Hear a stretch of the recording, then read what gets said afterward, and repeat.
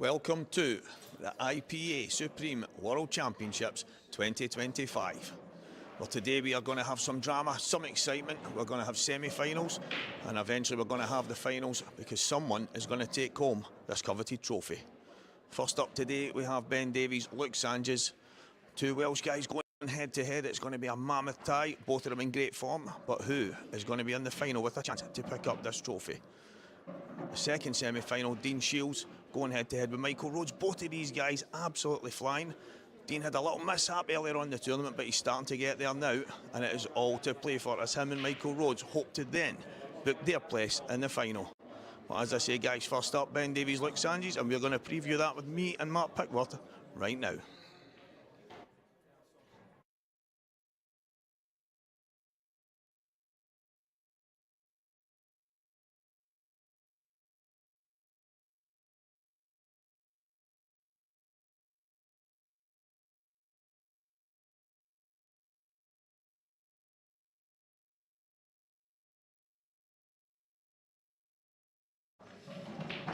So I am delighted now to be joined by Mark Pickworth on what is promising to be one of the most exciting days in the...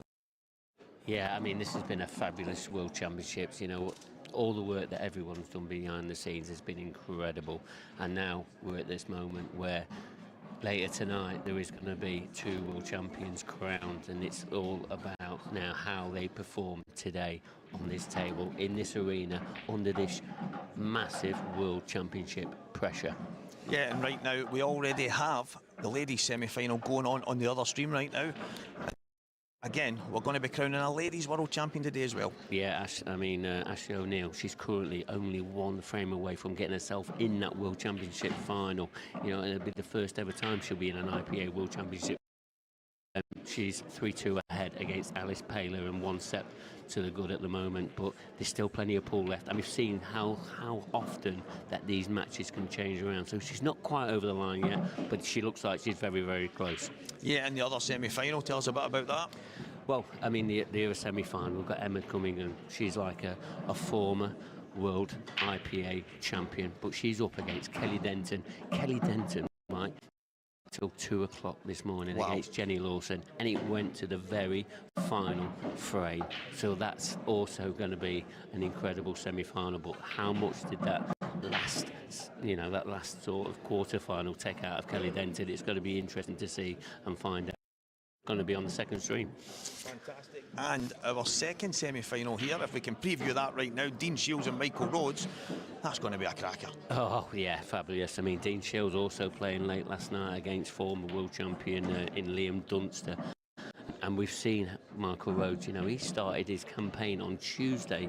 He's already played 7 matches to get to this stage. So where the other guys, you know, they've only played 4, you know, and then obviously with Luke Sanchez that we're obviously going to watch in this one, he's played 6 matches already to get to this stage because they've had to come through the qualifying stages. Yeah, so on the subject of Luke Sanchez, the man, maybe nicknamed Sanchez now after his Vamos last night, but he's going head to head with Ben Davies, a man who needs no introduction. He's obviously a multiple world champion already. He's going for a third. He's obviously won it in different disciplines, but he's already got 1 IPA title to his name. Could he add another? Oh, certainly could. I mean, he did it in this venue back in 2018 against Simon Ward, and that went to the very last frame, which was incredible drama. You know, that was when we was all back on live TV, and you know, at the very beginning of our incredible IPA journey. Can Ben Davies do it again? He seems in great spirits. There's no reason why he can't do it again. He seems to be playing some great stuff. He opened up our TV coverage, you know, didn't he? Back when he was playing Leah Roberts. You know, yeah, he didn't play the best that day, but sometimes these players need to start off slow to build up for these magic moments. Yeah, I had a word with him this morning, and he had mentioned that he wasn't really... He was feeling free. He was feeling like he had a bit of freedom about him. He was feeling like he didn't come in here with any expectations, but all of a sudden he's 1 match away from a possible final. Yeah, he really is, and he's taking 1 match at a time. He seems to be really enjoying himself, etc. And then you've got, I mean, look at that interview that I had with Luke Sanchez yesterday. You know, this boy means business. He says, I'm here to win it. you know, because I said, oh, what is your expectation? You know, I'm here to win it. I've been putting loads and loads of hours into this, and he's really up for it himself. Well, he said to me, we had a little chat this morning, and I asked, look, if he had any expectations, and he said, well, coming in, I didn't. He said, take the politics out of it. He didn't have the best of years last year. When he walked through the doors, he said it felt like home. He felt happy. He's seen Braun, he's seen all the guys, all the players. He says whether it was the Welsh boys or even people he's been friends with through the years, he says, and it just felt like home. And straight away, he felt comfortable, and it shows. It really does show. You know, like I said, he started his campaign on Tuesday, and he's just seemed to have got more and more comfortable as, you know, as the time's gone on. And here he is in a World Championship semi-final. If I could put you on the spot, go on. Who would be your pick? What, from the whole of today? Ladies and the men's. Oh, I'm putting you on the spot here. Yeah, I mean, first, I mean, it's very difficult to look further past than any Cunningham. Yeah. But I think I've just been told that Ashley O'Neill is into the final. I'm not sure, 100% certain, but I think that we had a message that Ashley is into the final. And we've seen how well Ashley played against Deb Birchall, two-time IPA World Champion winner, you know, may I add. You know, and for Ashley to do that under this pressure, you know, could she go on and pick up a world title? She's more than capable of winning a title. She's won IPA titles. Emma Cunningham's coming back to the IPA ranks, coming back into the elite pro ranks, etc. You know, but she's also going to be under pressure, being the favourite. So that'll be a fabulous final if, you know, if that does happen. But there is still another semi-final in the ladies to see if that is going to be the possible final. Yeah, that's it. I mean, Emma's coming back here, looking to make a statement, come back, win the World Championship. But, as you say, Ashley's in there, and she's obviously got to win her match in the first place just to earn the right to try and win. Yeah, that's right. And it's just about whether she can just hold her nerve, and, you know, because when it comes down to it, you know, there's a lot at stake here. You know, there's some money to be had, and there's that massive title, which, you know, it can change your life a little bit, you know, especially in the pool world. It really can, and, you know, it just becomes a different lifestyle. And in the men's, are we going to have a first-time winner, or is Ben Davies going to do it again? Well, as you come up to the percentages, there's 75% of being a new winner on that trophy. You know, Ben's the only one that's ever won this title, so he's under pressure out there. Maybe he is the actual favourite on paper, but there's no reason why these two qualifiers, you know, you've got Luke Sanchez who's come through the qualifiers, you've got Michael Rhodes that's come through the qualifiers, and they're up against the two professional, or, you know, two players that have been in the status for a while now, between Dean Shields and Ben Davies. So it's all about now how they handle that pressure. And tell us about if we get an amateur win this, what does that mean? Yeah, I mean, yeah, it's happened before, back in 2015, so it wouldn't surprise us if it happened. And Michael Rhodes, he's still an amateur player. He hasn't taken the pro status. I mean, the ruling is if the amateur player does win this professional title, then they have to turn professional. It's just part and parcel of the rules that we put in place ever since that did happen when the amateur won it in 2015. So there's no reason why it can't happen again. Yeah, I mean, and Michael, the way he's been playing, it wouldn't surprise me if he went on to win it. Yeah, the only reason he's not accepted the pro status is just down to work commitments more than anything. I think he's got a new job or something like that in his personal life, and I think he's just trying to obviously get his feet in there. But he's been playing some terrific stuff. You know, we saw him last season, you know, in the amateur ranks, you know, finished 14th on the amateur ranks. Yeah, he missed one or two tours, but he still always got down to the, you know, the final stages in a lot of them tournaments. And we've seen the way that he's played here. You know, he's ousted world champions, and there's no reason why he can't go on to pick up that title at the very, very end. Yeah, well, we've had some major winners drop out from the beginning right through to just now. But the players are ready, Mark. We're ready. I believe we are. I think everyone at home's ready. So we'll hand over to the commentary team, where we've got Dan Fairway and Liam Roberts. Thanks, Walker. Yep, good afternoon, everyone. We've just ticked past midday for this first Supreme Pool IPA World Championship semi-final between Ben Davies and Luke Sanchez. There's a decidedly Welsh feel to the arena at the moment, and there's certainly a 50% Welsh feel to the commentary box. Liam Roberts joins me. Good afternoon, Liam. How are we, Dan? You okay? Yeah, we're going well. Yeah, I'm the Welsh one. Just in case people couldn't tell. Yeah, excited to be here. We were just saying amongst ourselves in the commentary box what a fabulous day this is. This is kind of the best day of the year in many ways for blackball. It's the one that everyone's really up for. There's a buzz in the arena. There's excitement around the venue. It's the day everyone wants to be here for, isn't it? Yeah, and it's the day everyone wants to be standing at that table for as well. And these two are still there fighting away. Ben Davies, taking a bit of a hiatus from the game, has entered maybe 2 events in the last 2 years, but is now back and back with a bang. What a performance from him so far this week. Yeah, very much so. He came through the, he was in the last 96 stage. He won his match there, which I think he struggled in. And then he played, I'm going to drop it, and he played myself in the last 64, where he beat me in straight sets. And he's kicked on from there. He weren't flawless in that performance, but he's massively kicked on from there, and here he is in the semi-final. I mean, yeah, his route to the final has been anything but easy. You know, like you say, in the last 96, and then from there, he's drawn you, which is no easy task. But a straight sets win, although a close straight sets win, will give you some. Yeah. You know, it wasn't like 4-0, 4-0, 4-0. Way to make me look good. Yeah, absolutely. I've got to keep you on side. Thanks, mate. And after that, Gav Robinson, you know, former Masters winner, a perennial sort of challenger on the IPA, if you like. Gav's always there and thereabouts, isn't he? Absolutely. Because Ben's come in with quite a low ranking because he's been away for so long. So, very much so. And then Steve Wall, who had a great run, and Masters champion in 2023, I think. Yep.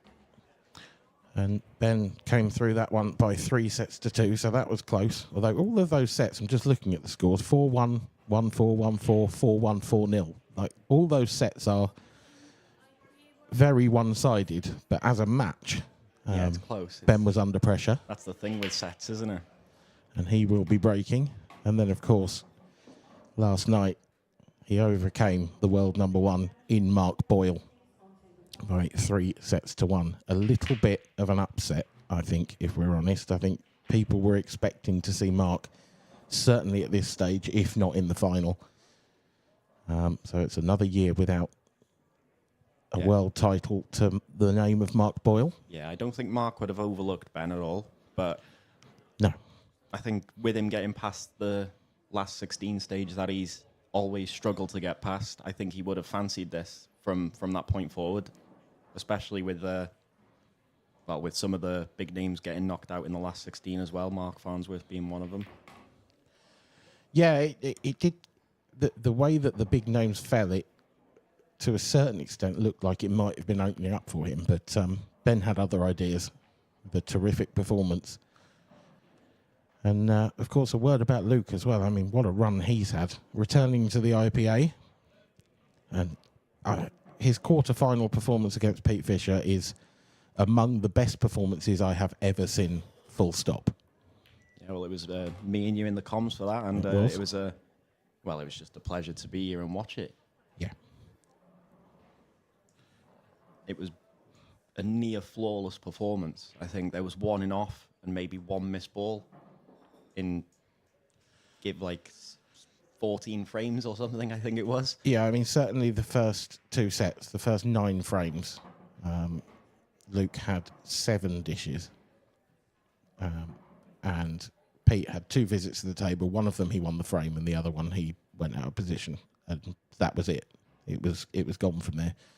And then Pete did come back in the 3rd set, but just ran out of steam at the end, unfortunately.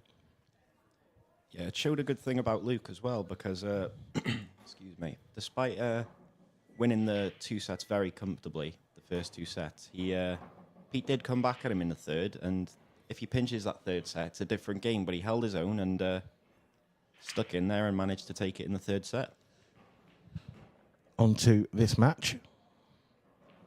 Ben has started with a ball from the break, and he's gone very, very aggressive very early on. If he gets out from here, this will be an unbelievable finish. Yeah, very Ben Davies-like. Yeah.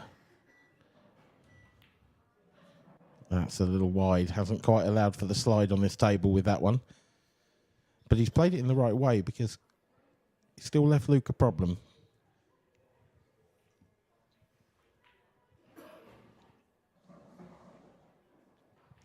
I think Luke will have any ideas of sort of hiding the cue ball here and trying to draw Ben into opening things up for him, or do you think Luke can see the attacking option here?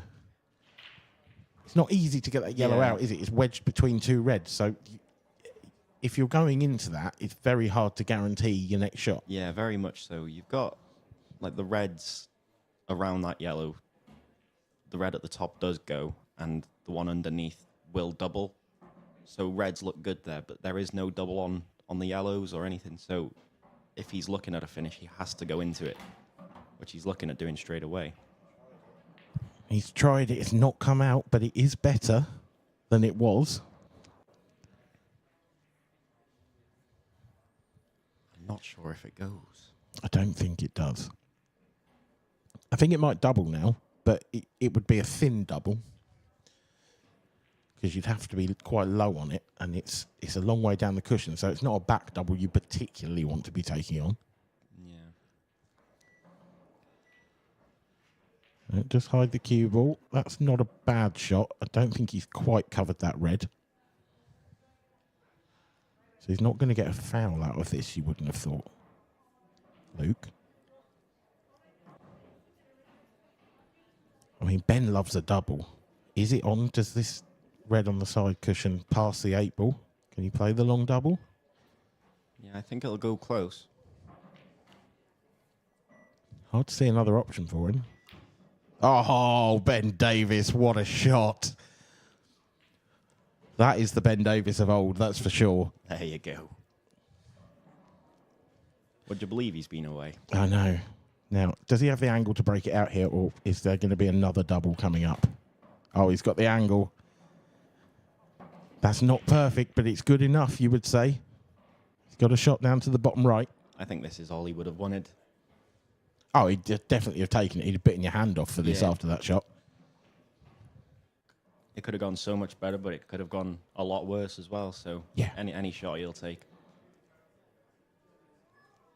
Got to pinch the cue ball outside the middle pocket here. Use the jaw. Yeah, clever.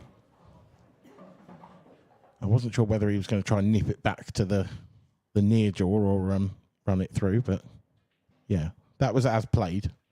He knew that wasn't going in off. So this 8 ball for the first frame of this semi-final. And it finds the heart of the pocket. A great start for Ben Davies as our referee for this one, Fiona Atkinson. Racks up for frame number 2. We'll have a look towards the outer arena. Plenty of action out there, and we'll try and keep you updated as the day goes on. We've got doubles, mixed doubles, seniors and masters still in full flow.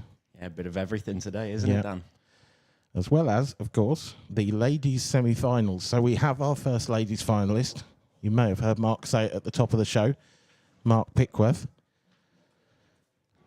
said that Ashley O'Neill had won her semi-final, and he was correct. 2-0. 4-3, 4-3 over Alice Paler. So Alice took both those sets very, very close. Yeah, to drop a set, Ashley, in this tournament. Yep.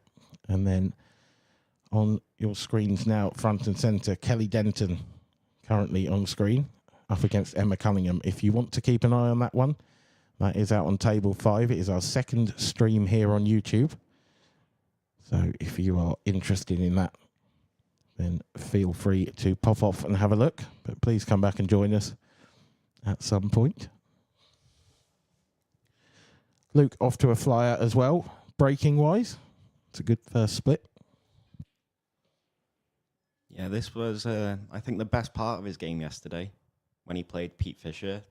Every time he broke, he always broke huge and left and didn't really leave any tough balls off of his break. And that's why he had so many dishes in the first place. Yeah, he had a couple of dry breaks from... So I think he had one dry break in the second set, maybe. But and the third set, he didn't break all that well. But the first two sets, he was... Yeah, I mean, I think he dished his first 3, maybe 4 breaks. I think it is important for Luke because I think out of the two, Ben does catch him a lot better. He's probably got the best break left in the tournament, I'd say. Yeah, I don't think I'd disagree with that. I don't know too much about Michael Rhodes' break. I haven't seen him play all that often. This cue ball needs to hold up. It has. But yeah, Ben is certainly renowned for his break more than the other 3. That's for sure. Got choices here. He could play it off of the red just to hold the cue ball in the centre of the table. Could also run up and down, whichever one he prefers. I think he can probably just drop this in, can't he? Yeah, straighter than I thought. Deceiving. Yeah. Now this one should be straightforward enough. He could screw back into the 8 ball just to nudge it away. You don't want to be hampered on the last one. That's the only thing I'd say here. But he could just stun across as well. It's not too bad.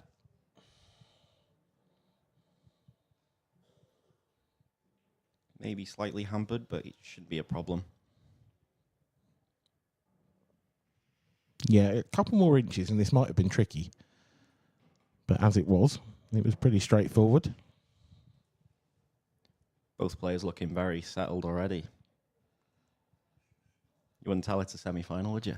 Nope, like a duck to water, these two around the pool table. 1-1.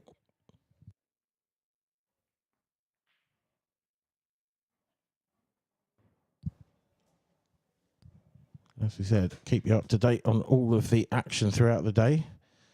And here are some dates for your diary as well. The 2025 IPA Tour. We are all thoroughly excited about this one. Starting in Newcastle on the 28th of March onwards. Coventry, Glasgow, Coventry again. And then finally a brand new venue on the Isle of Man for the Grand Final Festival. And I've visited that venue and I can tell you it is plush. It is beautiful. I'm really looking forward to that one.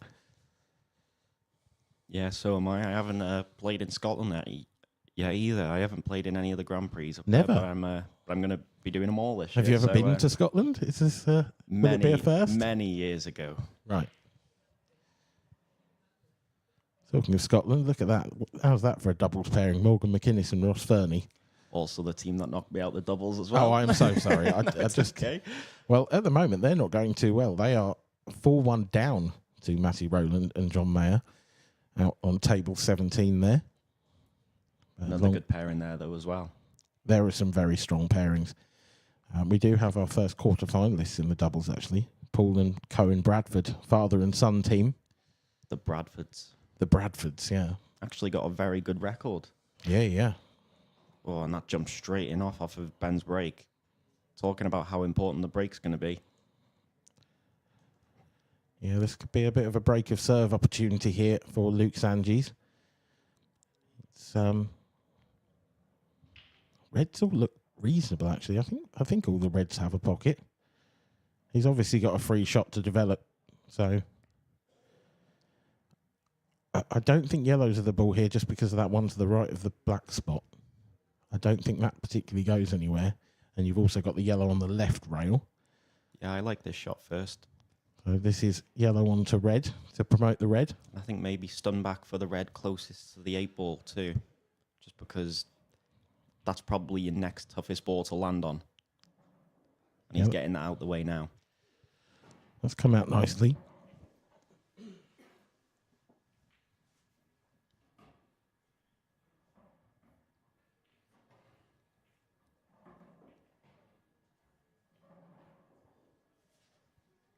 So it's just picking your pattern from here, Luke.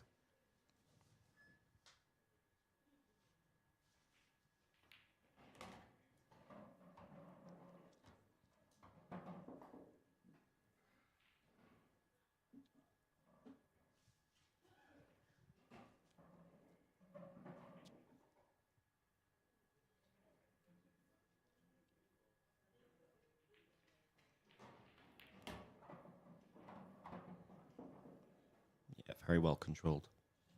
Want that yellow to run in the way of his red closest to the other yellow, right of the black spot.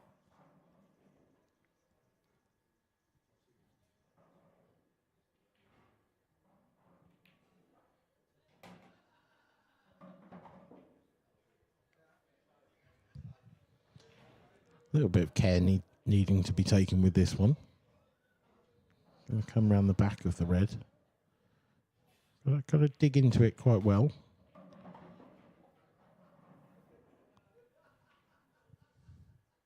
It looks like a reasonable angle. I think he'd like a touch more.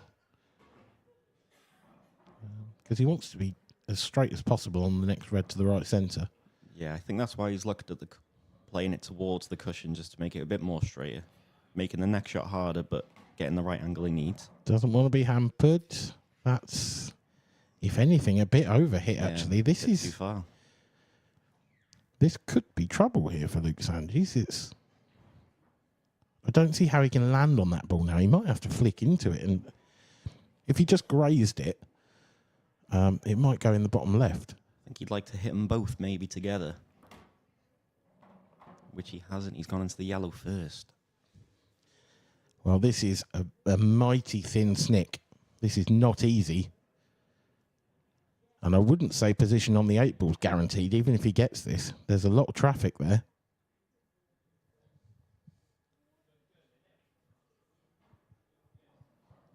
He's used his extension, so clock's against him here as well. Yeah, ticking down.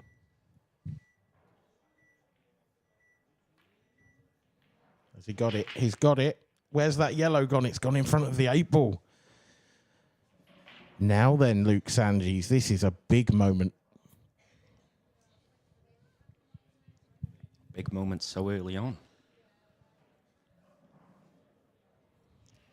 He's odds against here, but stranger things have happened.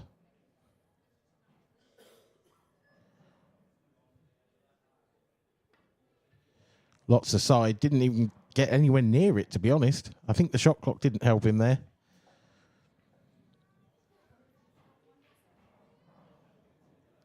Yeah, I thought 2 cushions closest to the top left corner may have been a better option there. Get a good contact and you never know what's going to happen from there.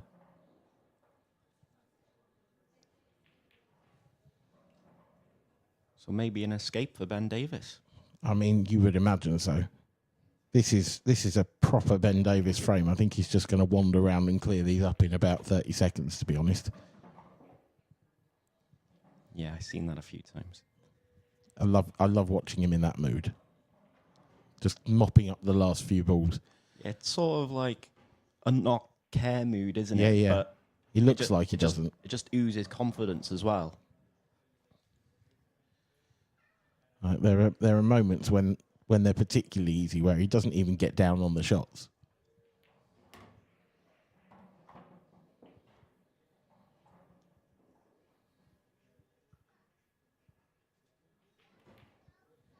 No feathers, just pull back, put your cue through it.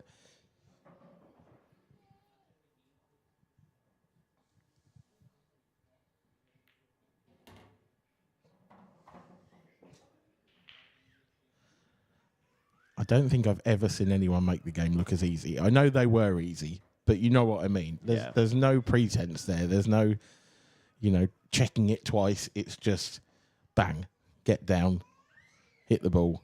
Lovely job. 2-1 Ben Davies then in the first set. Dan Davey there, front and centre, with his New doubles partner. I didn't want to say it. So I appreciate that. Yep. Dan Davey and Liam Power, they are 3-2 up at the moment against Andy Lucas and Simon Phillips. Boo. Defending champions in the doubles are still going as well. This will be the last year they can play together. But Mark Boyle and Gio Edgar, they're 3-2 up against another very, very good pairing in Jake Newlove and Rob Wilson.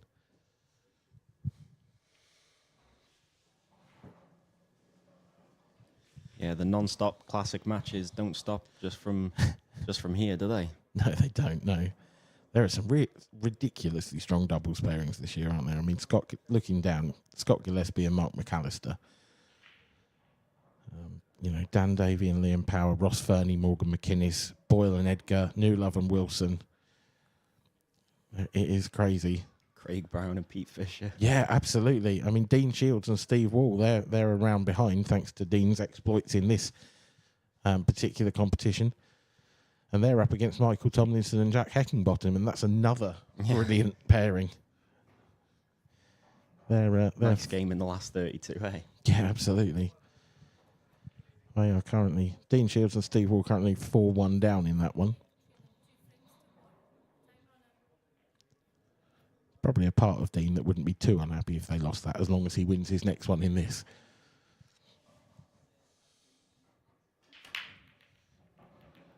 Another good hit, I would say, there from Luke Sanchez, but this time he's going to turn over the table to his opponent. So can Ben Davies do the job that Luke Sanchez failed to do in the previous frame? There's a reasonable chance to say there's one awkward red.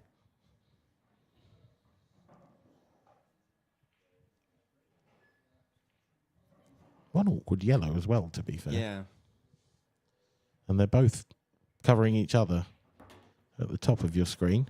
He's opted for reds. I just think Reds have a little bit more option in terms of getting to that awkward one. Yeah. On the right-hand side there. Yeah, a couple more breakers there for it, isn't it?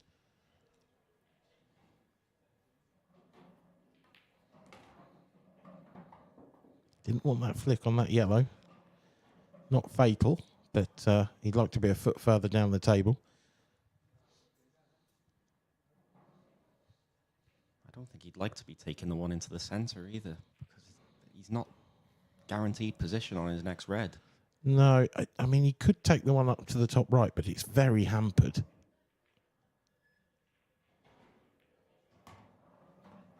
This needs to run. Past the yellow is good, I think. I think that's okay. Looks very close. It does look tight. Maybe an inch or two away, actually. I think he's just about okay. Oh, no, he wasn't. And I tell you what, he's opened up that yellow. A good kiss for Luke Sanchez as well, yeah. That yellow goes now. That was the worst possible result there for Ben.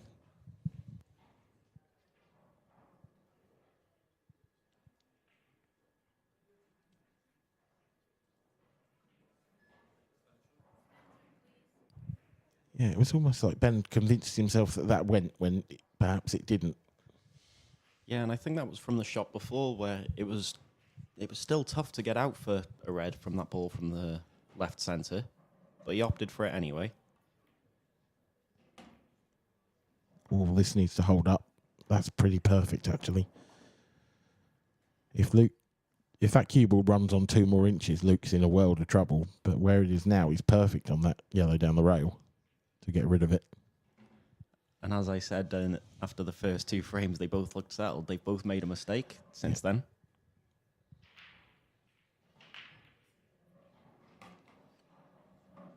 Now that yellow down the rail on the right-hand side, if that's your last ball, and I think it might need to be, but it could be second last and you could screw out. I think that's probably the play, actually.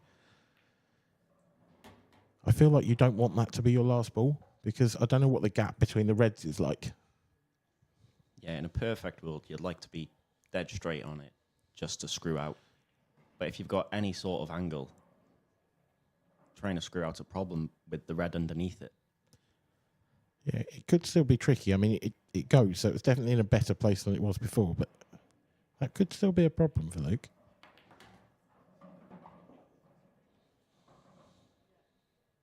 Is it worth taking it now? I mean, you're not going to get better on it than this, are you? No, I don't think so. Got an opportunity to screw it. I mean, he can put the cue ball roughly back where it is now from the yellow in the bottom half of the table quite easily. But I think if you're perfect straight on it now, I think you take it.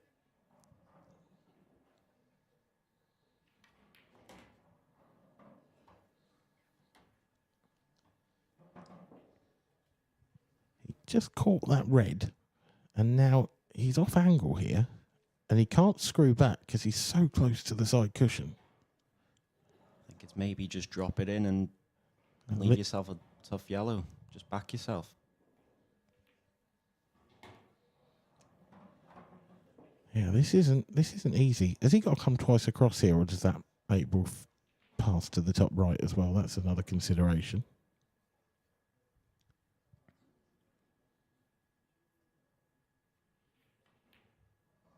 He's played it confidently. That is a beauty.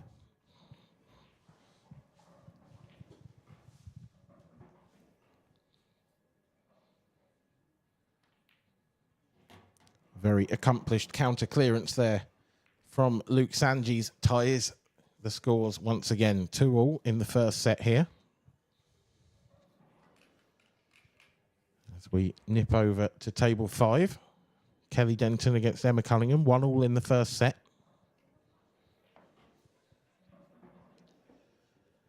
Plenty of interest in this one. I mean, Emma has been a serial winner throughout her career. Kelly has an IPA title to her name too. It was a few years ago. But, yeah, she won an IPA ladies event previously, so both these two have experience. But you kind of got to look at Emma as the favourite, with no disrespect meant to Kelly at all, because Emma is one of the best ever in the ladies game. Yeah, I think the people who know Emma, well, or know both players, know that's no disrespect to Kelly there. Yeah.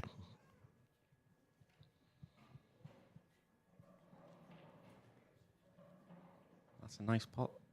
It is, and I think she's on this yellow. I think that's a lovely shot. And it looks very natural to come down. Yeah, I mean, if you're feeling ultra confident, trace the right-hand side would be helpful here, but queuing over the black, that can throw the pot off, so might just be better to take the medicine.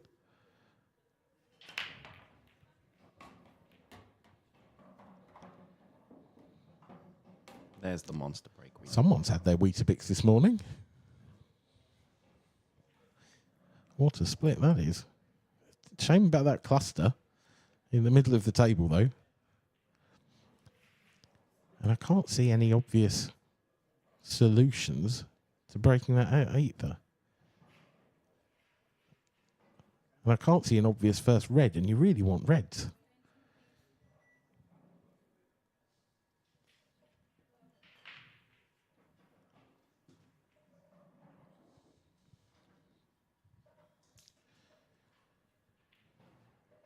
If he is forced into yellows, I mean, if he can take this yellow on the rail and get out for the one in the middle, then the next shot he could play a billiard on the yellows. Can he get on it? Oh, I don't think so.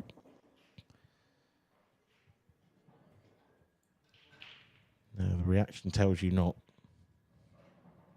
It was a bit of a harsh leave off the break, wasn't it, really? Yeah.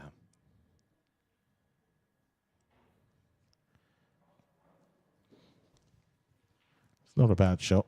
Yeah, played it in the right way as well. Yeah. Although he's given Luke a chance to go at these, he could have been a little bit annoyed and, come off 2 cushions and blasted into the cluster there. But he's making Luke work for it.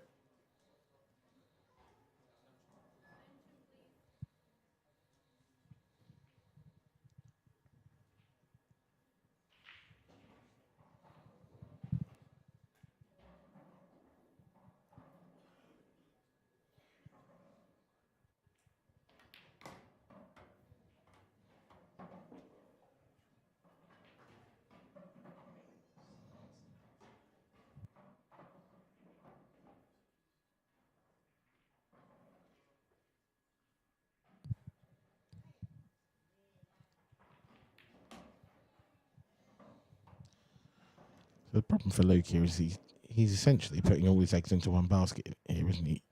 He's going to try and leave himself an angle on this furthest left red to screw across into the red and 3 yellows. If that shot doesn't come out... Yeah, you should still have a shot on. Oh, that's a bit far, isn't it? I think he might be all right with how grippy Yeah. the table is. Yeah. It's one of those where if he overhits this, though, he might miss them. He might slide by them because of the throw on the cue ball. Yeah, I think he might try and play this quite controlled and just go into the bottom yellow of the lot, just to let it go into the top left corner. Oh, it just about got in, but what's he been left? I would say not a lot. Yeah, he tried to play it in a controlled way, but just misjudged it a little bit. Will it flick off the yellow? May creep in. It might do, mightn't it? It's very tight. You've got to catch just the right amount of the yellow, because if you catch the second one on the way through, then there's no way. We're about to find out. No, that's never getting there.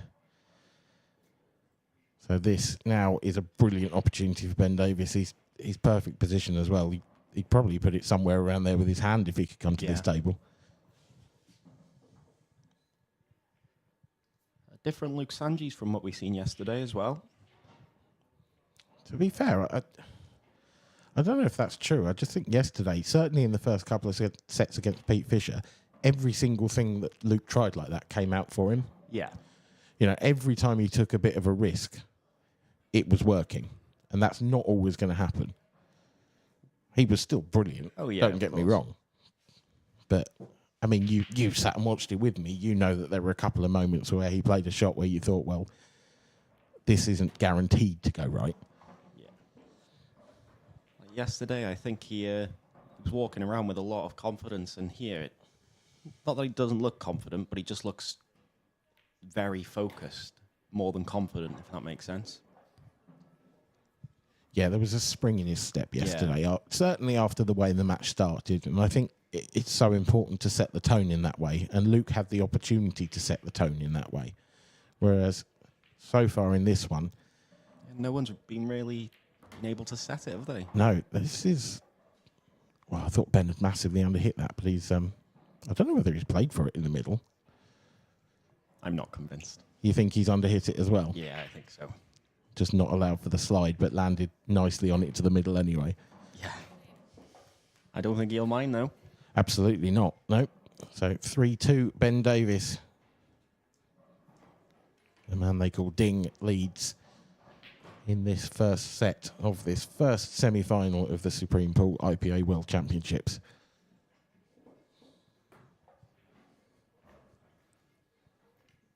Try and say that 3 times fast. No, thanks. I was glad to have nailed it once. We'll leave it at that. A few scores from those doubles games. You can see plenty of them going on. Dan Davey and Liam Power 4-2 up against Andy Lucas and Simon Phillips. Matty Rowland and John Mayer, they're having a ball out there. 5-1 up against Ross Fernie and Morgan McInnes. The table left of your screen there, as we see. Yep. Mark Boyle and Gio Edgar, the sort of middle table, I suppose, or the one slightly to the right. They are 4-3 up against Jake Newlove and Rob Wilson, so that one's well in the balance. And Scott Gillespie and Mark McAllister, 3-2 up against Arfan Dad and Yasser Hussain. Yeah, Jake will be wanting to get a bit of revenge on Mark after yesterday. Yeah, he will. Yeah, that'll be fresh in the mind, I would think. And a couple of results. Paul Bradford and Cohen Bradford, we mentioned earlier, are through. And Craig Brown and Pete Fisher, what a pairing that is, by the way. 7-3 winners over Dave McNamara and Dan Bullshaw. Definitely a team not to shy away from their emotions, them, are they? No, absolutely not. No, that'll be, yeah. Well, they'll be cock a hoop. Craig and Pete.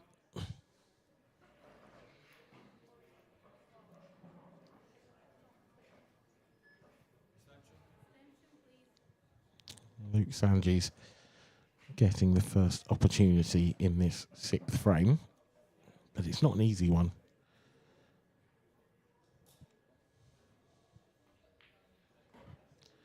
He'd love an opening yellow, wouldn't he? But I don't think he can see a single one. I think maybe he can just drop in the plant into right centre. Yeah, of course. Still an awkward yellow over on the left, though, but a nice ball to break it out nearby. So the way he's played that, has he played that on purpose to leave the red over the middle so that he's got the option of using it to knock that yellow in? Potentially. Yeah, I think so. If he plays that, he's just got to be careful not to send the red too far and cover the 8 ball. I think maybe he would have liked the red slightly lower. So he's going to play that yellow now. This is a tough shot. Oh, he's time fouled.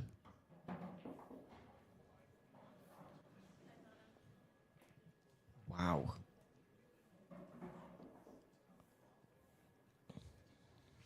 Well, that could be a big moment. Yeah, big call from our referee. She knows what she's doing, though. She does. Fiona, one of the very best. There were no complaints from Luke either.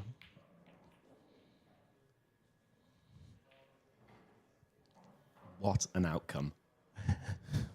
He played every part of that, didn't he? Surely. He couldn't have come out any better, could it? That's glorious for Ben.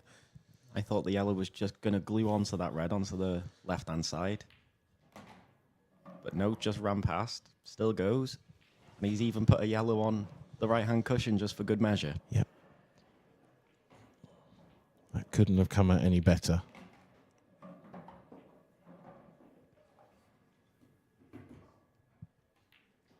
Could be a big turning point in the match, though.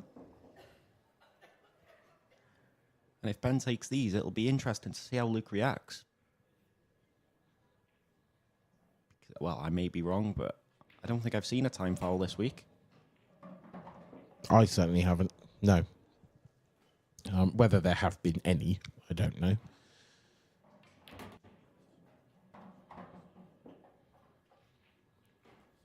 Ben just doing the casual walk around the table and drop everything in again.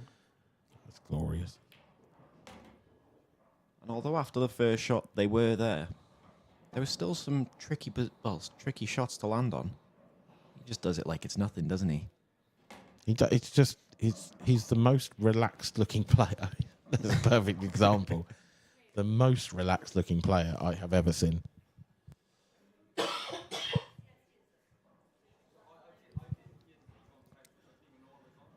Quick update on the ladies. Kelly Denton has taken a 2-1 lead in that first set of the second ladies semi-final.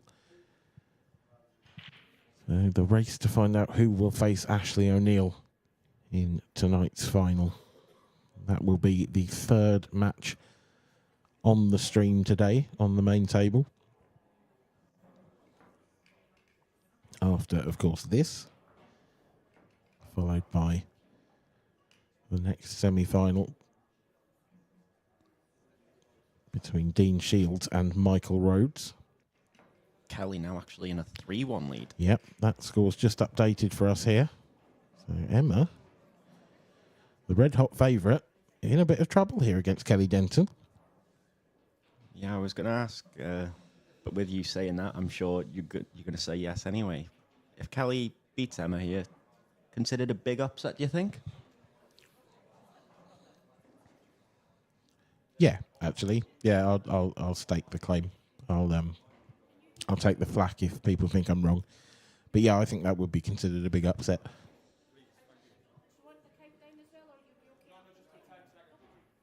Yeah, we know it's the semi-final and they've all earned their place here, but looking at the four left, you would pick Emma as your favourite, wouldn't you? Yeah, you'd have to. That's a nice shot. That's a very nice shot. Of course, also got seniors and masters going on as well. There's no matches at the moment in the masters. They're all kicking off at 2:00. Seniors, sorry, I should say. We have got the last 16 on in the masters. I mean, it's still such a stacked field. Rich Swaffield is through, and he will face Ronan McCarthy in the quarterfinal later on today. That's a match, isn't it? Look at the match that's on now, table 6. Yeah, table 6 at the moment. Matt Steeper versus Gareth Hibbert. That's at 4-all. There are some real tasty ties in all of our competitions. Yeah, steeper and Hibbert, 4 each. Gareth will want to take at least one world title home. It's probably been several years since he hasn't, to be honest, with all of the competitions that he manages to enter every year. He puts himself into all 5, I think, so. A busy week. Yeah. Yeah, he's never away from the table at the Worlds. To be fair to him, he always looks fresh as well. I know. You wouldn't believe he's been playing for 12 hours or anything like that, would you? No, or 200 years. Yeah. The Godfather. Yeah, no one knows how old he is, but I think you know, I think he saw the Big Bang happen. Nice use of the rest there from Ben Davies.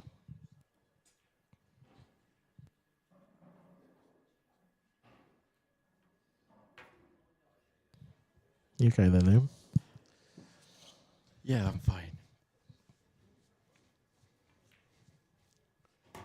The Big Bang.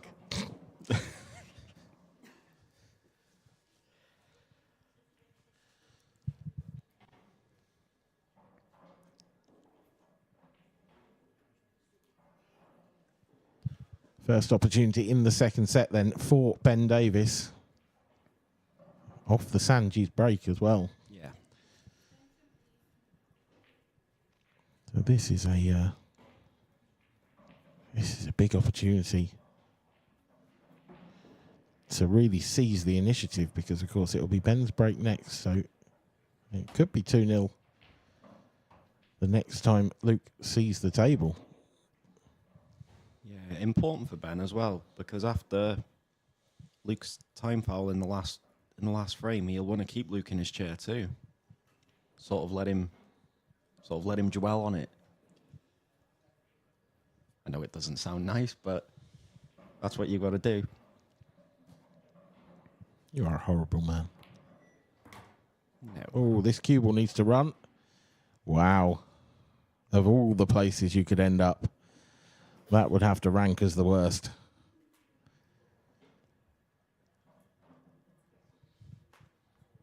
It's a slightly slack shot. Shouldn't really be anywhere near there for Ben. I think it was the previous shot where he left himself a pretty awful angle.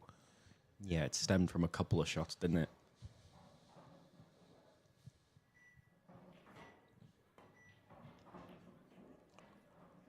I thought he found that for a second. But Luke Sanjis can jump out of his seat. Almost ran to the table. I think that's a good thing as well. That's what we seen from him yesterday, wasn't it? As we said, at that spring in his step.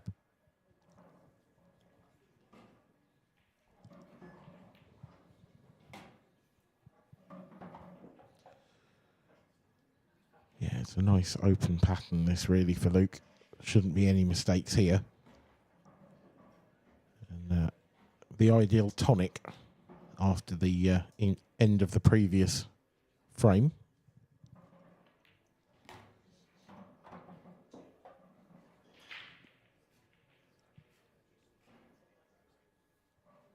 I don't feel he's quite got fully under control of this table yet. I just keep seeing him having to take these slightly awkward, close to the rail. Left himself hampered a couple of times. He hasn't played badly at all, but it's just these small errors that can creep up on you and build up. Now he's a long way away from this red. This is missable.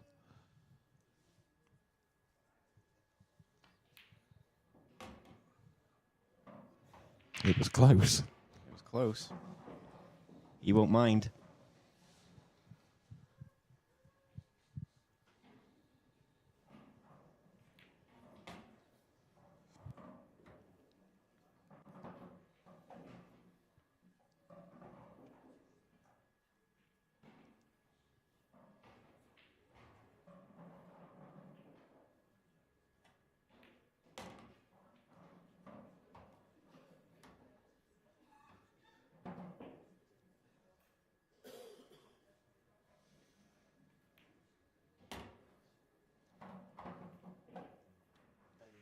Ben Davies will certainly be disappointed with that, but Luke Sanges takes out a brilliant counter clearance. I think for Ben, if you're going to make a mistake like that, the start of the set is the time to do it at least. You know, lots still to go on. Ben to break next, of course. So may well have the opportunity in a few moments' time to just put that to the back of his mind, if it's not there already.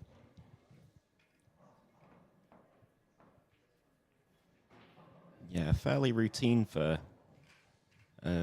finish for Luke, but he made a bit hard work of it, but managed to get there still in the end. Yeah, it was only a fraction, wasn't it? You know, these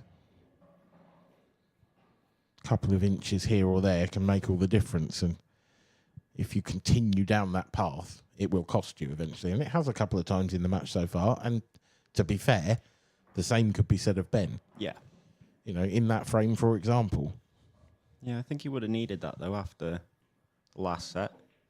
And if Ben cleared them and, say, clears off his own break, 2-0 down, he might start to feel it a little bit, but back in the match.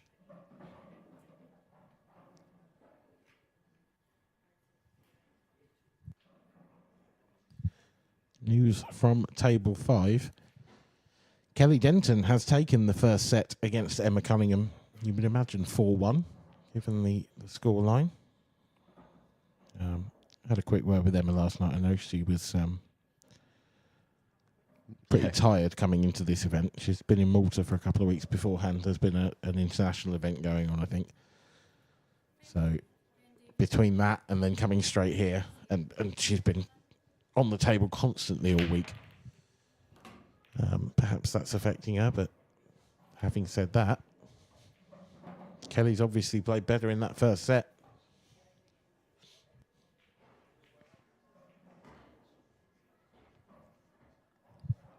Another giant break. Yeah, another cracker. Another slightly awkward layout. I think yellows is the one. Play the plant first and maybe try and disturb that yellow. Does that go now? Yeah, I think he's all right. I think it just creeps into the corner pocket. The thing with that is, and I agree, it was the right shot. It was always going to leave that one yellow isolated, and that isolated yellow was always going to be the awkward one. If it does go, that's not too bad, but he's still going to have to play a very good shot. Yeah, you'd like to leave one of these in the bottom left corner, I think, just to come out for it. To have a shot afterwards. Well, I think he could play the one on the rail now and lots of bottom right and sort of try and leave himself somewhere about 6 inches below the blue spot. Yeah, I think he might just take this one just to get a bit closer to it. Yeah. This is much thinner now, though, unless he's playing this as a double. This is very thin otherwise. I think this is a double, you know. Oh, my. That's just silly. It's just stupid how easy he makes that shot look. It's not just the double either. It was, he brought the white back maybe. Yeah. Well, the distance he did. And the next shot as well was just an unbelievably sort of languid bit of cueing. He just sort of got down and hit it, and then it spun round. It's just insane. What a wonderful finish that was from Ben Davies. Centre of your screen there, Liam Power. Racking up. Him and Dan Davey lead Andy Lucas and Simon Phillips by 5 frames to 3. Do you have a love-or-hate relationship with Liam Power, do you? I don't really know. He's a nice lad. He gave me a chicken wing yesterday, so we're all good. What about Dan now? Do you not like him no more? No, we're still friends, honest. Just still. Yeah. Actually, they're 6-3 up, so this is the hill for them. A big break here for Liam. And he's struck them well, but the cue ball's gone in. On the table next to them, Mark Boyle and Gio Edgar are trailing now Jake Newlove and Rob Wilson. That is 5-4, sorry, to Jake and Rob. And Rob's knocked a nice double in there, and I can see that going 6-4. May just be a bit too straight on this, though, Jake. Yeah, possibly. It's so hard to tell from here, isn't it? Whether maybe he can even play it cushion first and pop the cue ball round, or sort of manufacture an angle of some description. Yeah, so many great matchups in the doubles, but you really can't pick a winner because doubles is such a tough game. Anyone can win. Yeah, it's almost a leveler. Yeah, you could be the best player in the match and not win a frame or anything like that. I mean, I think Mark and Gio would have gone in as favourites, not just because they won last year, but also because they are two top players playing together, which you don't get very often because of the amateur and professional requirement, which is why this is the last season they'll be able to play together. Gio was an amateur last year, but will be turning professional this year. So, in that respect, the new season starts after the World Championships. Yeah, it's like the end of the season, isn't it? Yeah.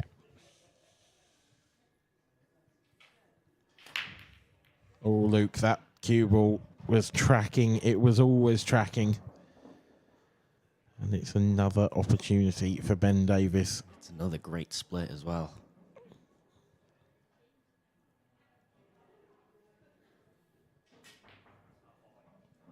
This could be another just walk around the table and drop every ball in, I reckon.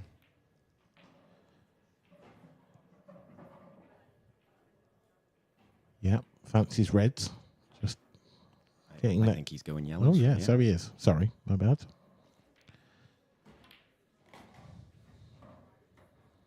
Either way, really, wasn't it? Yeah, I think purely yellow's just because of the 8-ball. Yeah. Oh, 100%, yeah.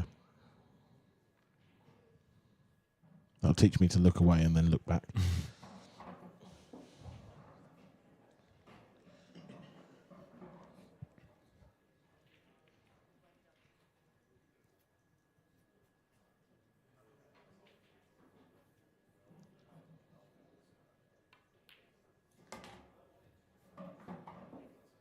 Such a good cueist, isn't he? Just his timing on the connection of the ball. It's very good. Doesn't have to hit a ball hard to get the reaction he needs out of it.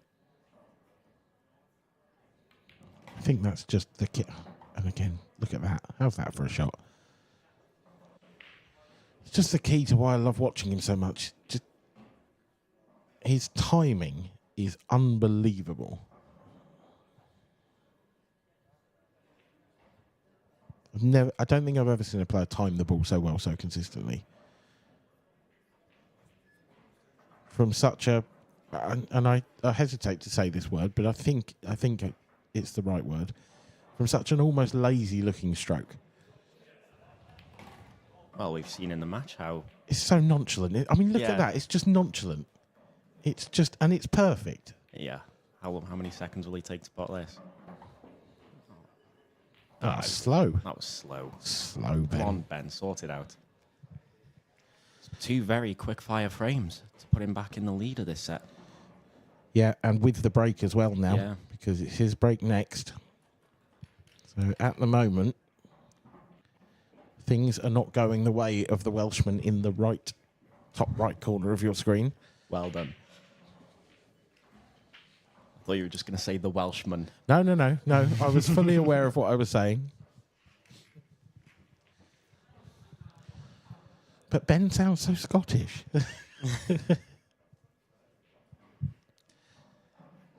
You're not getting a Scottish accent out of me. I'm not getting a Scottish accent out of Ben either, I can tell you that much.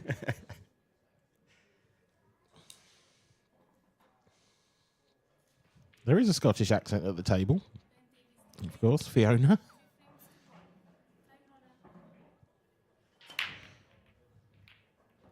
Just casually hits the break as well. It's so casual. It's exactly the right word. It actually looked like he took a bit off there as well.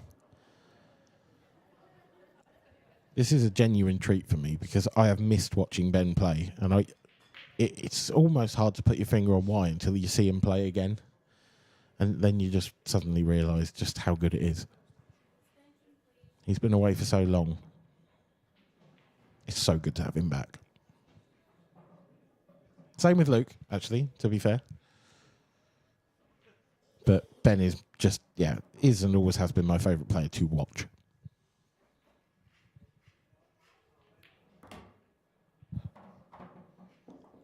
In for yellows. Yeah, I think the obvious choice.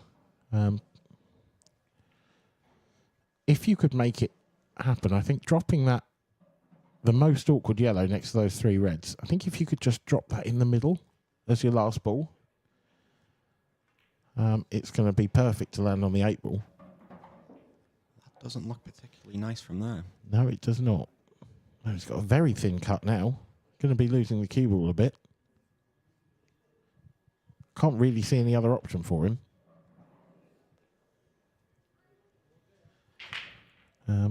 Is the cue ball going to slide into the other yellow or behind it? Well, into the yellow, but he's missed the pot.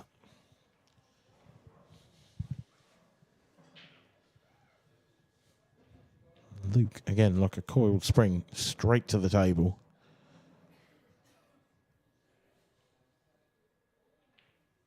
Pretty awkward table to come to for this for Luke. It's not an easy out. But it's hard to see any obvious safety. Now, there's a big area to put the cue ball in behind those 3 reds, but I don't see that it would be all that helpful because he'd have to get rid of all the other reds in order to get there.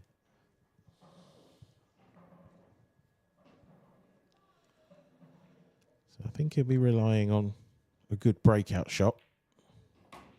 Nice under hit that. I think the breakout shot might be coming now. I think it might too. If you can just get behind the red and hit the red and the yellow together, leave the one in the middle of the 3 still into the top right, not moved, and move the other red out. Yeah. I think worst case here is he flicks that middle red onto the yellow. He wants to hit them both together, yeah. Oh, this isn't great. This isn't great at all. I don't think the red he's closest to goes past the 8 ball. Yeah. And if it doesn't, he's on nothing. Yeah, it's like he's stunned into it there. I thought he might have just tried to sort of screw it around. Try and arc it around the middle red of the 3. I mean, to be fair, he may have done it, but it's millimetres on the cue ball between the 2 shots, isn't it? You know, when you're hitting it with that kind of pace as well, you do lose that fraction of accuracy. Can he see the one on the rail to cut it? No, he can cut this one into the middle pocket. This is his option. This is very thin, and he's missed it. Just a fraction too thick. And the red hasn't come to his rescue either.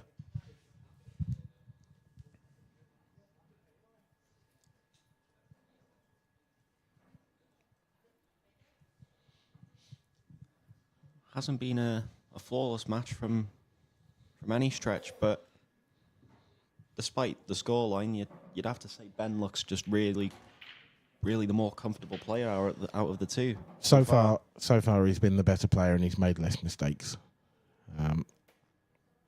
But he hasn't been, as you say, flawless. And even that shot, you know, he's under. He's under by a margin there.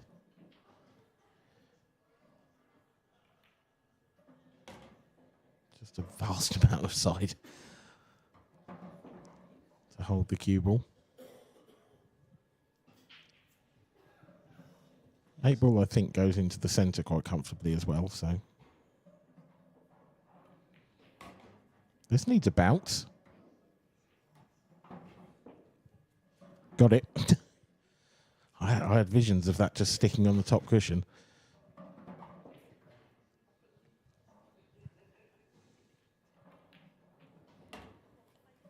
3 set points. Yep. 3 set points for Ben Davies coming up. And worrying times for Luke Sanjis. I think he's got the next break. He does. Yep. Luke with the next one. So he'll at least want to apply some pressure on Ben to hold his own on his break. It can turn so quickly. Yeah, very much so. In these matches. It can turn so fast. You could look at it where Ben's 3-1 up. He may get 1 break and he's lost the set. Yeah. Yeah, it happened to me in my first round. I was 3-0 up in the set, and 3 dishes later, it was 3-all. You know, these things happen. Cheers. Yeah. Did you win the set, though? No. No. I missed one ball in the whole set and lost it. It's quite frustrating. Such is life. Shouldn't miss. That's the lesson to be learned there, isn't it? Don't miss. Yep. It's the beauty of the sets format, though. Is everyone here, and I mean everyone here, is capable of break dish, reverse dish twice in a row. You know, they are capable of keeping their opponent in their seat for the whole set. Everyone here is probably capable of 4 break dishes, or near enough everyone, in a row. And you can be probably, it not necessarily rarely happens, but you can be the second best player in the match and win. Yep. You only need 3 good sets. Yep, exactly. You could have 3 unbelievable sets where the other person has 5 good sets, and you've lost 3-2. And yet, I would say there's never been a sort of surprise winner of the World Championships. There's never been a player who's won the World Championships who's come out of nowhere. I mean, Jack Whelan, I suppose, back a long time ago, was an amateur when he won the World.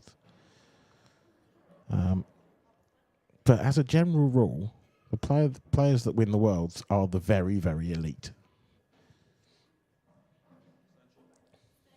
And even then, Jack, you know, he is an elite player. Just he perhaps wasn't as well known at the time. Well, like you look at last year, if Jake won the World Championships, would have people been surprised? I'd say no, because everybody knows how good Jake is. Yes and no. I think it would have been a shock just because Jake hasn't been a sort of serial tour winner like almost everyone else who's won. Yeah, Worlds. he's just been very consistent for a long time, hasn't he? Yeah.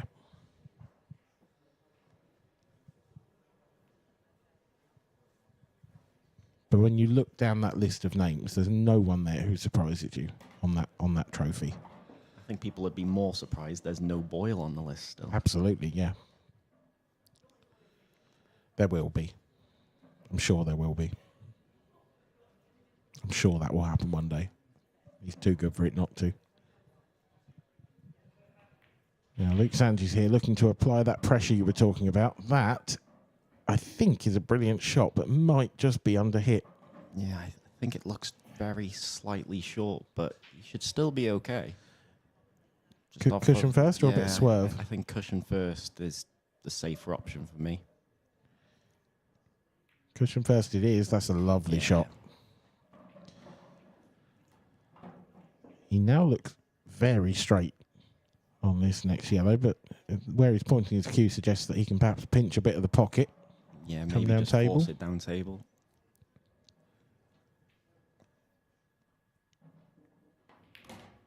Oh, easy. Or a lot of angle. Too much. Wants this to stop. This all of a sudden's become very important. Yeah, what a huge shot this could be. Make or break the set for him. Where are you taking it? You've got to go top right, haven't you? If you get cover, at least you might cover the pocket. Looks Oh, good. that's a beauty. He knew that was in as soon as he hit it. Yep. Up off of it, walking back to his chair. That's a fantastic shot under a huge amount of pressure from Luke Sanjis. But the pressure's not going to stop because it's Ben Davies to break next.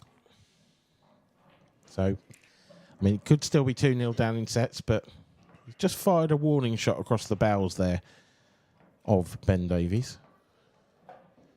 And on the far table there, Gio and Mark Boyle at the table, currently match point down against Jake Newlove and Rob Wilson.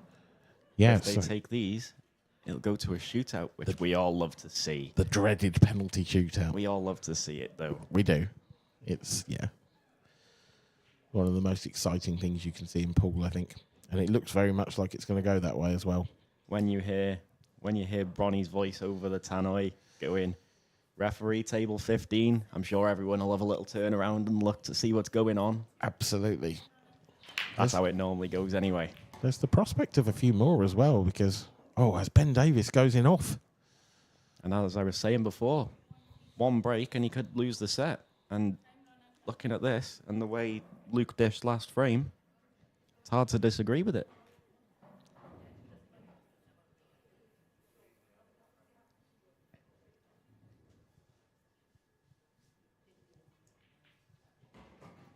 Reds look good for me here. Maybe just plant these yellows, knock the red towards the left center. Oh, but he's knocked it towards the cushion. That's not a good shot. And he's covered a red to the left center as well with the yellow. That's very slack. Yeah, I think the red to the left centre, I think the bottom of those two still goes. So that's not really an issue. But that red on the side rail, that could become a big ball later on in this frame. In a few shots' time, if he doesn't manage to land nicely on that. That's very good. Yes, it is. Does the bottom of those two reds not pass then? Because I would have thought he could have just dropped that in and then played that and then taken the other one to the top left. But yeah, at first glance, I didn't think it went, but it may be just off of the far jaw, but yeah. You've got all of the pocket this way, haven't you? Oh, yeah, this is the way to play it.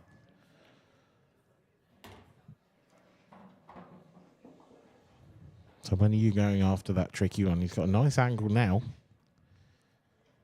Although he could slide off the yellow on the cushion and leave himself hampered, so it might not be the time. It'd just be nice to run through the gap of the two yellows, I think. Yeah, it's a tight gap, isn't it?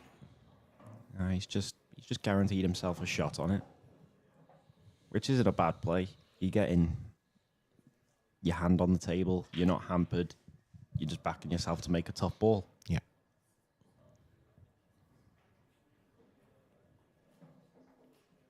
Massive shot here. And it stayed. I can't believe that stayed up. I thought it was going to drop. Now, let's be fair. He's missed it, and it probably should stay up. It's caught the rail quite a long way down, but there wasn't a lot of angle on it. You expect to see those drop on this table, to be honest. It wouldn't surprise me if it dropped in the still. Yeah, in the middle of the frame. In a couple of seconds' time. Yeah, just any time. Wow, what a moment.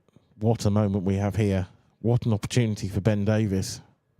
But it's not easy. There's work to be done.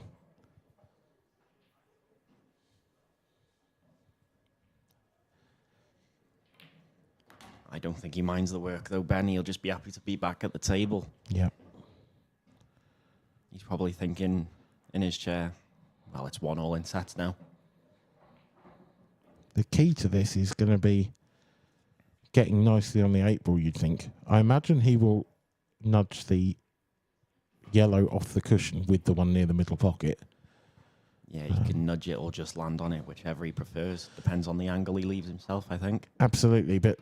he's moved the 8 ball. Wow. I didn't expect that, but it's a great shot. It's a great shot, but it's also made a bit of a problem for him with the yellow down the bottom of the table.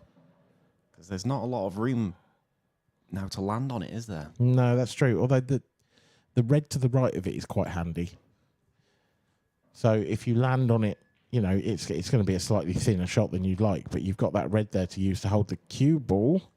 But he's missed the yellow in trying to hold for the yellow to the middle. Another twist. We just don't know which way this set's going to go.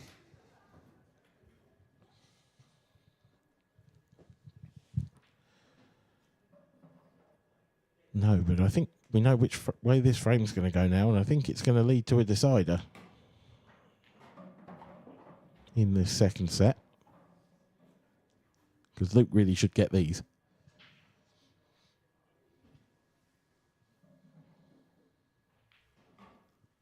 You'd very much imagine so.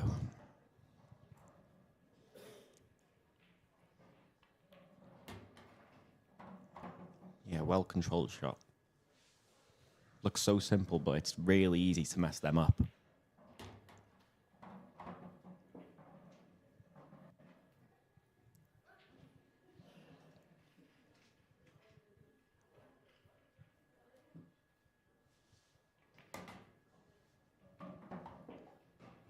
Same as that. Very good from Luke Sanges. Capitalising on the mistake from Ben. 3-all in the second set. Luke to break. Massive frame incoming in this match. Yeah, and 3 set points has been dwindled down to 1. And he may not even get a shot in it. Now then, as you mentioned, the possibility of a shootout. Well, there it is. Gio Edgar and Mark Boyle against Jake Newlove and Rob Wilson on table 15. And we have a penalty shootout. Unfortunately, I don't think we'll be able to see what the scores are. There's the possibility of more shootouts here as well. Dan Davey and Liam Power, that's 6-4 now with Andy Lucas and Simon Phillips. Just noticed that Dan and Liam are on yellows here. And that 8-ball is not in ideal position.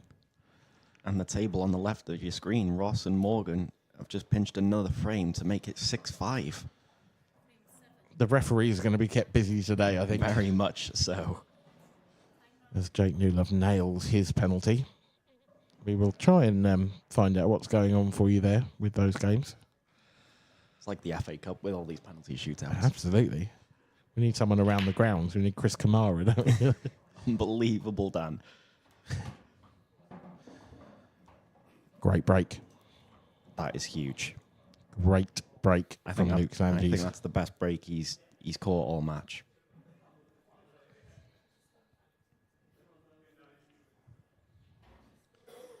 Still maybe one problem. I think that's the yellow on the right-hand side of the table, because he'd like to drop this yellow into the middle and play it now, but I don't think it goes. I don't either. I agree with you. And it doesn't double either. So it needs moving, or you've got to take the yellow below it out first, and then you've got to land on it again. I think it might be your last ball, Dan. Yeah. But landing on it again, there's going to be no obvious ball to get there. Well, he's left himself an angle now where he could screw into it. Yeah. There's not a lot of danger in this. I think ideally maybe goes cushion first and into the back of the yellow, and then he's guaranteed to be on the one below the black. Doesn't want to push it there, though. He's gone into it too much. And that's made that yellow So tough. so much harder. And that is the worst place you can put a ball on a pool table. That is the absolute worst place that a ball can go. Yeah, I didn't mind just leaving it there. I think this isn't great either. He would have come up for, well, took the 2 down this end. And I think the one on the top left would have been a nice ball just to drift across for that yellow. Yep. And all of a sudden, this finish has become very missable. I think if he'd had just a touch more angle on the one where he tried to move it, so that he could have stunned on and off the side rail. How's your angle here? What's he going to do? Screw across? I think he may try and top it in with a bit of left-hand side. Because he looks like he's got a bit of angle there. Maybe not enough just to hold. Maybe going into the red or the 8-ball. Oh, this is a massive moment now. All Ben can do is sit and watch. Looks like he's screwing it. Yeah, he just had enough. I mean, he couldn't be much better on it from where he was. Yeah, it's about as good as he could have done. Massive shot now. But he's missed one down the rail in the previous frame. Whether that will lurk in the back of his mind. He's also got to play this positively, because he can't just drop it in, because he'll end up behind the red. Yeah, stun it in, play it with right-hand side. You've got choices. No, don't think so. Nope. not this time, Luke Sanges. So for the second time in 2 frames, Luke Sanges misses a ball down the rail and Ben Davies can come in and try and mop up. He made a mess of it last time, did Ben. He cannot afford to do the same again.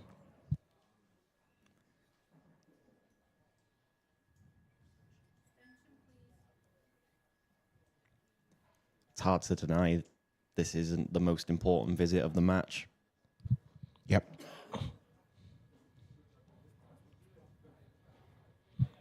There's nothing in the way. Slightly awkward red on the right-hand side. Slightly awkward red on the bottom rail. If he's on the one underneath the ball climb, Yep. as we look, he might try and just screw into it now. He'll be guaranteed a shot on another red. I think he could do that from this one as well. Yeah, look at that. Look at that. Thank you very much. A little wry smile on the face of Luke Sanges as that red popped off the side cushion, put itself in prime position.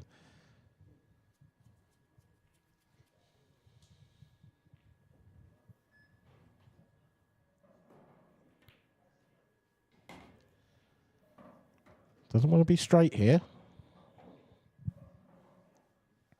This isn't fantastic. He'd like a bit more angle here. There's now going to be a bit of distance between this and the next red. Oh, well, there isn't, because that's a glorious shot. I think he wanted to get closer there as well, because I think it was in the previous frame. He just tried to drag a ball in to hold Yeah, a yellow in the middle, and he missed that one previously. It's exactly what I was thinking. That it, you know, the previous shot would be in his mind, but honestly, the bottle and the nerve to get down and pump one in down the rail like that when you've watched your opponent miss 2, Yeah, that is pure stones from Ben Davies. little shrug of the shoulders. And he now leads by 2-0, and it is a long way back for his compatriot in this match. Absolutely brilliant from Ben. And on table 15, they are still going on the penalty shootout. Is it spot to spot now? Are we in sudden death? I think so. And I'll tell you what, I've just noticed as well, Dan Davies walking to rack up again. That's 6-5. Dan's throwing the balls all over the place. What do they call it? Schadenfreude. Is that the one? No, I shouldn't be mean. Do you still want him to win in the doubles? Yeah, I want him to win everything. I really like him. But you don't know. There's a part of me that wants to not, but I'm just not that kind of person.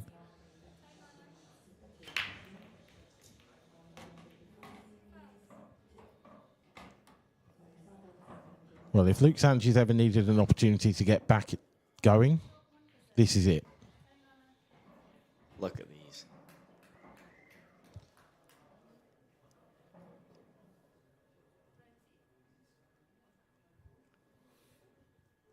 Now, this is a weird one where these, if you're in your pub or your club, these are already gone.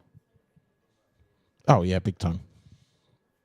But Luke's missed 2 chances Yeah. in the previous set.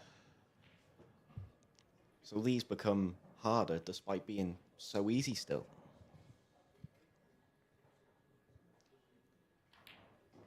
I think I agree, but I have to say, these are so easy. Yeah, no, I that, do agree. I expect yeah. him to get them still, but I can't see him going wrong anywhere. But It's almost not possible to. You know, without the assistance of sort of a monster kick or something. Which, by the way, is something I've seen very few of in this World Championships. I don't know whether that's sort of people using different chalk or the tables being, the tables and balls being cleaned more regularly. There's no way to know that for sure. But they've been well looked after, to be fair, from what I've seen. They've been doing a splendid job. yeah, very much so.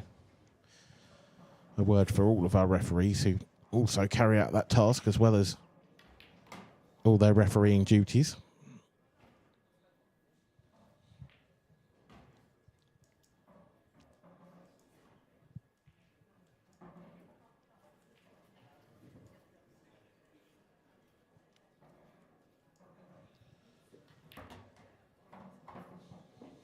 Now a very tough finish for Luke. Yeah, real tricky stuff, this. Could be in trouble. Good shot. You sound like a bloke at county. There's always one in there at county. That's me. Yeah, that their teammate rolls a ball in over the hole and they go, "Shot, mate." Come on.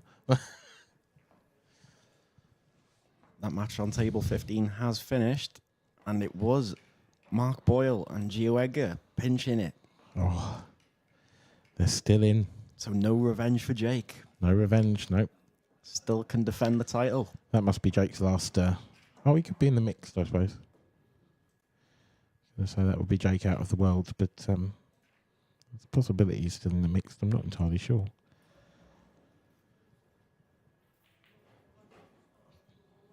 Don't see his name anywhere. Yeah, I think that might be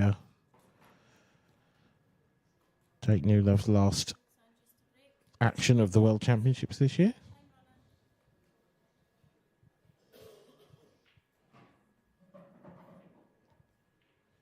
Either way, back to the action. He's still in. Oh, he is, yeah. Him and Laura Gillett. The exact same thing has just happened to Luke that did to Ben. Brought the white straight back. Balls come. Kicked it right down the bottom rail into the opposite pocket this time. Hasn't left quite as easy a table. But you would think it might be after this shot. He almost underhit that, did Ben? This isn't exactly where he wanted to end up, but he will take it. Yeah, I don't think he'll mind. No. Just a bit hampered, that's all. Just a little bit awkward. Not that you know it. Big news as well in the ladies. I can tell you that Emma Cunningham has taken the second set against Kelly Denton. Pop over to our second YouTube stream if you want to see how that one plays out. But it's gone to a deciding set. We'll get your tablet out and watch them both. Yes, absolutely. Yep, tablet and phone, phone and PC, tablet and TV. There's all sorts of combinations you could use. Keep the viewing figures up. That's what we like.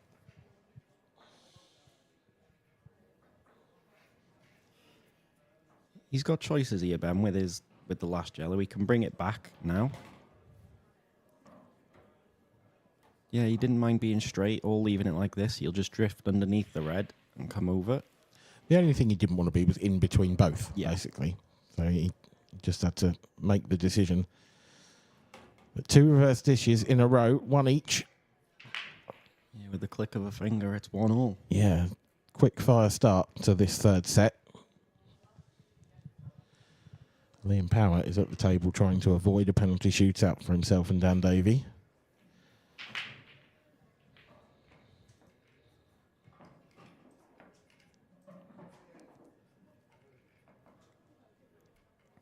Matty Rowland and John Mayer on the table next to them have successfully avoided the penalty shootout. They have knocked out Ross Matherney and Morgan McInnes, which was a bit of a super team, so congratulations to Matty and John. That's a big win.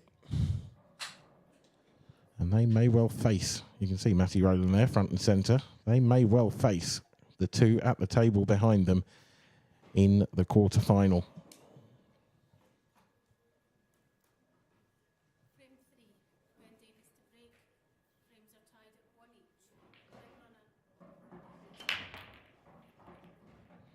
Ben's kept the cue ball out this time. Only just. Twice. But he's kept everything else out as well. Can't believe that. That's a huge split.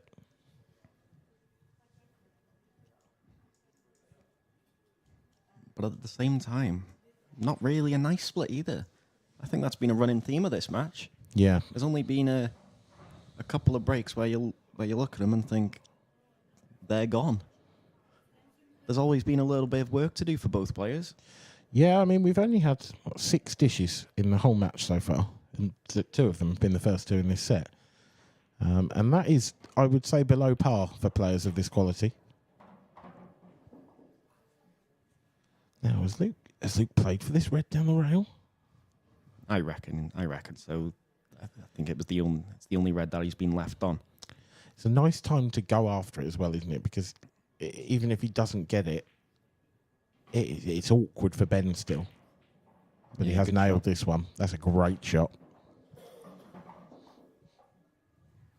Good shot for Luke to have as well, because he's missed a couple like that. Yeah.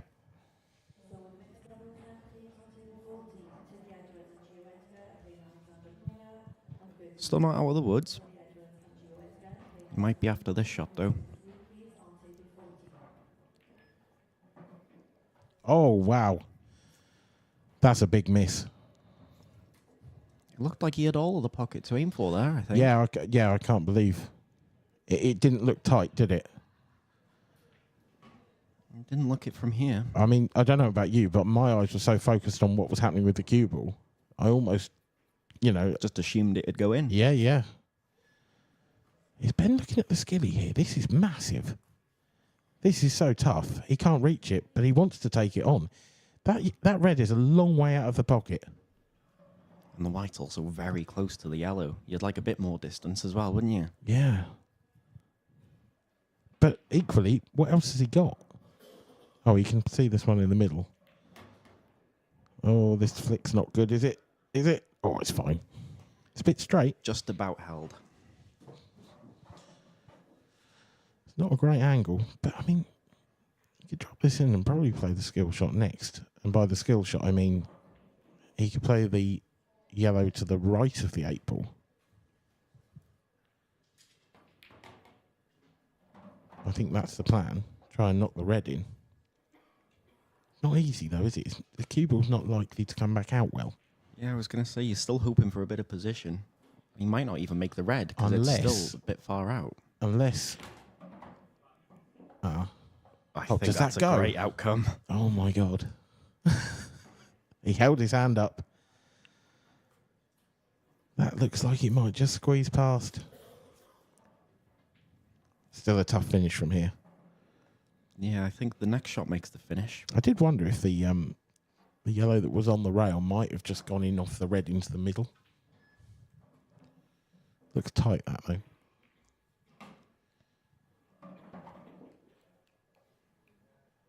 I think he's played that for the top right corner.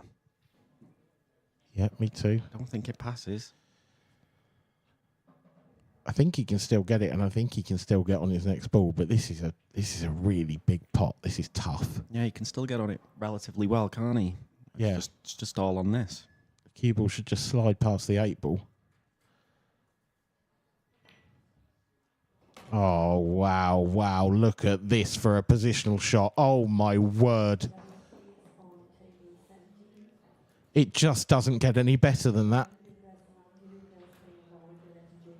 That is utterly astonishing.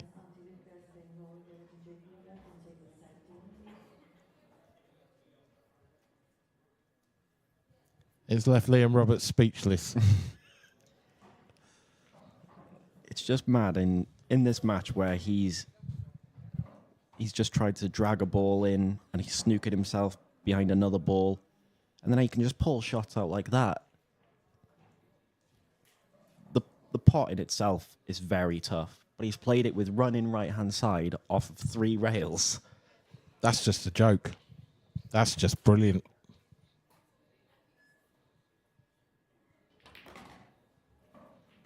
Oh, That's not gone well. Oh no. Is the double on? If that double's not on, can he maybe back double it off the red into the centre? it's close. I think he may have to go, if he's playing it into the centre, sort of just cushion first, like knuckle red into the middle. Yeah. I don't think it goes straight in off of the red. He's looking at just one cushion and trying to pot it. He hasn't got it. He's got the pocket.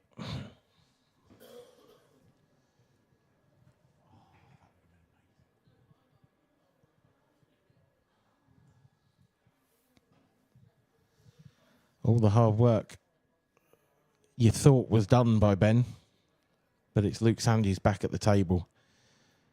Now, does he go aggressive or does he hide the cue ball? I think he's got to be aggressive. I think when you watch Ben, He's played that really well. yeah, it's nice. It's played that as a two-way shot. Yeah. He's got both. But I think the way you've seen Ben use the table and the angles and the cushions, I think you've got to go for these. I think he may snooker him, but he might just try and block one of his escapes with the red he's just hit.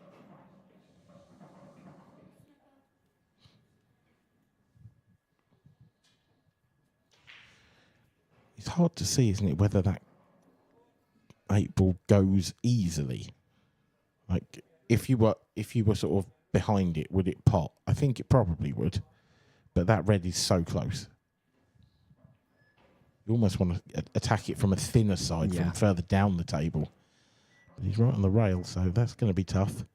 I think this is just about getting the hit, and he's got it. That's a good shot from Ben. Could be in a lot of trouble here now, though. Well, it's better than the alternative, though. Yeah, very much so. I don't mind just drop the red onto the black here.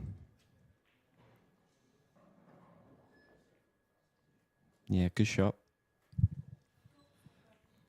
Yeah, now it becomes tough. Now it's pace control as well. Because Ben's got to try and hit this 8-ball and not going off.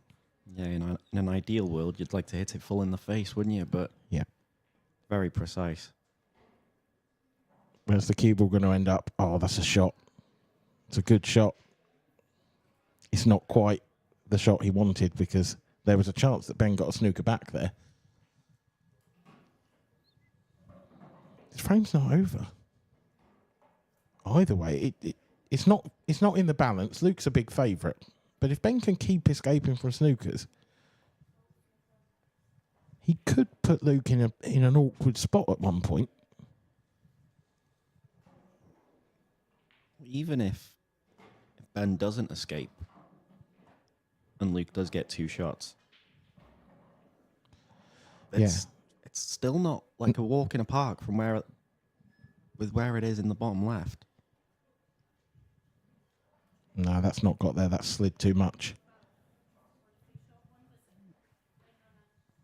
Like if the white was underneath there with 2 shots, or 1 free shot, 1 visit, yeah, it'd be so much easier. But from where it is now, it's... I mean, will he just go cushion first and try and knock it away? I reckon so. Is that the shot? But it could go right, it could double kiss, it could go wrong. Yeah, you don't want to catch the black first. Oh, wow. That is absolute. Well, that's why I said you don't want to catch the black first, but that's a huge error. I mean, that was miles away from where he needed it, really. Yeah. I know these cushions are slidey, but that's only a couple of inches off the cushion. I think I can't believe he's done that. Well, I reckon he would have been aiming for the red. Well, yeah, I think so too. And he's hit the left side of the 8-ball. Well, that is unbelievable. But is Ben that Davies leads in the 3rd set by 2 frames to 1. Is that a lapse of concentration? Has he just misjudged the table? Only he will know the answer to that. That's a massive frame. Now, we've just seen some legs walking away from table 5. So I think they've gone for a comfort break. My screen says that it's still the first frame in the 3rd set. So I'm not entirely sure what's happened there.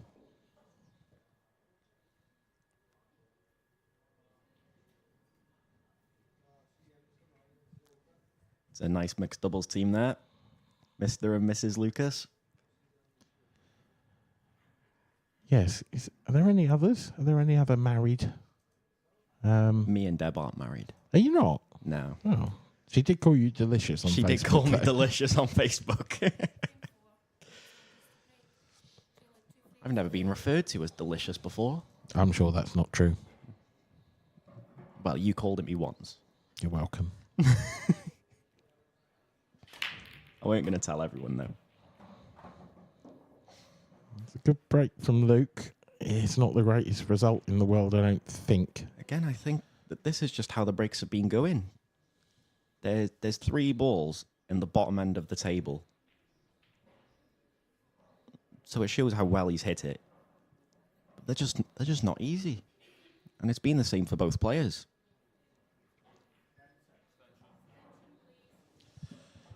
Yeah, it hasn't been a dish fest because the breaks have come out awkward like this. I mean, yellows are actually quite nice, but I don't think he's got an opener. Maybe yellow off of the 8 ball into the centre. Could do. That looks like the shot.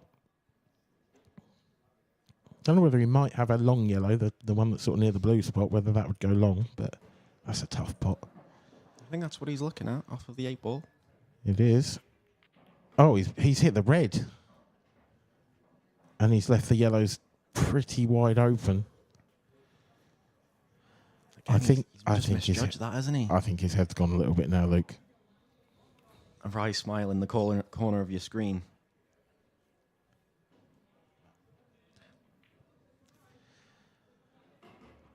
I think there was a bit of frustration in that shot.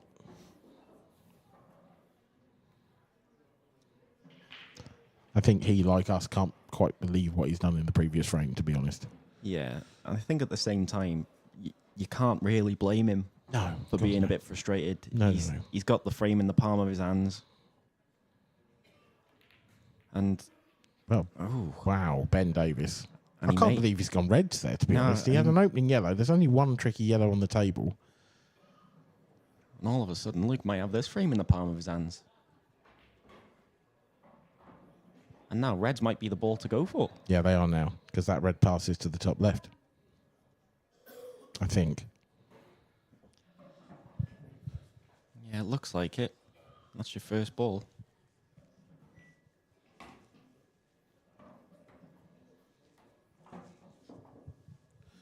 And I feel like these need to go now. Yeah. But this is a proper throwaway from Ben, and this is what you can't really do. He's massively let his opponent back in here. You know, Luke's last shot was the shot of a player who's mentally lost the match. And all of a sudden, you've given him a really good opportunity to settle himself again.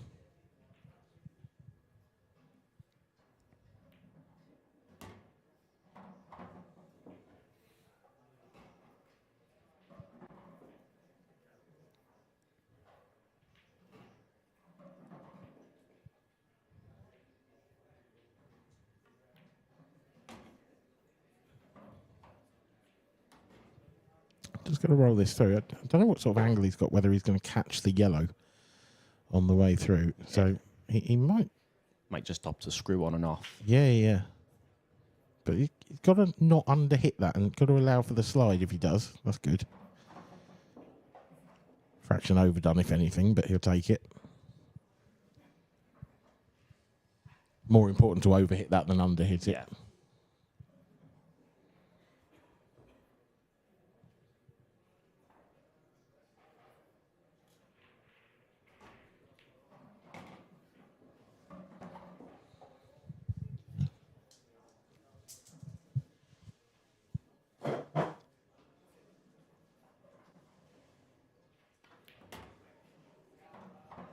Well, to nearly be in match point down, to level in the third set. Yep, that's a big... Yeah, big let off, big escape. Yeah. Ben will be annoyed at that. Just got to not let it affect him. But so much depends on this next break now.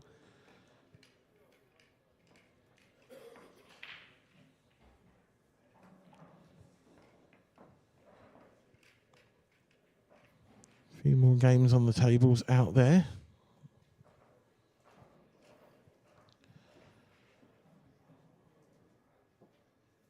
underway in a couple of Masters games. Jim Haddon and Steve all just getting underway. Steve's had a brilliant weekend so far. And, of course, former Masters champion himself, looking to regain the crown he lost last year.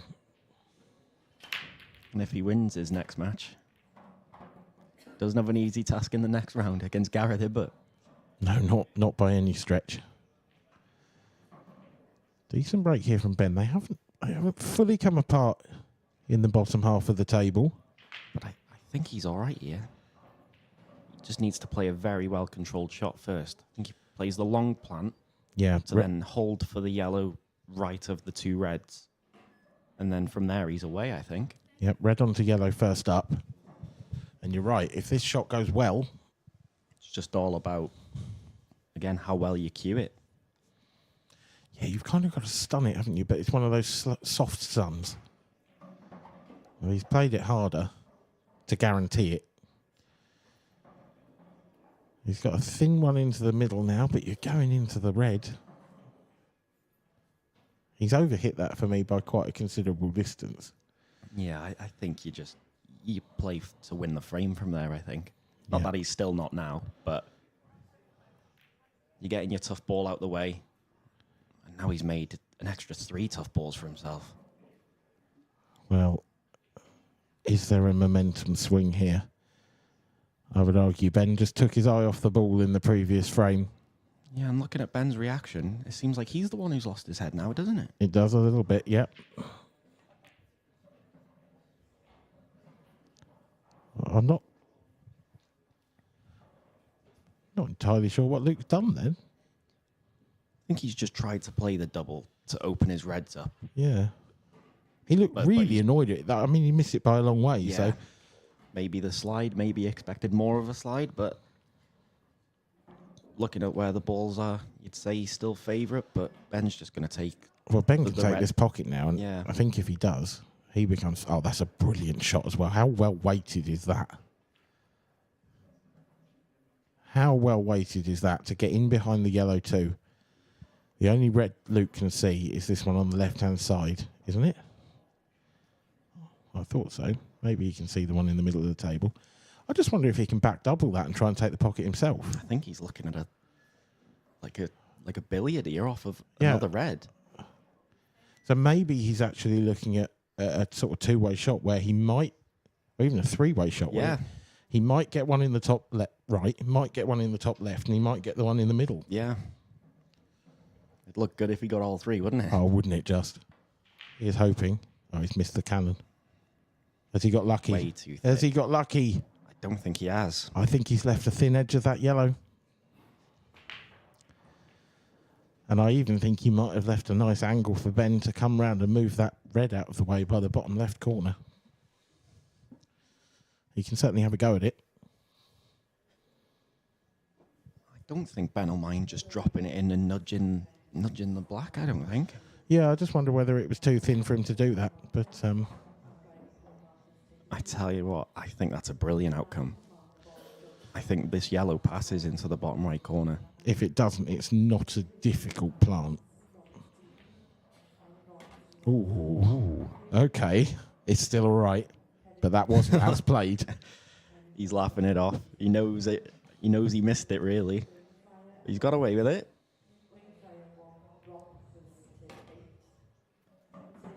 Just needs to settle himself here. Yep. Yeah, it's unlike him, but take a moment, take a breath. Kelly Denton 1-0 up against Emma Cunningham in the second ladies semi-final. Long first frame.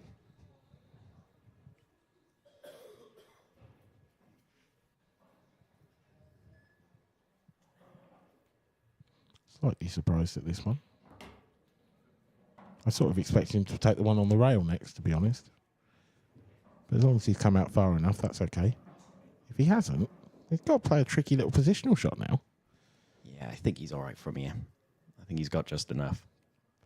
Yeah, he was plumb on this a shot ago. That's okay. But that's why you love watching him. It is, yeah.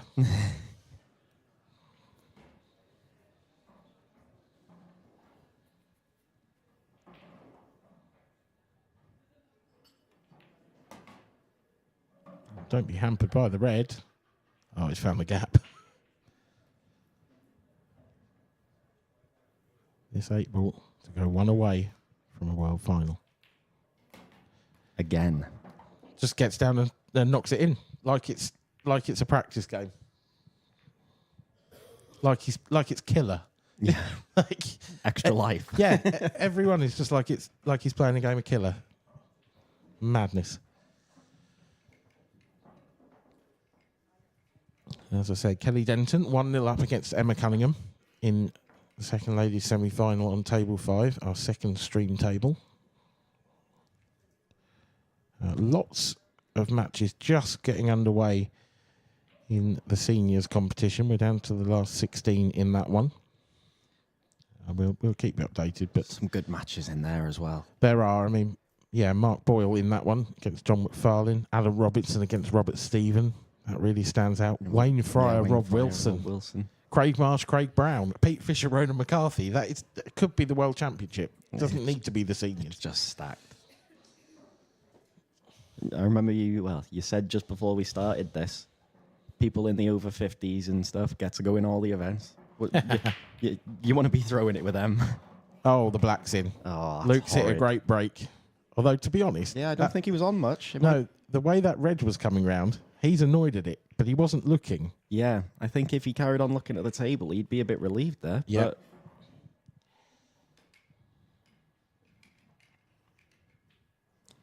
you know what the laws of pools say now, don't you? Yeah, It says dry break. it does. It doesn't always work that way, but yeah. It does feel like it's sort of 80 to 90% of the time. And that kind of attitude may well be in Luke Sanji's head, the way things have gone for him. Again, something so simple where if he looked at the table then and seen what he was left with, I think he'd be really happy to break again. Yeah. Oh, Laura Ginnett there with a big D-cell. Has left Jake Newlove a horrible shot. In the mixed doubles. Let's see how the laws of pool work.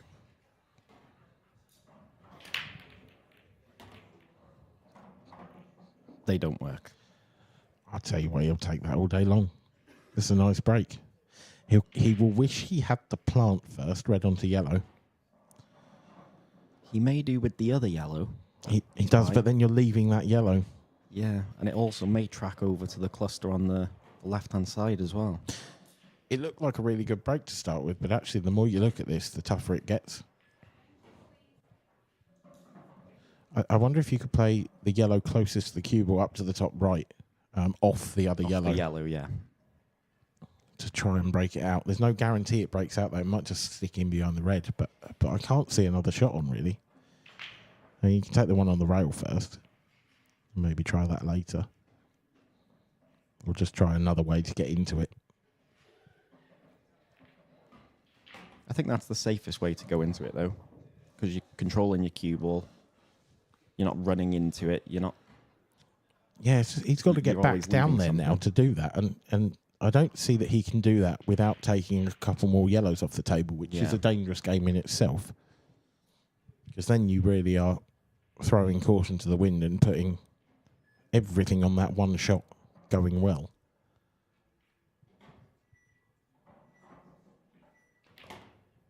He's gone after it now. He's missed the red. Is he on anything? Well, he's on the yellow that we said he could use potentially to break that out. For sure. But he doesn't want to take that for that reason, you would think. That cue is just turned into a big shovel for me.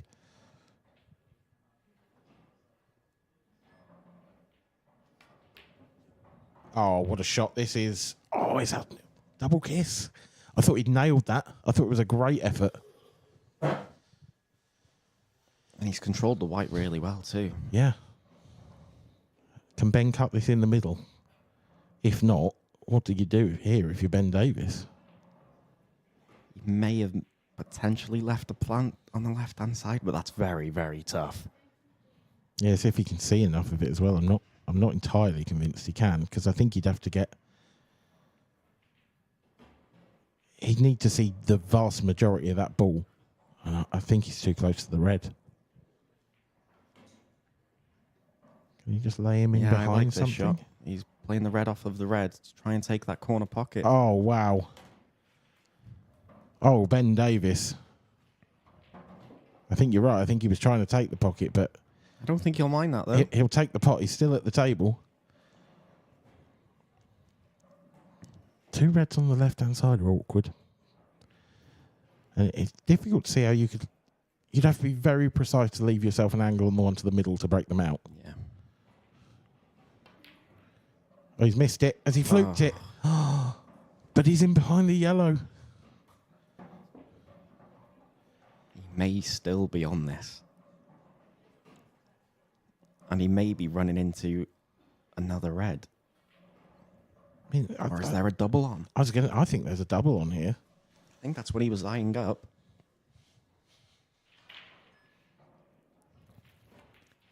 Oh, he can cut it back. And he's made 2. What's he on? Yeah, that's what I was thinking. I was thinking he was running into them if he could cut it in. This is a clearance by the seat of his pants for Ben Davies for a place in a World Championship final. But all the time he's at the table and all the time Luke Sanchez is sat in that seat, he's still on. Now he's playing the plan. Oh my, Wow, this is this is unbelievable. Oh, he's got it. Oh, he's got it. That's a great shot. What now? Does he back double now? It's hard to get better on it. It's hard to get better on the double, but you've also got those 2 yellows above the cue ball, which look massive for me where the cue ball's going to end up, unless he really pumps it.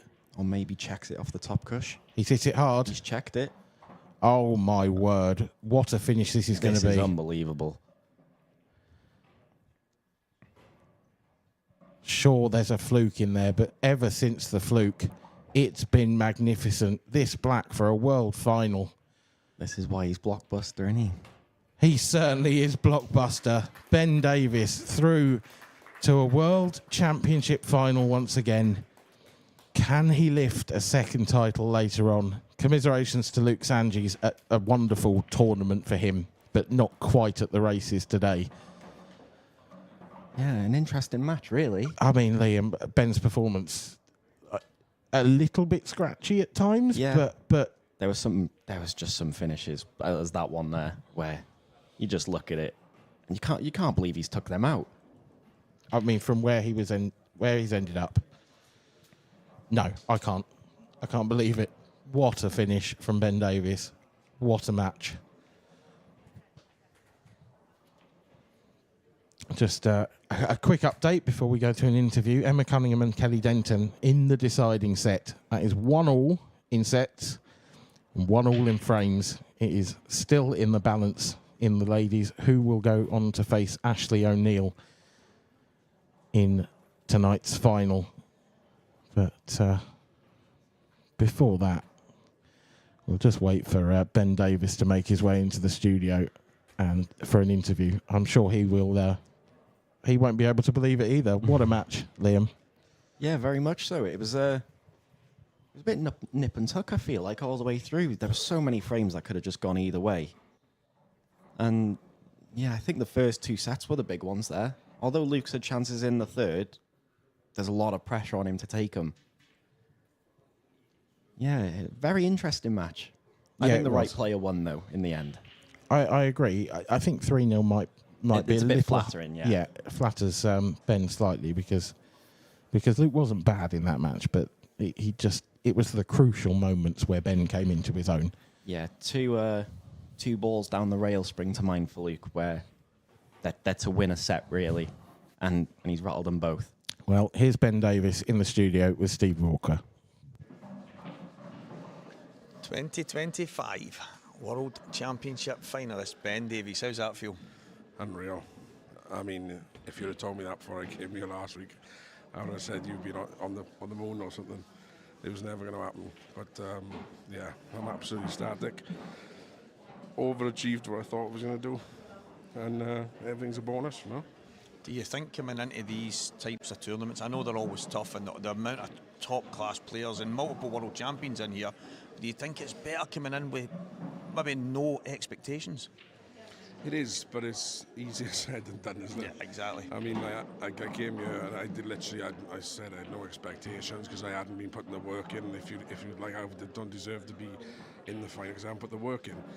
But since I've been here, I've been playing really well, and I've got better and better as it's gone on. And unfortunately, sorry the viewers, that wasn't the best of performances, but win's a win. Yeah, I mean, look, obviously, he had a few chances, he had a few opportunities. Maybe the occasion got to him. I don't know. I still thought you were good value, but you've been better over the week.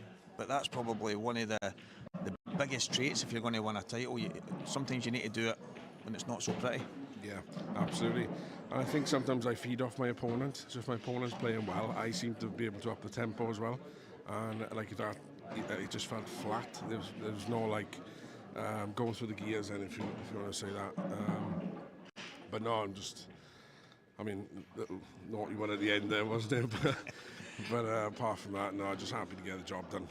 Yeah, mate, listen, it's obviously Dean is going to go head to head with Rhodes in the other semi-final. I know people say, who would you prefer? You're obviously not caring, you just want to go play the balls and that's it. But it's going to be another classic between those two. And if you did have a preference, who would it be?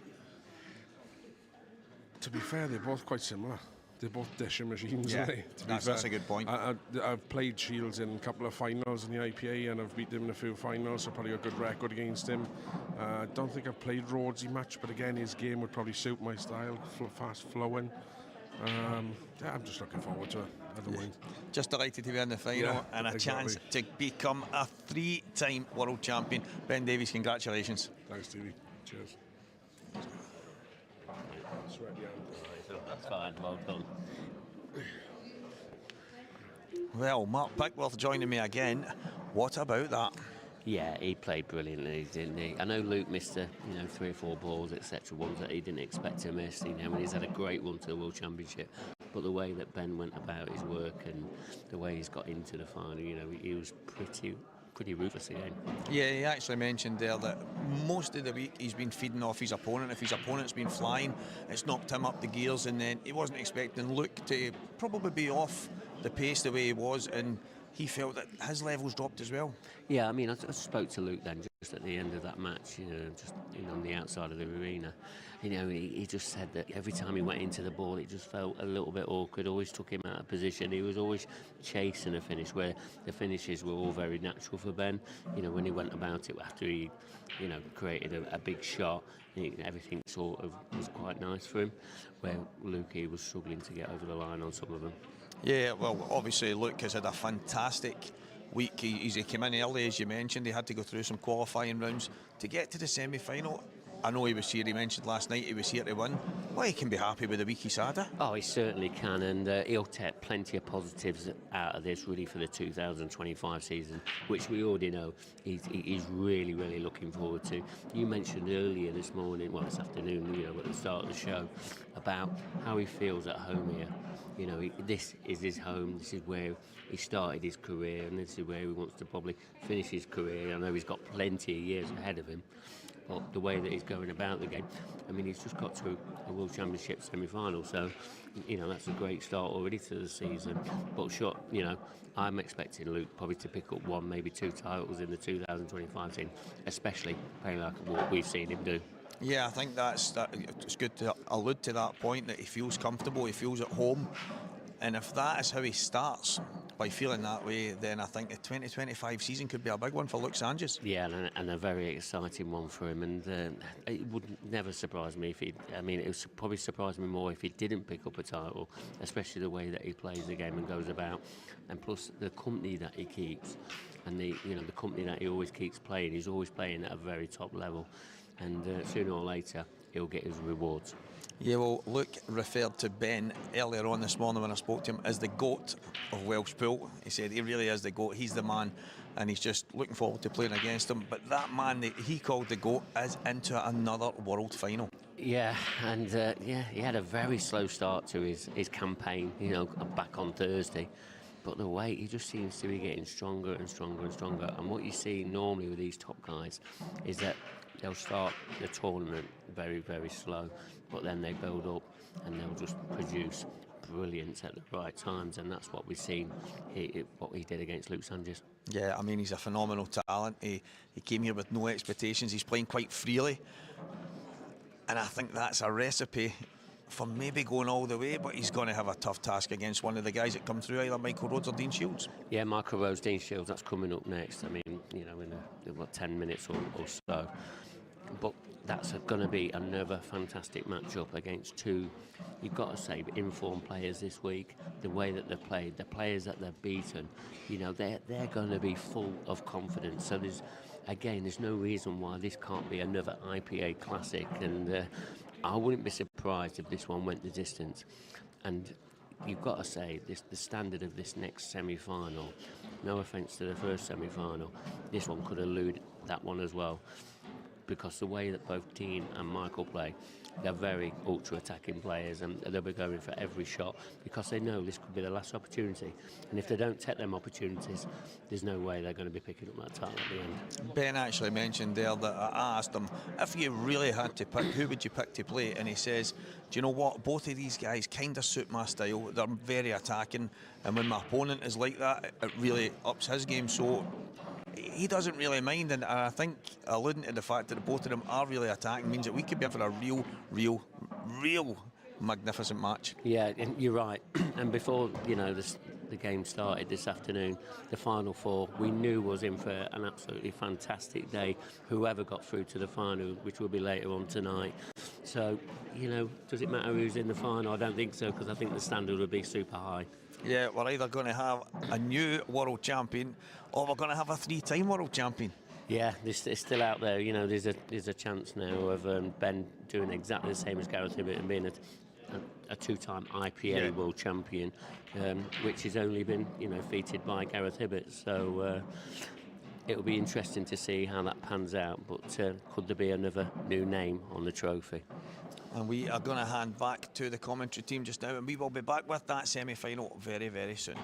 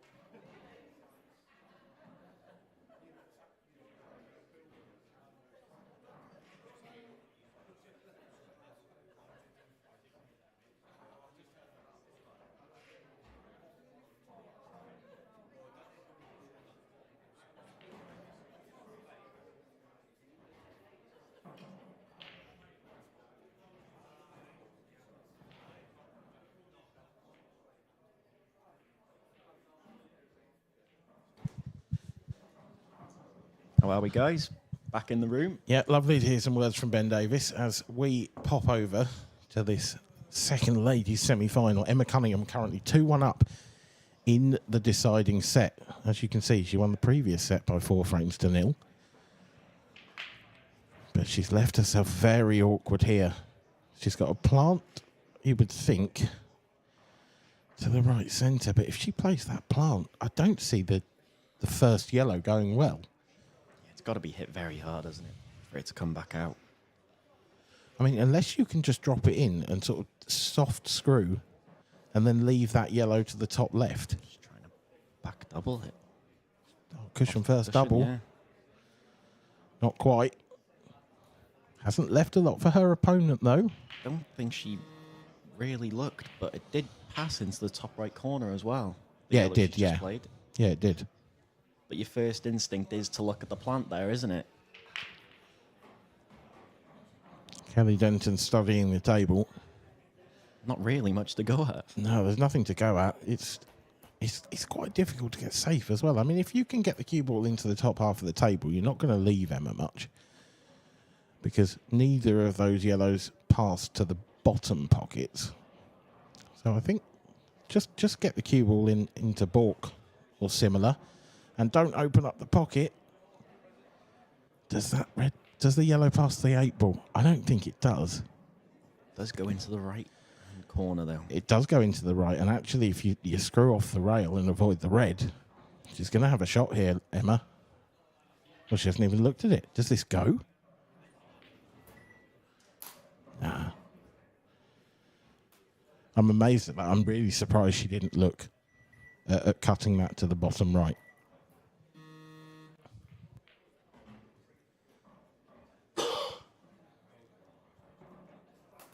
Maybe she just tried to release the yellow because there's a couple of safe reds on the table. Yeah, I can see the logic there. Kelly's trying to cover the bag. Yeah, it's a good shot. It is. But she's left the open yellow.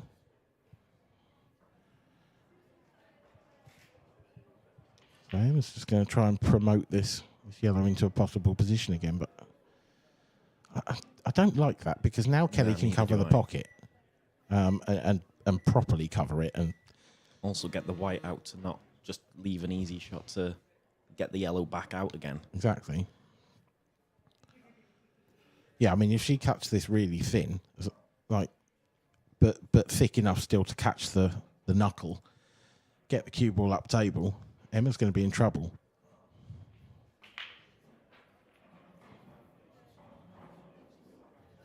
Doesn't want to pot it. That's not a good shot. She's hit that way too thick for me. I think there's a chance here of the skill shot. I think Emma can pot this in the left centre and come across into red and yellow. Yeah, you want to hit the yellow first, I think. I think there's going to be a bit of trust into luck involved here. You want to hit the top half of the yellow to leave it there, or the bottom half of the yellow just to leave a shot. Yeah. She's got the red. First. She's got... Oh, she has gone yellow first, which has left a shot. Yep, this goes in the middle. If that went red first, there was nothing on there. No, it was a poor safety shot from Kelly. And it has left Emma an opportunity. It's a tough one. This is not an easy pot by any stretch of the imagination. It might have to be somewhat dead weight as well, just to hold. Yeah, you could really dig into the cue ball, I think, and hold it on the side rail. She hasn't quite got into it, and it hasn't gone in. I think that's probably good news for Emma. Although I think she might have been on the 8 ball.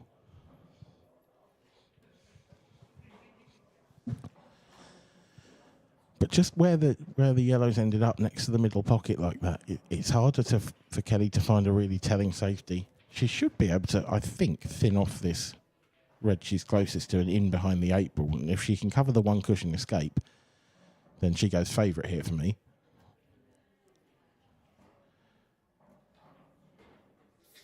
Oh, she may have just covered it. I'm surprised she didn't play that thinner and in behind the 8 ball, though. It would have been a much, much better safety. I think there's a chance Emma can see enough of this to pot this up in the top left. Yeah, Emma's looking at the angle, so must be close. Just dead weight, I think. Not quite. Not quite. But she's left it near a pocket. With Kelly with 2 dead reds on the side of the table.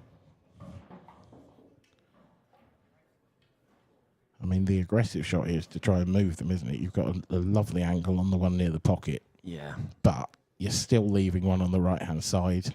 I don't think it's the way she's going to play the game. I don't mind the snooker.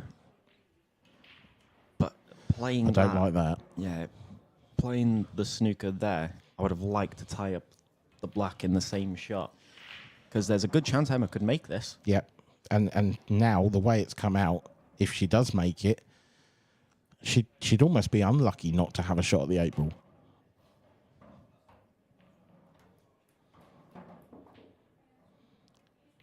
I don't think there'll be any heroics here from Emma. I think this will just be quite soft. Hits the back of the yellow and it doesn't go in. But it's tense out there. And Kelly's going to struggle to get safe from here. I'd almost be tempted to play red onto red as a plant to the bottom left and try and cover that pocket.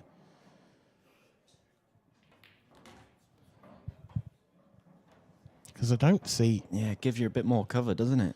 I mean, the other option is Kelly just pots this red and then plays safe again, but... Again, it's an easy hit again, isn't it? It should be, shouldn't it? Really? And you'd think if Emma hits the yellow, Yeah. it's going in.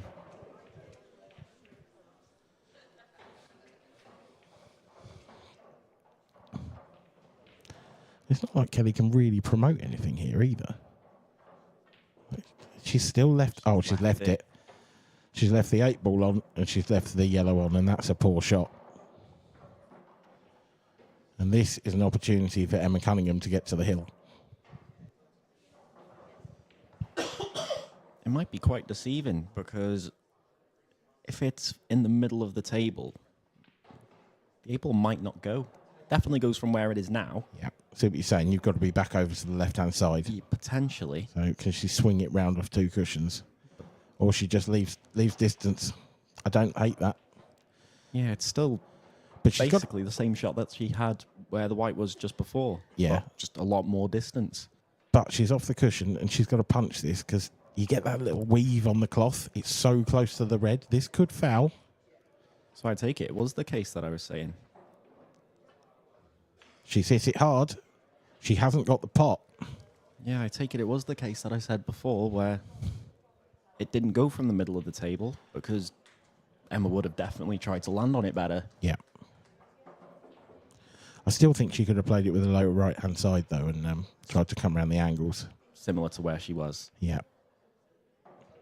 This is pretty well played from Kelly. She's got one awkward red out. Not a difficult hit for Emma, this. Do you have a swing at this? I don't know. No, I don't think you do because those 2 reds are still dead. Yeah. Is there a looking at gap? I don't think that's there. I think she's got to come off the back. Surely there's not a Definitely gap looking at a there.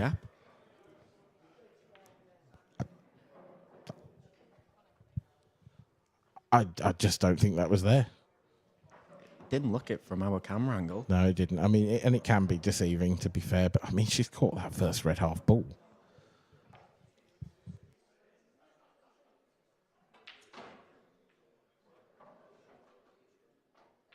So, opportunity knocks then for Kelly Denton. Perhaps slightly the wrong side of the middle pocket, so might be a little more distance on the next shot. So you want to leave the one next to the black for the position on the black. And this is to level the match. Yep.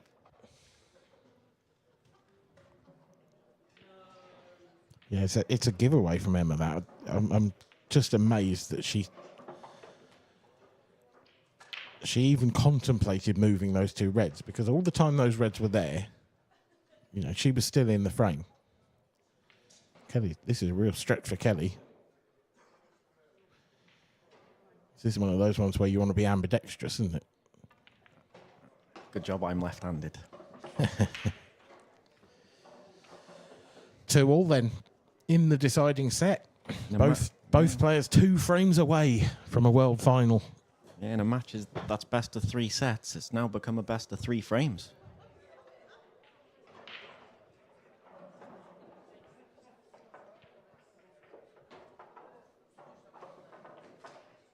I wouldn't be best pleased if I was Emma in the chair. No. No, I just don't think it was worth the risk of moving those reds. Even if there was a gap there.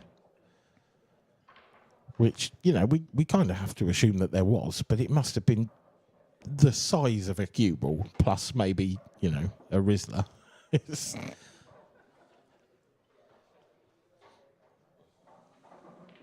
And it all stemmed from that shot over the pocket as well, didn't it? Yeah. Where, as you said, she could have tried to just land on it nicer. Just back yourself to get on it. But she backed herself for the pot, which was unbelievably tough.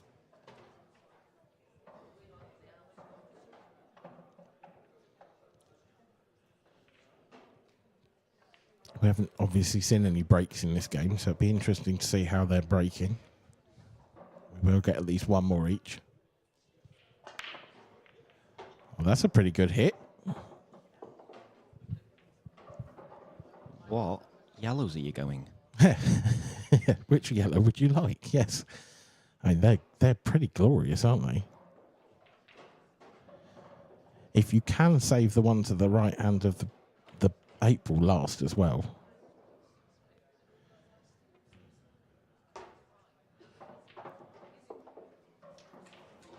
Which she can. I think the tricky shots in a couple of shots' time, you've got the yellow on the left-hand rail. I think you could take that in 2 shots' time. She's going to take this one now. I don't like that. I think that's your ball to get on the 8. I think the 8 does sneak into the right centre as well.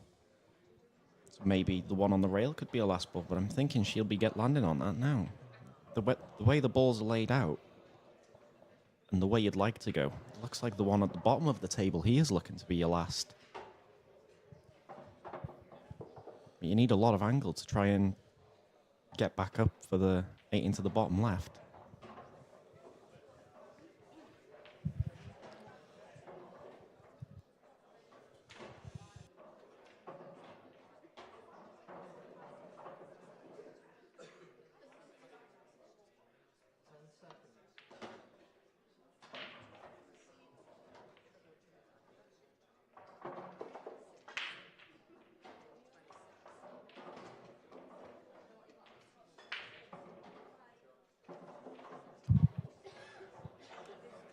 Tell you as well, just while we're watching this, there's a penalty shootout on table 13. So we'll keep you updated on that. But big game and big shot for Kelly Denton that she's missed. But Scott Gillespie and Mark McAllister up against Arfan Dad and Yasser Hussain. That is in a penalty shootout right now.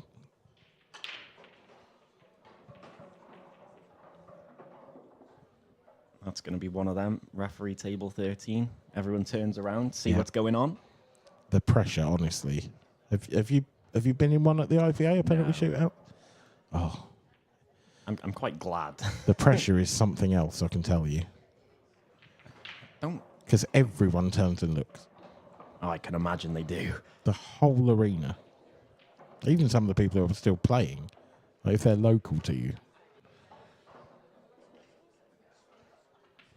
I don't really like that shot from Emma. No, it's not great, is it? It's just a bit of a nothing shot. Yeah, just lets Kelly promote this yellow and get a nice white as well. Yeah, I don't think she's really left anything. No, I wonder if Emma can see an edge of the one on the left-hand side, because that would be an opportunity to promote that maybe, and even just stick the cue ball to the top rail. Yeah. It'd leave Kelly a shot, but it would be a very difficult one. You don't like leaving a shot, though, do you? She's tried swerving it. It's a good effort, to be fair. It is. The problem is that Kelly can now just try and roll this one in down the rail, and she's guaranteed to have a shot, probably on either yellow. Yeah. The one good piece of news for Emma is that shot she played actually has covered the 8 ball. To an extent. Yeah.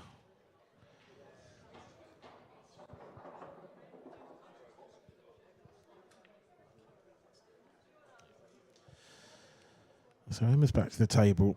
The red to the left of the 8 ball, I don't think that passes anywhere. I think that's a big problem. I think Emma's just going to take this one over the pocket and try and find a telling safety off this one on the right-hand rail. If she just nudges this half ball, I think Kelly could be in a bit of trouble here. Just all about pace. And the double kiss was very helpful. May even have been played for.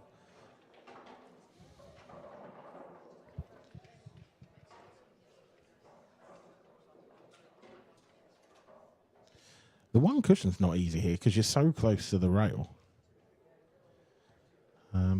And you're naturally playing it with just maybe a touch of top as well, aren't you? And that'll swing the white around. I almost prefer sort of 3 cushions onto the one close to the bottom left. But no, 1 cushion it is. Is it going to slide by the yellow? It is. So, opportunity now for Emma Cunningham. What do you do here? Do you just clear that pocket and... I'm not sure. I'd be tempted to clear that pocket and actually go again and try and get another snooker. It's all about the first shot, really. First shot could open everything up. Oh, I like this. Yeah, that's a very good option. I weren't sure if it passed. No, I wasn't. I didn't think it did, to be honest, but... She's played that with some pace. Oh, I expected her to top that through a bit more. Stay on the one near the balk line. I thought she might have just rolled it as well, just to try and take the pocket. Yep. Maybe it was tight enough that she wasn't confident to roll it, because I could completely understand that logic. That's a nice pot. I think she's still in on the red to left centre. But the red next to the 8 ball is still very awkward. Yeah, she's gone into him and hasn't really done anything for that red. If we go top left, so you could come off the side rail and sort of nudge into the yellow here to give yourself the angle to leave that next. This is thin. What do you do now? Do you try and move that red? If you can catch that red full ball, it'll be a really good shot, but this is possibly too thin to do that. Yeah, if you screw it in, you should be guaranteed on the one on the top half of the table as well. Yeah, and if you can just nudge the red past the 8 ball, then it will go in 2 pockets. Oh, where's this going to end up? Oh, wow. That's a touch fortunate. And actually, I think she's plumb on that to the middle. The running side has just sent it past the yellow. I think she's on this to the centre pocket. Still a tough clearance from here. Yeah, it's not a gimme, that's for sure. It's a good first one. Now, what are you doing here? You're stunning off the side rail and leaving the black to the bottom, right? Or are you screwing back and trying to get close to where the cue ball is now for right centre? I think she'll be stunning on and off. Even running it round. Yeah, I think she'll be happy with that. Yeah, and I think you can sort of drop this dead weight in such a way that, you know, if you rattle it, might not be the end of the world. Just got to avoid the in-off as well. That's looming a little bit large, I would say. Lovely shot. Emma Cunningham moves one away from an IPA World Championship final. I think I'm right in saying it would be her third. And she's got a 50% record in them so far in her career.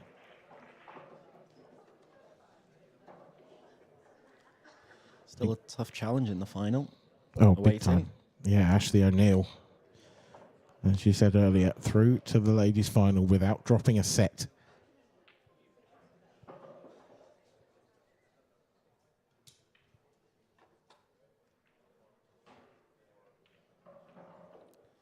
Now we get to see how Emma's break's going. Yeah, biggest break of her tournament so far.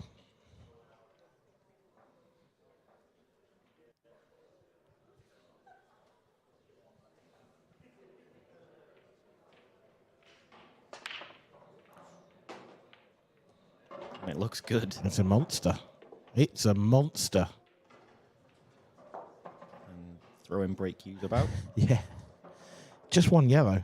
That the yellow just above the red in the middle of the table. That does not look very nice to me. Yeah, it's right in the middle of everything, isn't it? I don't know if it passes to the right centre. I don't think it does. I mean, I think it would be quite a nice shot to be able to play it off the red into the middle, but you don't want to take that on unless you have to. Could she go into it now? Got the angle. It looks like she's just dropping it. Yep. Yeah, I like that. I think she's overrun it a little bit. The only problem here is you're going into the red. If you catch it on the left-hand side half ball, you could potentially push the other yellow a bit safer, but it's not bad. No, that's pretty good. How big's the gap between those two reds as well? Because if you play a yellow into the top right, if the gap's big enough there, and you just drop the one to the top left in, you could leave that gap. Yeah, it's your last ball. Yeah.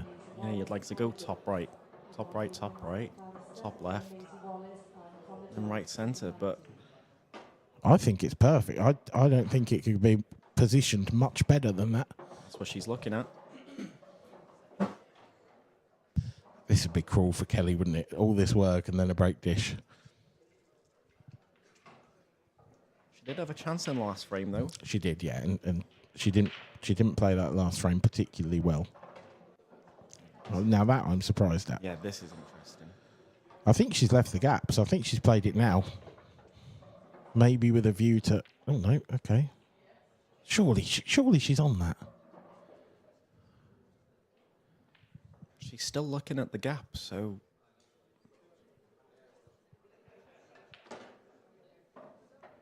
Oh, fair enough. I mean, maybe that gap was smaller than we thought. She carried on looking at it. She was messing with us, Dan. Yeah. So this one big shot. She can just top this through. Maybe nudge onto the red and the side rail. If you slide past it, even better. She's got the pot and she's got the position. Emma Cunningham, one more shot.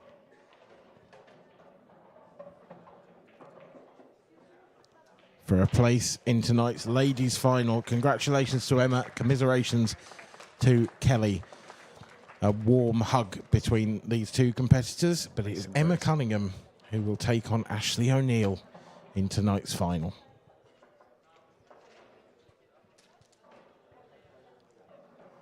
So that's it from us for now, as we await the second men's semi-final between Dean Shields and Michael Rhodes.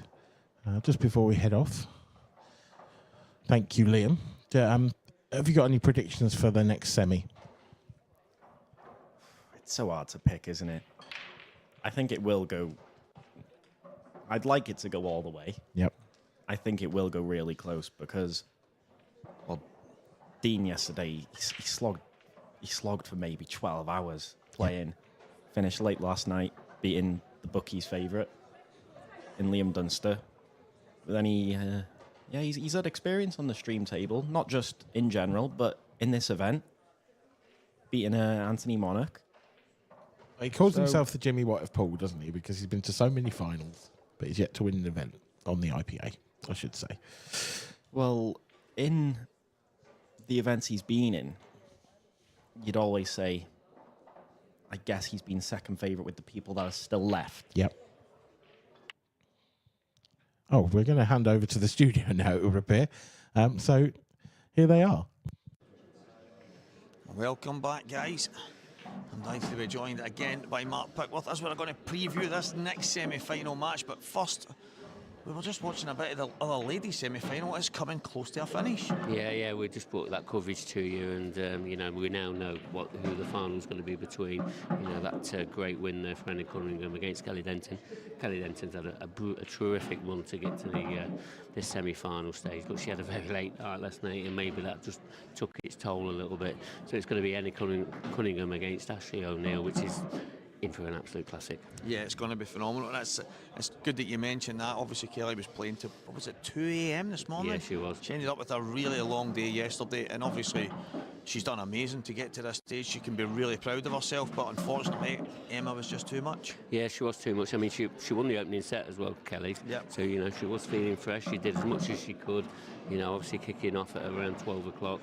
But just comes up against a really great player in Emma Cunningham, and now Emma, she's into a final. Is she going to be able to win her second IPA ladies title? Yeah, and she's going head to head with Ashley O'Neill. Ashley's obviously been playing great. She beat Deb Burchell in great fashion. She's been absolutely flying. She's feeling good.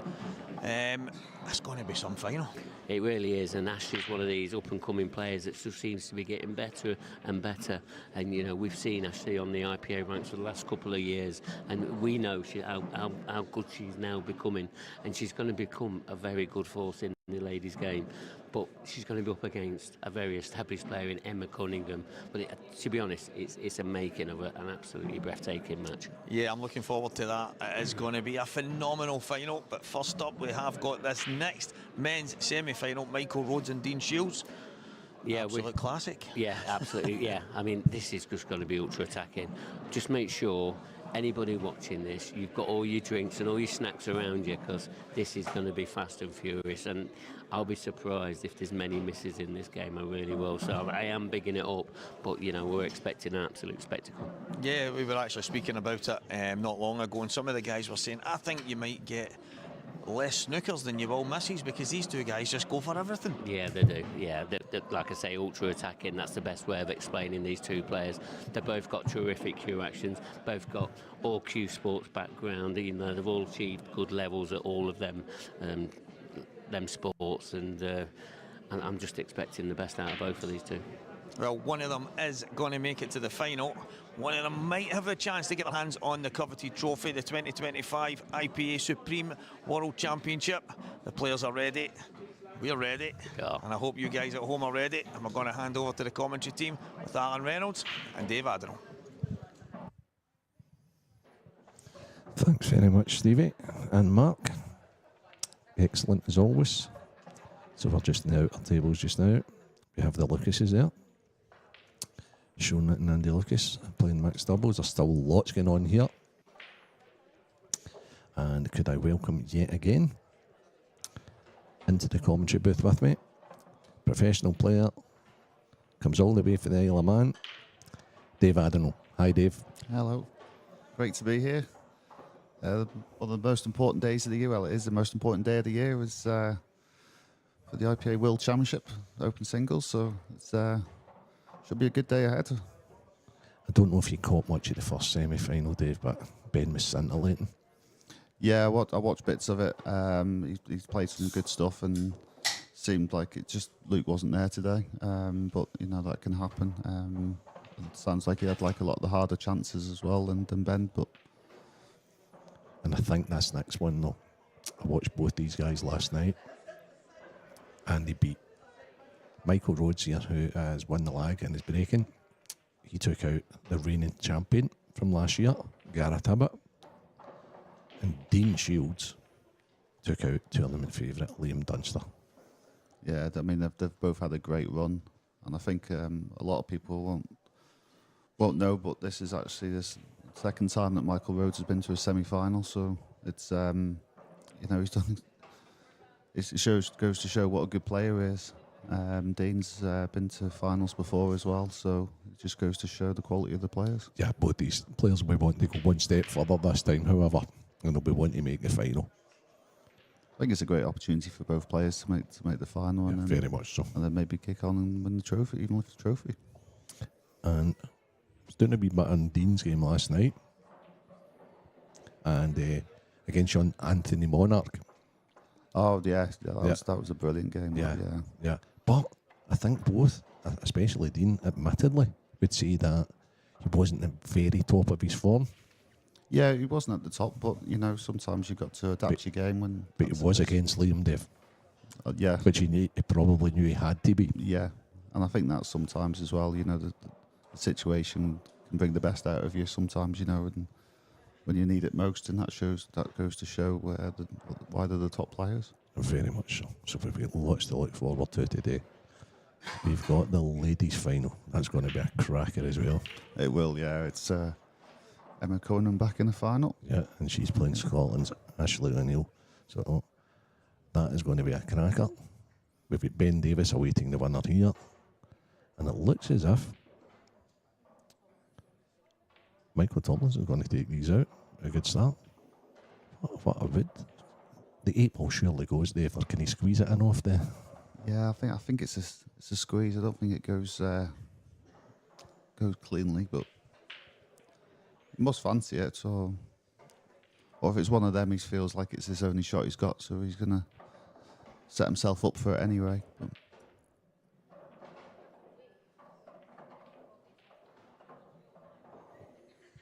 So it's pretty straight on this yellow. I don't think he's going to be getting up charging into the 8 ball. no, he'll just want to. I think it'd be quite important on this shot to be straight on it, because he'll be able to judge it a lot better. Yeah, and I think he's had this plan from he started the visit. Oh no, he has gone careering into it. Okay. Maybe it was slightly different than we thought then. I don't know, Dave. It was a thing that that was always taught when I was young. It was don't leave the kick out to the last ball. Yeah, it's. I mean, sometimes you have to, but it seems like there was, an opportunity to do it sooner. It's obviously now difficult for him to stay in the frame now with only the 8 ball on the table. And this happened a lot in Dean's. It was quarter-final match he played young Anthony, wasn't it? That Anthony would break down and then Dean would come to the table and sweep him up, and you can't beat that at times, can you? Because all the obstructions are out the road and then the table's clearer for you. Exactly, yeah. Less traffic and easier to take control of the frame, and if you need 2 shots, then you're in the perfect situation to do that.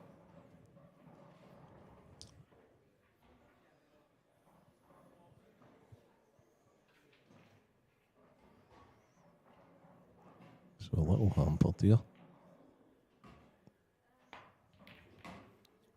Oh, I thought he'd made that there. Yeah, it's a good effort. That's a great opportunity. Great opportunity to get a frame to the good. It was definitely worth Michael having a go at that, because he's he pretty much dead in the frame anyway. So he was absolutely all in. Yeah, correct. So worth having a go. So Dean just plays in the cue ball, uses free shot. I think he's going to possibly develop both of these. Yep, he has done. They're all sitting pretty. He's got a great starter. Should be 1-0. Can you see any issues or problems here, Dave? Not really, no. He should take the 2 by the 8, under the ball, climb by the 8 ball, and then come down. The rest, he should no issues at all. But it's a good opportunity to. It's always, even in this long format match, it's always good to get off to a good start. So for anybody just tuning in today, firstly, you'll have missed a lot. Great pool over the last few days. But secondly, this is a sets format, and it's really, really interesting, because what happens is that they play best of 5 sets. Each set is a race to 4 frames. And, that creates chaos, because you can actually be 8-0 down, because you've lost the first 2 sets, 4-0, 4-0, and you can actually still win.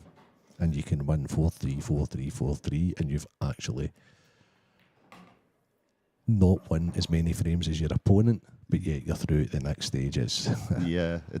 What's it like to play in, Dave? Yeah, it is crazy. And I think if you're the person that's like 8-0 down, you've just got to see it as, I'm only 2-0 down. And if my opponent's done it, then I can do it to them. So, and like you say, you don't have to go winning 4-0 either. So, it's you're always in the matching set format, and good start now here for Dean. He'll be. Do you like it, Dave? Then do you like the set format, or are you a purist? Do you like just like straight races? I'm not sure really. I've never. When I first played it, I was like, I don't know how this is going to go, but I've never had a problem with it as such. I've found it great, yeah. And it also gives the World Championship its identity as well. Yeah.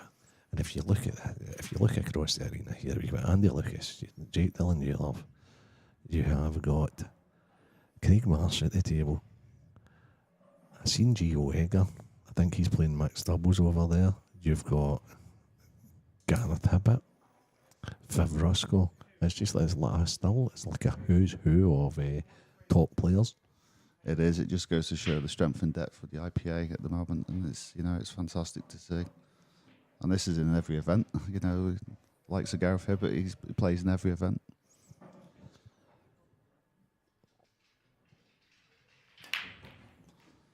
That's a very unusual breaking style from Dean, and he's happy with that because those balls didn't split particularly well.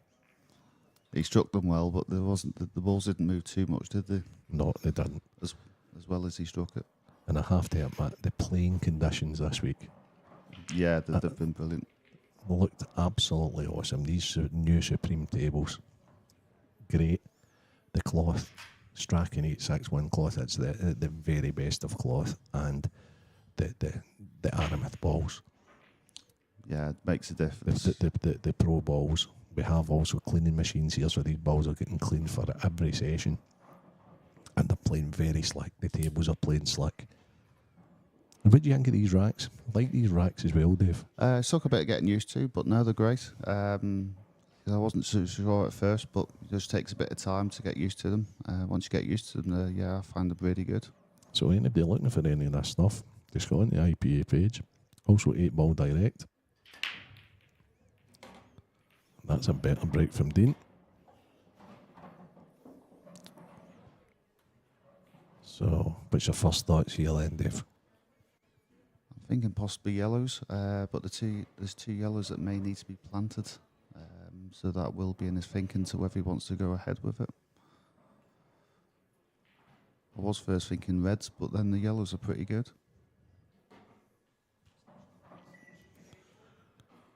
Do you think he'll start with the plant, Dave, or do you think he'll start with the one he's closest to? In fact, the plant's a bit of a gamble, isn't it? You want to get one. Oh, is he looking at reds? I couldn't blame him for either set, to be honest. Because at least with reds, you're not having to play that plant. Yeah. It's not a dangerous plant, no, Dave, is it? If It's you not get close massive, to it. no. You just have to be right behind it. And I think he's got a pretty good position here to play it. Even if not, he could probably take the one into the middle, but yeah.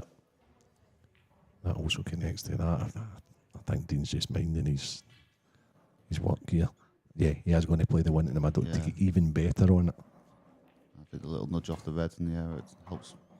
Would have liked a bit more, I think. Yeah, I thought he could could be straight. Yeah, I thought he could nick it back, but obviously not. I mean, Dean will know that better.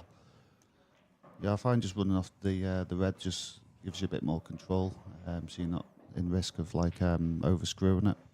Is he going to play the yellow in the top right here and use the red? Or is he going to screw It's into not- these yellows? Not a bad shot. Ah, that's a great shot. Brilliant shot, yeah. Yeah. Well, if we don't know, at least Dean knows. And that's the most important thing.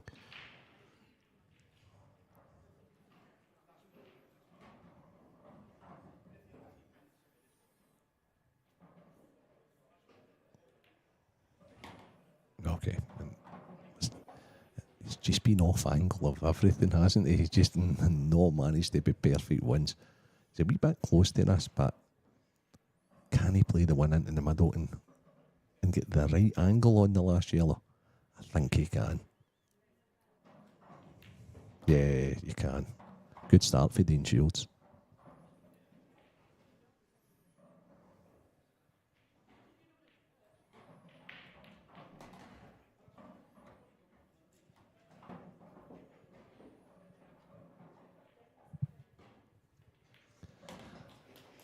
I've watched quite a bit of Dean over the years, and he's a character as well, Dave. And he's got to so many finals.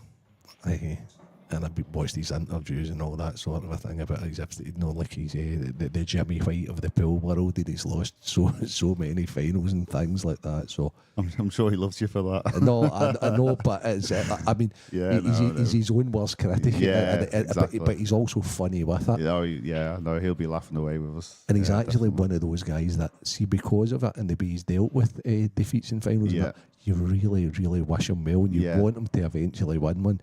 No, definitely. What a win to win this would be if Well, this was the one that got him there. If you had to pick one, it'd be this one, definitely. And like you say about Dean now, I played a match against him last year, and I played a shot against him, and he was laughing in his corner.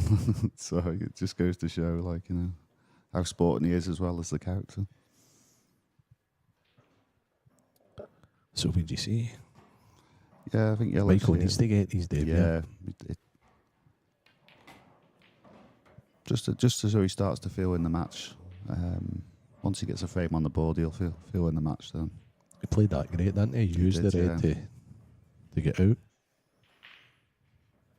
He would have been like to have been on the yellow into the middle, but just off angle, so just changing his route slightly.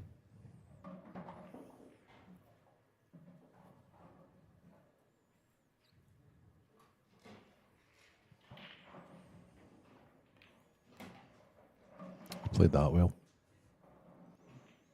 Played that very well, actually. Yep, needs to be straight, so he's perfect on that. And where's this last yellow going, Dave? So just stun this back a couple of inches, and then this yellow just done it into the middle for the other yellow in the middle. Oh, does it go in Perfect on the there? eight Does it go? button. It goes. Oh, he played it brilliant. Yeah.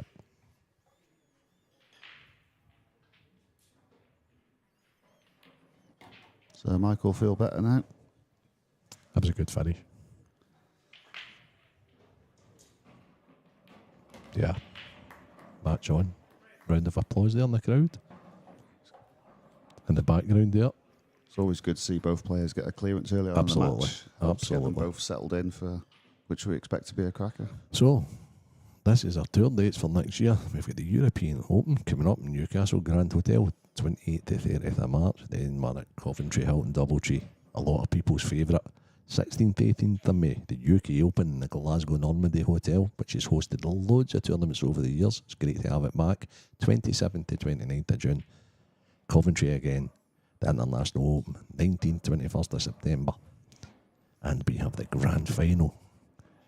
And your place, Dave, in the Isle of Man, and I believe it's a new venue this year. Could you tell us a bit about the new venue? Yeah, it's a really, really nice hotel. I think it'll be a great venue for the pool. So it's a slightly different location than previous years, but as regards to a venue for the pool, I think it's going to be absolutely brilliant. I heard a lot of guys talking about there's a golf course and all that on it, Dave. Yeah, I was just thinking that. Yeah, so bring your golf clubs. I've had some clubs there, literally. Yeah, golfing yourself, Dave? I'm not, no.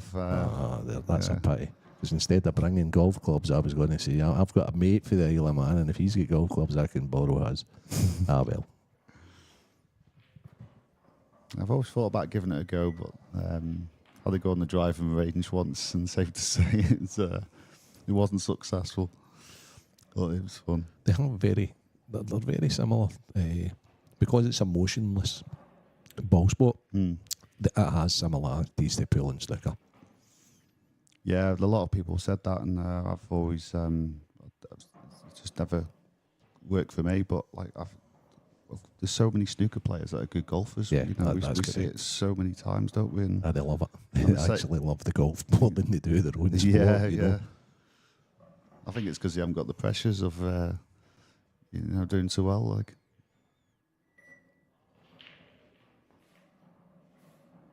Oh. Nearly. So not the greatest break in this fourth frame. Michael Rhodes coming to the table with an opportunity. Now with a foothold in the match and settled. Plotted a good red. And now he's got a slim chance. He's got more than a slim chance, actually. He's got a really good chance, if he decides to go for them, of finishing the reds. Perfect. Great Perfect. shot, that. Great shot. I've not seen a lot of Michael, but everybody that has just told me he's like a wonderful player, and to get to this stage and to beat Gareth Abbott, he must be able to play at a very high level.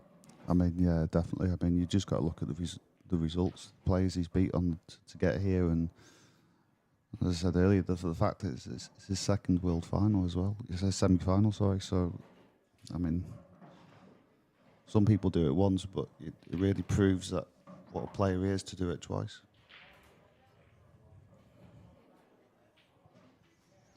I tell you what, that took off on him a little. I was still fine. I was still absolutely fine.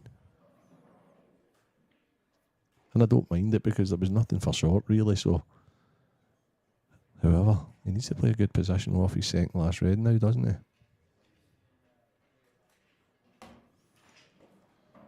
So this is going to be quite tricky to get onto it. But Is he a little straight on that? Is he going to just stun the gap? Is that what he's round looking at just now, Dave? yeah, I think that's the safest option. You know, you can't get any more perfect on that. I think you just got to take your medicine on that and aim for the just middle of the table, just a bit under. And he's come up quite straight, so that's even better. He's played Tell it you really what, well. yeah, he's played that as good as you can get. Yeah. All he needs to do is concentrate in the pot here. Let's say auto position. Yeah.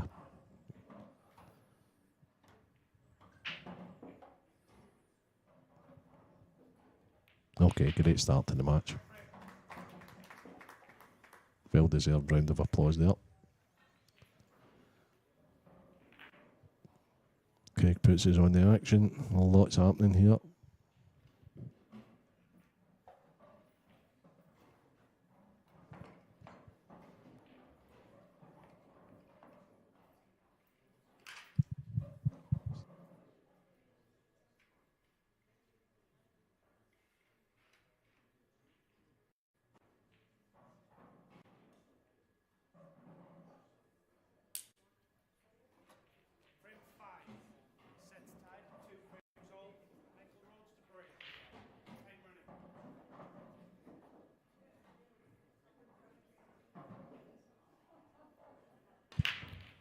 So, 2-0 down. Michael Tomlinson. Oh, sorry.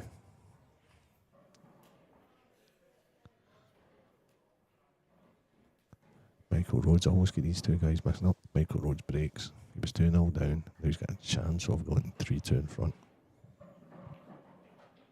Good start. Good start of pot.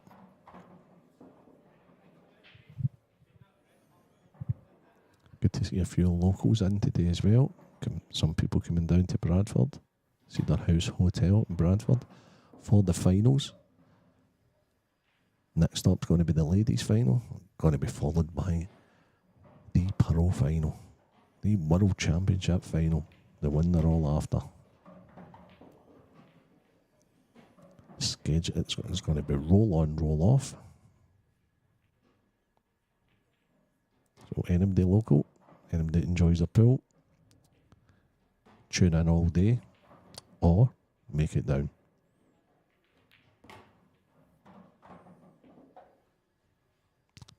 Doesn't he mess about, Dave, does he?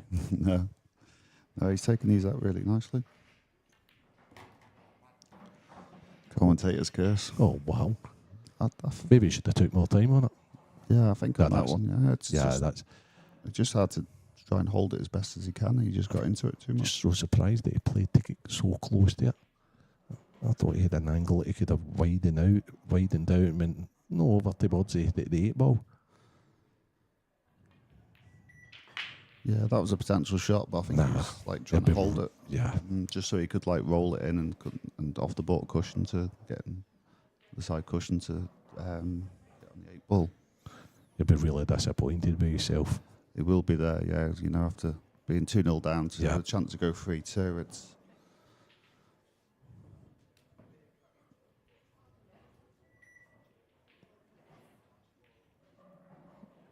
Okay.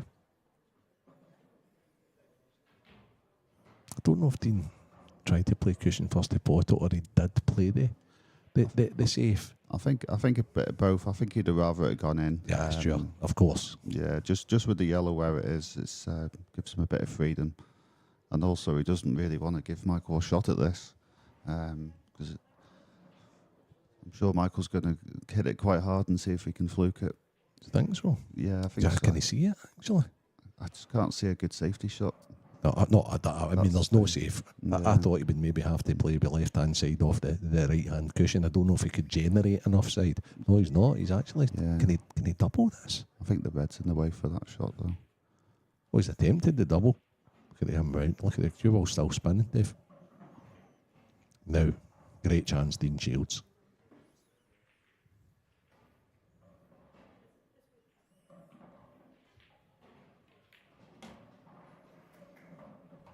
And I know this shouldn't make any difference, but the reason I thought Dean would have wanted that ball to go in before is he would rather be playing this clearance with the yellow where it was than where it is now. So much as I don't think it'll make any difference, but it does add that just tiny bit of pressure. I think they call it insurance, don't they? Yeah. You know, they're having that little bit of insurance there instead of that yellow sticking out, knowing that if you miss, you're going to lose the frame, whereas no, it's always better to have the insurance there.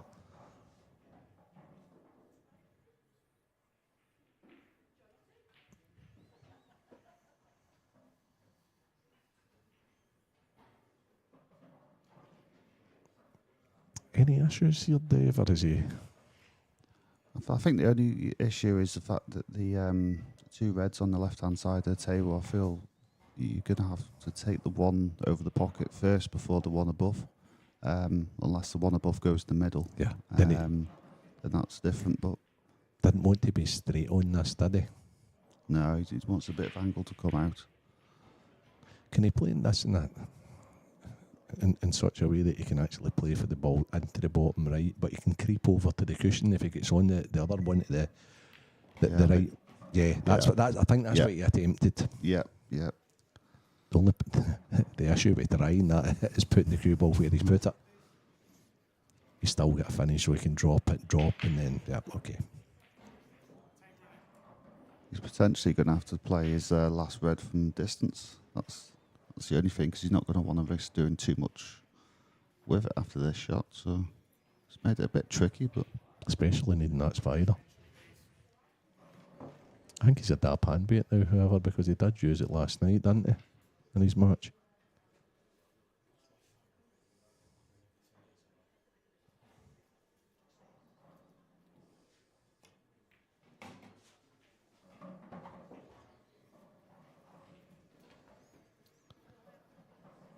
So as you said, Dave, it's not as easy now. yeah, it's just with this shot now, you don't want to risk trying to get too close to it, but you want to be reasonably close to it as well. It's just 'cause it's quite straight as well, and Aye.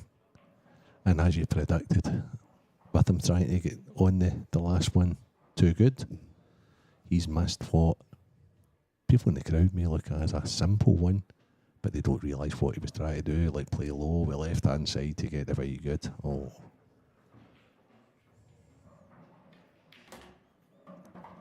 Michael Rhodes pots, that's the 8 ball. It's advantage Michael Rhodes. Both have had a chance in this decisive fifth frame.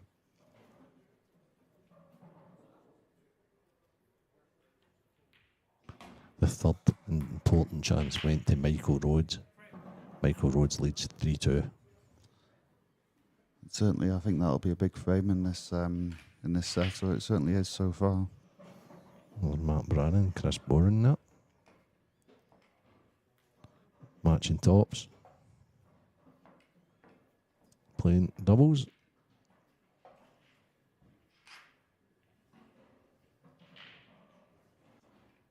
Craig Brown. I think he's playing the mixed doubles. Marshy sitting quietly in the background there. Curtis Lee, Gio Hager and their partners.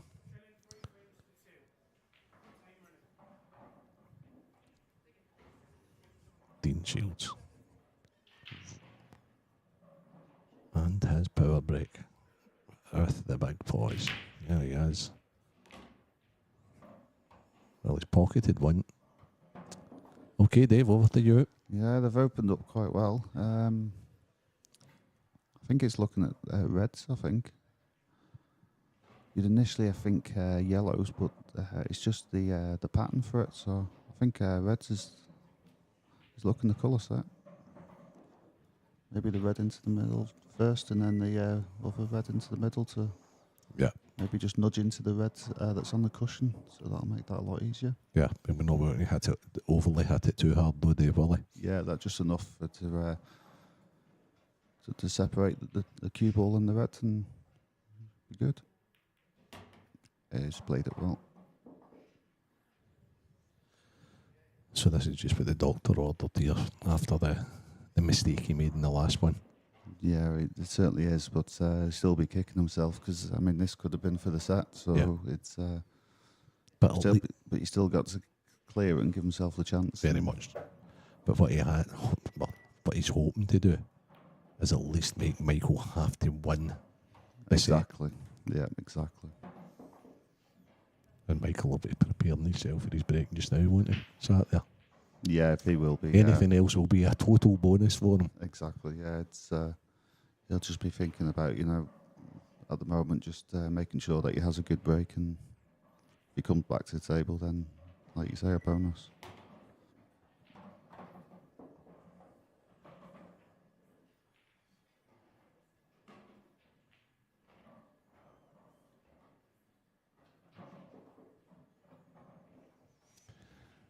I've watched a lot of Dean Shields over the years, and I might be wrong, but he's always had good mannerisms around the table and what have you, but I think he's actually slowed down a little. I thought he used to be a little quicker than he was. Yeah, I think maybe a tad, but I think it also obviously depends on the clearance ahead. But I think it's just taking that little extra care. I think sometimes you can play too quickly, and you're either not ready for the shot, or sometimes potentially not even looked at your options properly. So I think he has maybe brought that into his game, and as you see, when he doesn't need to take that time, he can just get on with it. So 3-3. And that is how you deal with tap-ins, if you want to call them that. You just need to take that care. How many times over the years have players had tap-ins, switched off, think they're easy? So even when he had 3 reds left, if he underhit that and was off angle on the other red, then that could potentially create a problem. So it just goes to show that just a little bit of care makes it a lot easier. Any young ones watching out there, and anyone that's trying to learn the game, watch these guys. Watch how they make it look easy. Because it's not as easy as it looks. We know that.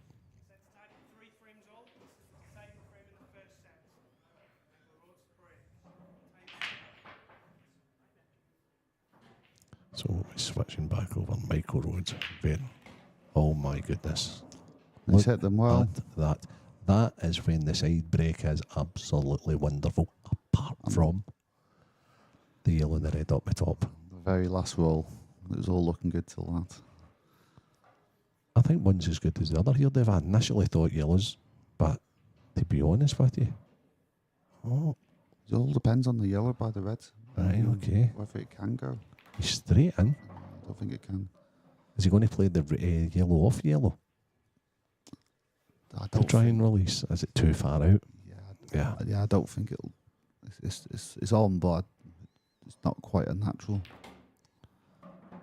Or is he going to leave an angle on the ball to the left middle to cut round and in? Yeah, it's risky. We'll know in a few seconds anyway, because Michael doesn't mess about. There's just no guarantee at all. I mean, you'd have to come in from behind it, you would think, but if he hits the red thick, then But he must have a plan. He must have some plan, because he's played these so quick that. But I wonder now that he's taking his extension, if his plan has went wrong, and he's not put the cue ball exactly where he wants to. But I wonder what his initial plan was.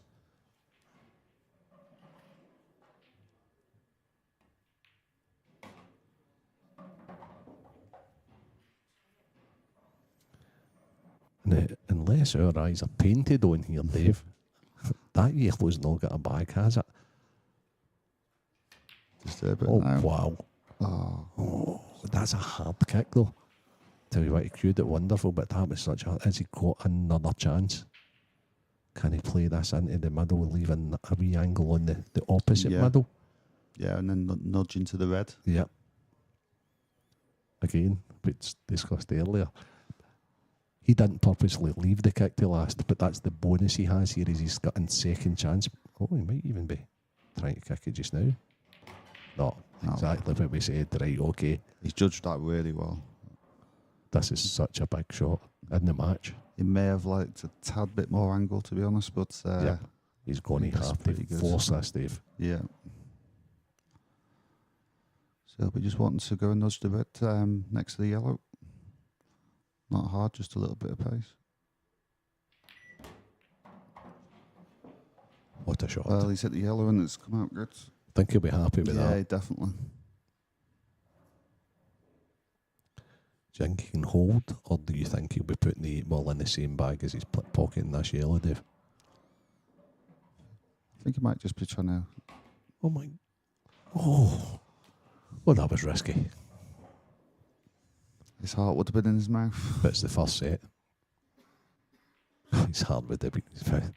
Big Dean would have been kicking it into that middle bag. There we go. First set. Michael Rhodes. 4-3.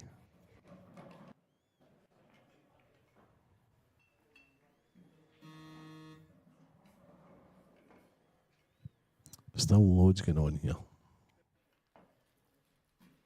It's the World Championships. 6 World Champions we will be crowning over the next 2 days. The main World Champion. The professional World Champion.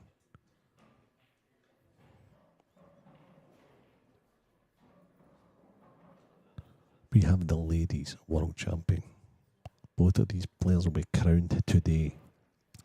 Seniors, Masters, doubles and mixed doubles.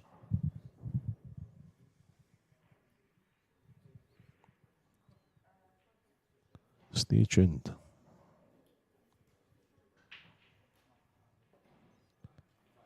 But the main events, finals, will be today.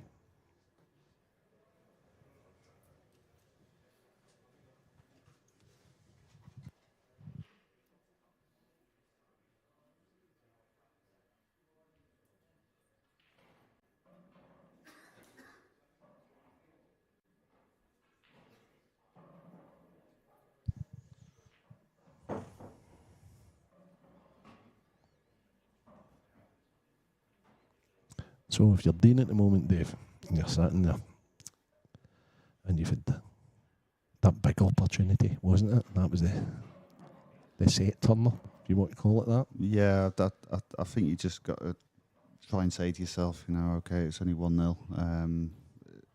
Obviously, the first set is massive, but it's going to be a hard one to take. But he does need to try and put that back to the back of his mind and just carry on as he has done. And you know, he's more capable of going back and getting into the match. And you know, it's sometimes easy to forget, but you know, sometimes you got to do that. And yeah, and it's been discussed before. This format is it gives you an ample opportunity to get back. I mean, that was a very close set. Somebody could win the next set 4-0, but all they're getting is one set. So it doesn't matter if it's close or people trying to practice the shootout here like that. Yeah, or even if somebody runs away with the set, it's only one set at the end of the day. It's very much like tennis, really, isn't it? You know, it's doesn't matter if you're losing a tie break or win that set 6-0. You know, it's only one set. Great format. that's the thing. Tennis plays sets all the time, you know. So you know, it's like the norm in tennis, isn't it? Whereas for us, it's something different, you know. Yeah, that's what makes this World Championships unique. And I know there was discussions of should it stay the same, and I think it also gives the event its own identity. yeah, absolutely. You know, because it's the only event that's played like this. So it's I think it's good. The entries tell you that people like it because it's always a sellout. So Yeah, totally. It's always a great event, so that's why people keep coming back as well. I can only imagine that one of the two players is out for a little comfort break at the moment.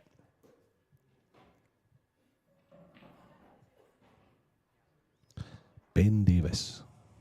The return of Ben Ding Davies. What a story. He has, obviously, another one of our sponsors. He has a big share or owner of the company on board, which is globalised now. It's all over. They do all the shirts that everybody more or less is wearing in all pool circles. So he's taking a lot of time out to deal with his business. And now he's started practicing a little bit again. Finds himself in the world final. What a story, Dave. It's quite incredible, isn't it? I think if you got that talent, then you know you can always have a run like this, even if you haven't been practicing much. You know, he's been practicing very little by all accounts, a little bit on the lead up, and you know sometimes it can work like that because he's, in a way, he's had no expectations. He's had no good form to go off, but he's also had no bad form to go off, and so he's had no real feelings. So sometimes it can work well. That. Yeah, he's now a veteran, obviously, the Ben Knight, but I can remember them as young guys, him and Simon, Tom, Marshy, Sheppy, all these guys, and the extraordinary practice regime was like playing each other like first to 50s, things like that, you know. So all that stood him in good stead. All the practice all these young Welsh guys put in, and but he's matured a little. I watched him playing some real like clever shots. So he's always had that in him as well. I think obviously the cue ball's a bit loose sometimes. He's one of the players that can sometimes make the simple stuff look difficult. And yep. But then he and gets then himself, and then the clearances that are never on, he just manages to find them. It's as if he finds them easier. Yeah, yeah. He's a great shot maker also. That's exactly what I mean. You know, you snooker him, and no, I've never seen anybody quite like him. It actually pots out a snookers or snookers you back when he's snookered himself. He has his, and that can be the difference between winning and losing. Very much so. Anyway, that's one of our finalists. Back to the match. Who is he going to play in the final? Is it going to be Dean Shields breaking, who's a set to 0 down, against the informed Michael Rhodes? And that first set could have went anyway. What's your first impressions of this layout, Dave? There's a few tricky. The yellow and the red on the side cushion is going to be a problem. I think for that reason, maybe reds, because you can access it.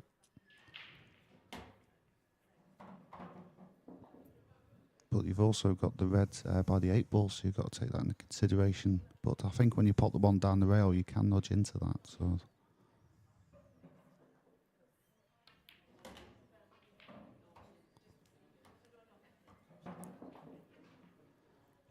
Yeah, that's what he needs to. It would have liked the other angle, just to make it easier to get onto that red down the rail, but you can still play the shot. He's gone off 3 rails. Is he a little shy? I think he is. But he's still got a pot, which is the most important thing.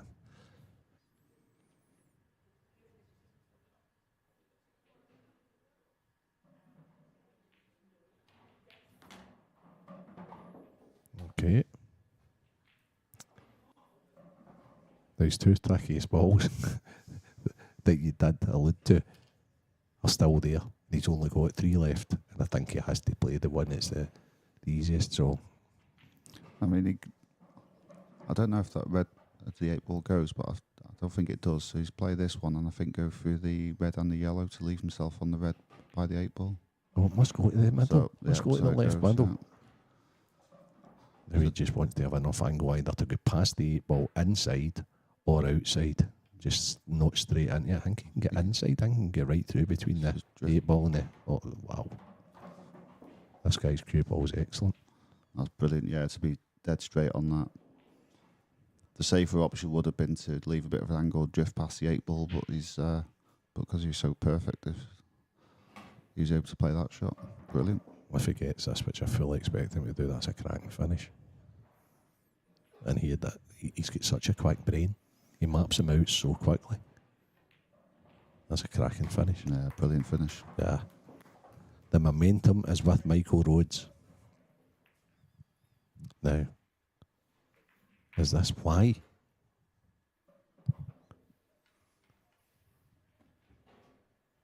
The guys were practicing.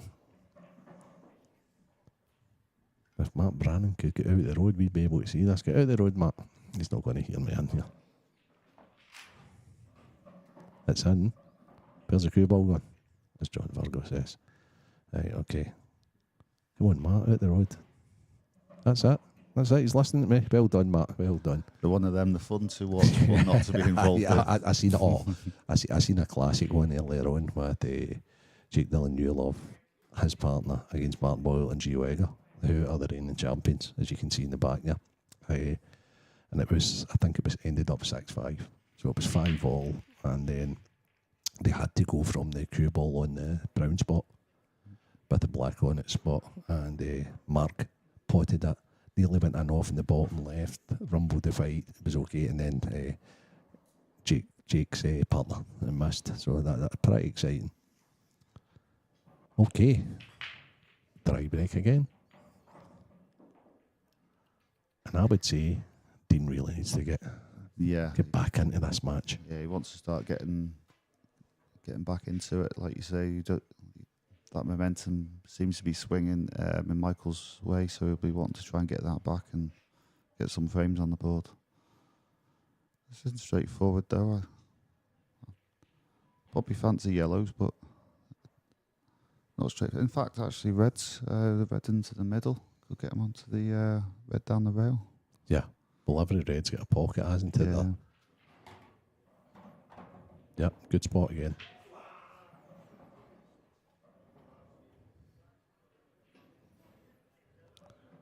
Tell you what though, this is not easy.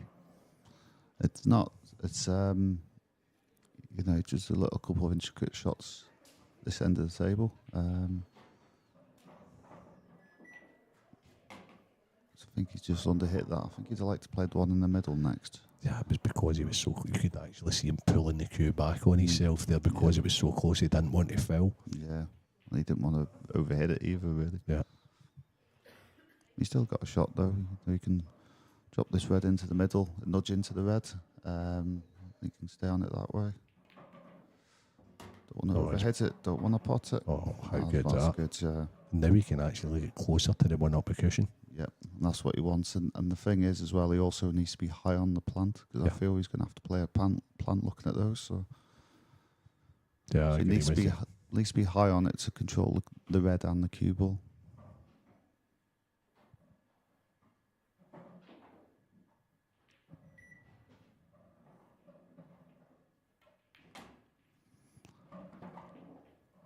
So this next shot, Dave, do you go forward? Do you stop dead? Are you looking for angle? I think you're looking at stunning it, or or even screwing back an inch or two, just to give it plenty of angle and, as I say, to control the cue ball and the red.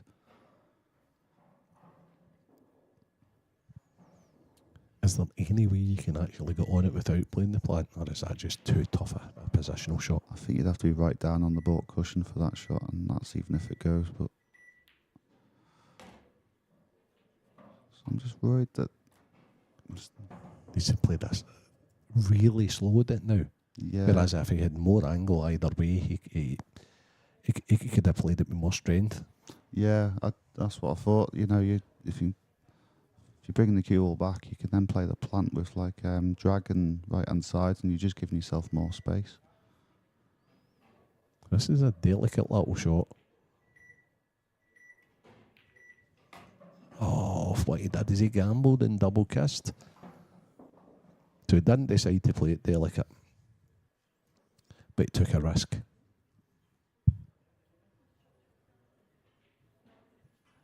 But he'll not care a jot if he drops this in and pots it black into the bottom left corner. It's all about getting the frames on the board.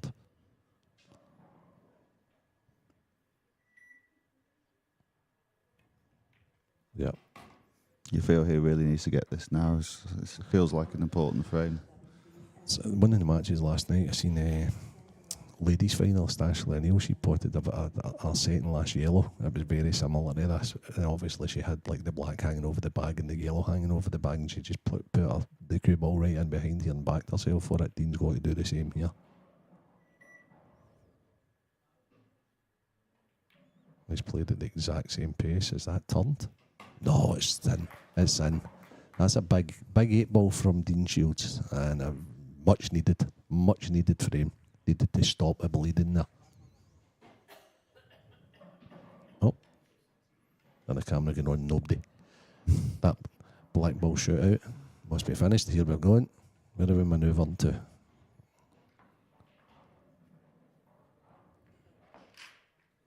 That's Gareth Fibbett. And his partner Viv. Playing mixed doubles. That's our very own Dan Davey. He's playing a mixed doubles tie.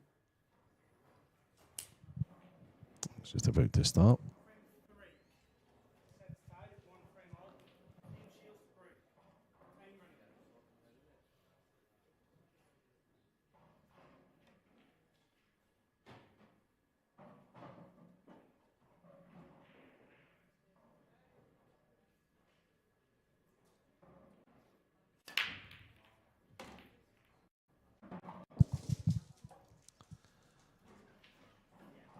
Dean's got his breaking shoes back on. Oh. I mean, even a novice like me thinks he knows the colour. Can I guess a colour set here, Dave? I think he's going Reds.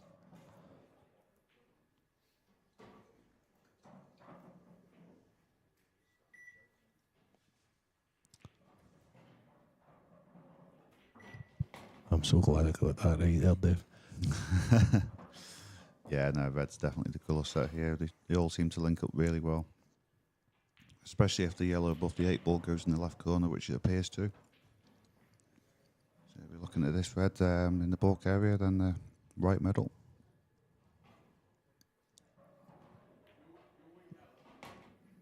They played that delicate enough to stay on the one in the middle. The only other thing to watch out for is the 2 reds that are close together next to the yellow. It's just making sure you take them in the good position on them. If they're slightly out, you can lose the cue ball, but we should be fine. Yeah, he's got out nicely.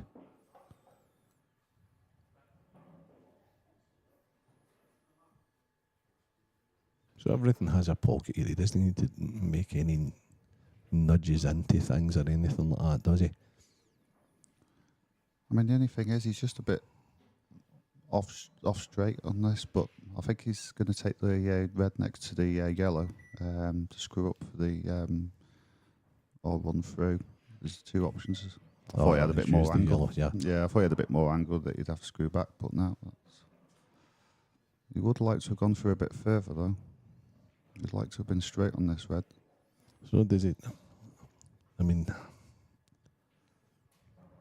he's got a shot on 2. He's got the one at the left middle, but he's also got the one at the bottom left. But the one at the bottom left, he's going into the 8 ball, hasn't he?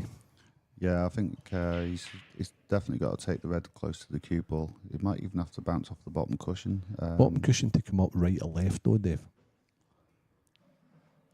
Just pretty much where the red that you're going to pot now, Yeah. I'd say you need the cue ball about there. I'd use that as a guide.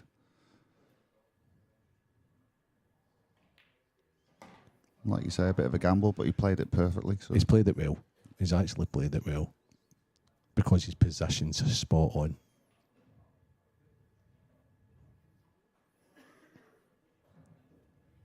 And again, the momentum shifted yet again. that's the thing, when it comes your way, you've got to keep hold of it for as long as you can.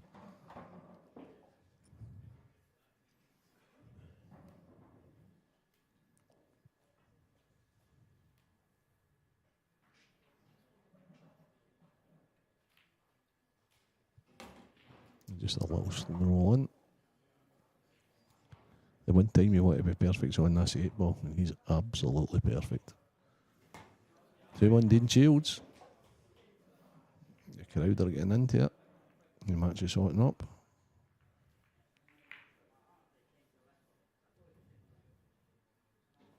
Referee Brian Moss setting them up.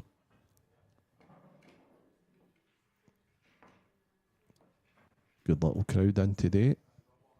Big spectators to the left. The officials are on the right hand side. And we've got, I see Ronan playing in the background, so I can only imagine. There we go. We've got Bronwyn Ward and our very own Mark Pickworth. He's sitting there watching everything. Our very own Stato, so he'll be like getting stats together for all the finals that's coming up. Is that? Oh, a bit of emotion there from Michael. A wee bit disappointed. It coming dry yet again. So we're looking at, I think, potentially yellows. The only thing is them two yellows with next to the red. So it is a problem for both colour sets. But actually, I think maybe red's actually red in the middle and then the other red in the middle. They open up quite nicely then. Love the way he's took his extension. Yeah, definitely. I would say the extension gets used more on this shot than any other shot, Dave. Yeah, definitely. It's Could you explain to the viewers why that is? Yeah, it's just the fact that to figure out the whole pattern. Sometimes the first shot can be the most difficult shot, but it's also, even if it's a simple shot, you don't want to be playing the wrong shot that could affect the pattern later on in the clearance. So you really do have to give it a thought for the full clearance. So that's that extra time is useful. And for anybody tuning in for the first time, the players are playing blackball rules. 30 seconds per shot, and they have one extension, 30-second extension per frame.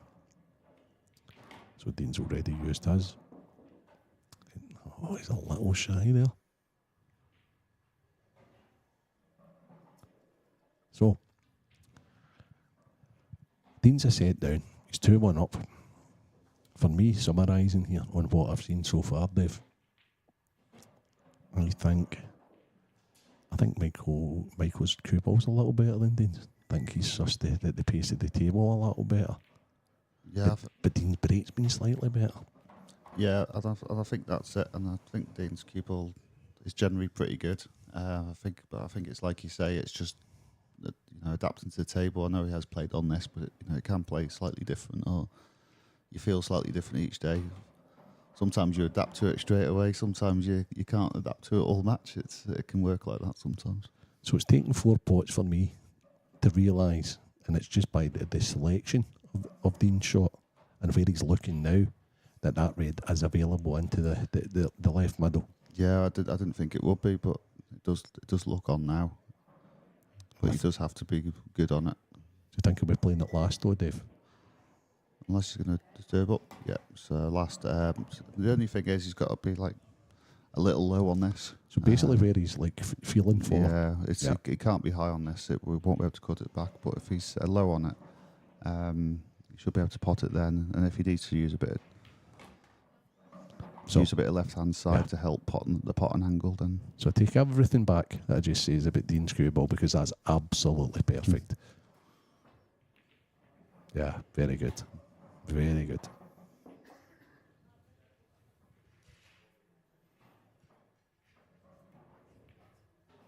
Yeah, good finish, Dean.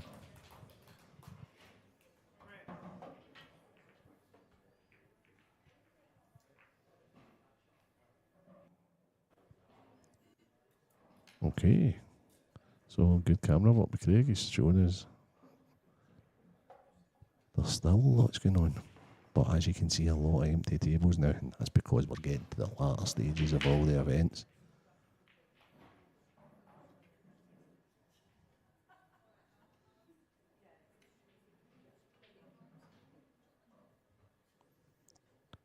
By the looks of things, Robert's partners just put him slightly shy on this 8-ball in this mixed doubles game. Let's see if he cuts it in.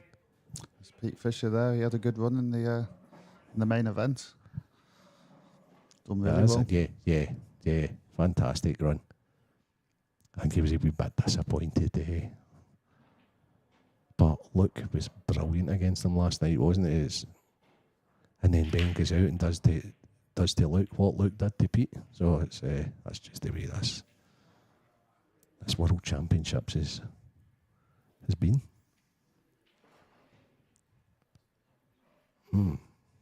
These aren't as straightforward this time, Dave. Yeah, there's quite a few problems. it's hard to decide which ones, to be honest. I think maybe yellows. Red onto yellow first, and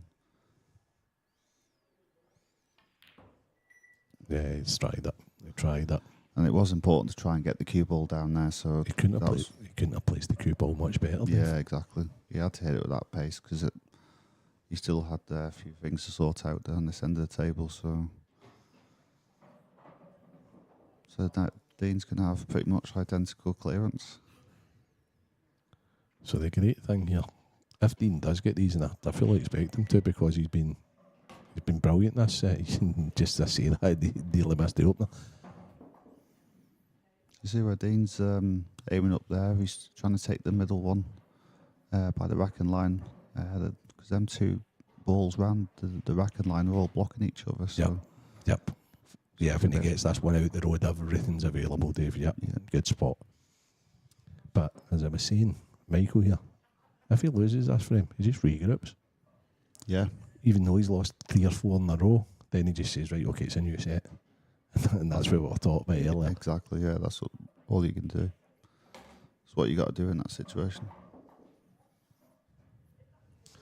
So Dean's a little shy again. He was waving it, trying to wave it on there a little. Yeah, he's underhit that. If anything, he should have overhit it. So that'll be more frustrating to him than anything.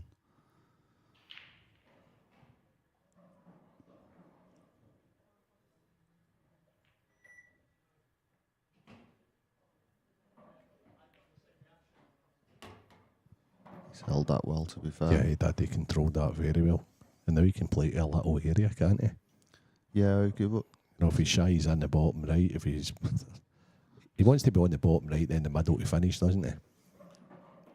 yeah, so he'll run through, and he can be on either the two, but yeah, he'd rather be on the bottom right after this shot, and for the yellow in the middle. He just did a wee look at the yellow into the right middle also. Oh, that's okay. That's absolutely perfect. Oh, absolutely perfect. I think he'd have loved it to have been straight, really, but Can he he's not? pretty close. He could Yeah. just, like say, nip it and still hold it. Okay, I was thinking flick off the cushion, run past the 8 ball and go off the cushion with a wee touch of maybe left, but maybe the scary thing about that is actually touching the 8 ball. Yeah, and also potentially underhitting that. Oh, he's fine. He's fine. So now he can do like a stun run through, Yep. get to the centre of the table, and Yep. be perfect. It's hard seeing the angles when you're sat here. It is. That's where you'd rather be viewing like the spectator view, and then you can see everything, or but you're in behind it. Sometimes it can make you sound silly because you've just not quite get the right angle. Well played. One set all. You need to get the player cam sorted. Yeah, that would be a novel, an exciting thing. Yeah, so Dean's going for a wee comfort break. I'm sure we'll go into the arena.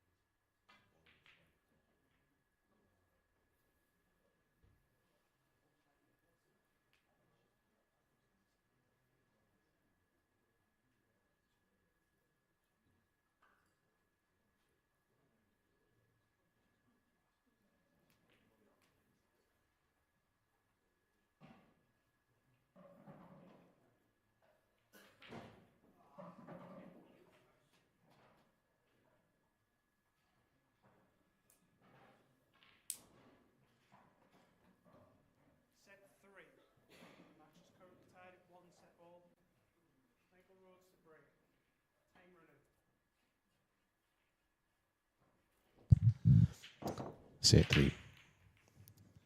Best of 5 sets. Dean's back on it. 1 set all. Michael Rhodes is just broke. It's a bit congested. It is indeed. Looking at yellows originally, but it's just getting into the yellows where them reds are. So I think he's going to go into that bottom area. No, actually, that's a great shot to pot them both and open up both colour sets. So, blackball rules. There's still not a set being decided yet. There's no nomination. It's when you pot a ball of the single set. So, Michael can still take a reds or yellows just now. And if he pots a single, he'll be on it. If he misses, it'll still be open for Dean. But can he see him missing? That's for sure, Div.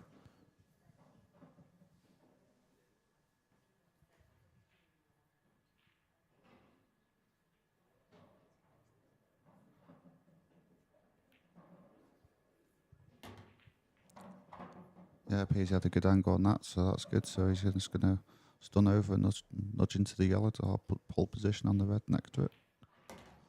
So for me, I'm looking at this just now, Dave, and I'm thinking to myself, the red beside the yellow is quite close to the 8 ball. What's happening with that? Have you seen a pathway for that?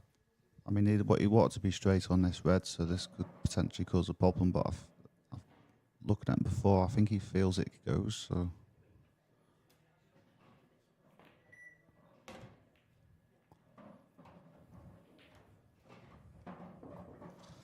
I think now with red having to cut the red into the left middle, I know the cue ball's going to be loose, but I feel it's the best option.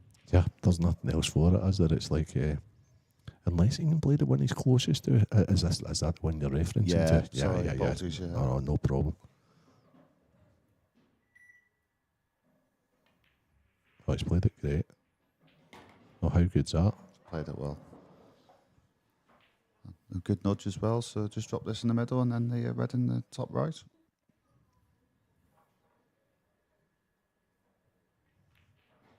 Yeah, there we have it. That's right, the guy sitting next to me, IPA Pro, Dave Adderall, has won so many tournaments. And that's why he is where he is in the game. He called that well done, Michael Rhodes. First frame, third set. And a very important one at that, after Dale stealing the momentum back after the first set. What's upcoming, I hear you ask? What's upcoming is the finals. Ladies' final. Emma Cunningham, legend, against Ashley O'Neill, the Scotland #1 lady player.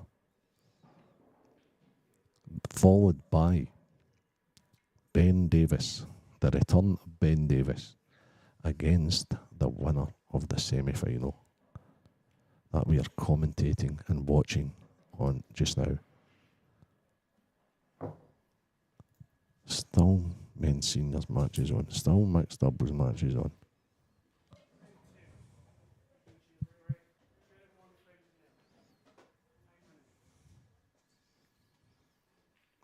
Here he goes. Dean Shields again. With his unique break. Wait for the pause. There we have it. And then smash. Yeah, he's hit them well again, just no friends on this occasion. Quite congested again in the by the side cushion. I'm listening to a lot of players, Dave, right? Especially when they've just come off the table and the break's enormous, isn't it? Yes, it's quite often the most important factor of the whole match a lot of the time.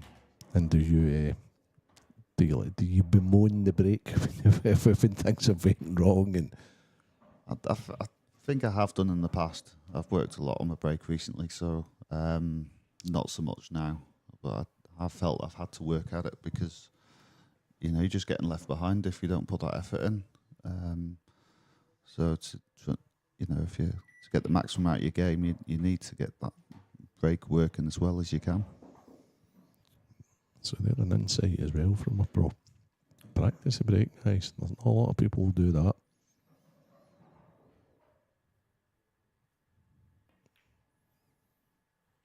Oh, he's tried just to be too cute with the cue ball there. Yeah, there's quite a lot in that shot trying to drag inside. You can change the pot and angle, so he's trying to do so much on that just to drift the cue ball across. So it wasn't just about trying to pot the ball, so it makes it a little trickier, but you still, of course, expect him to pot it.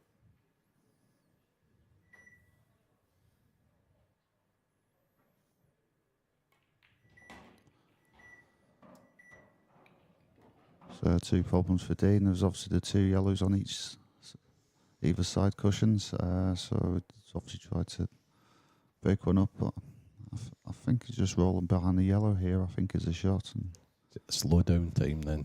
Yeah.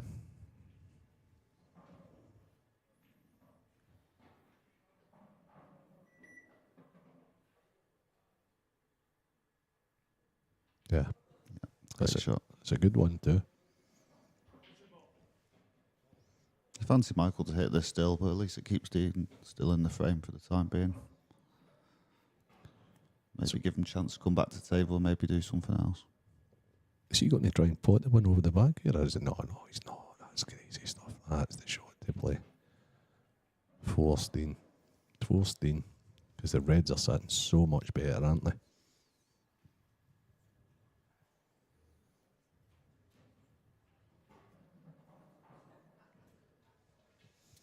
So again, this is the mentality that you're on yellows here. Have you? I mean, has he an opening pot here? It doesn't appear. I mean, I don't know if he can potentially play the same shot again, but it's so much harder. Cause it's so there's thin. no pot at all. He's not. Has he? He's not even got a double. I can't see anything now. I don't even know if he can hit the cushion.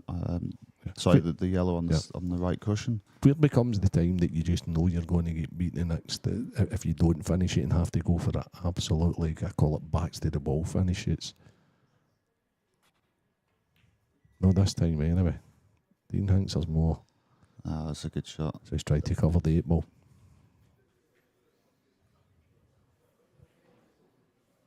I think he'd have loved to do much more than that, but I think that's the best that he could have done. He is, of course, leaving the chance to Michael, but is Michael going to go for these because some of the yellows are still in such an awkward position? Yeah, and I think he'll try and pot it off the yellow. Yeah, there you go. That's taken that away.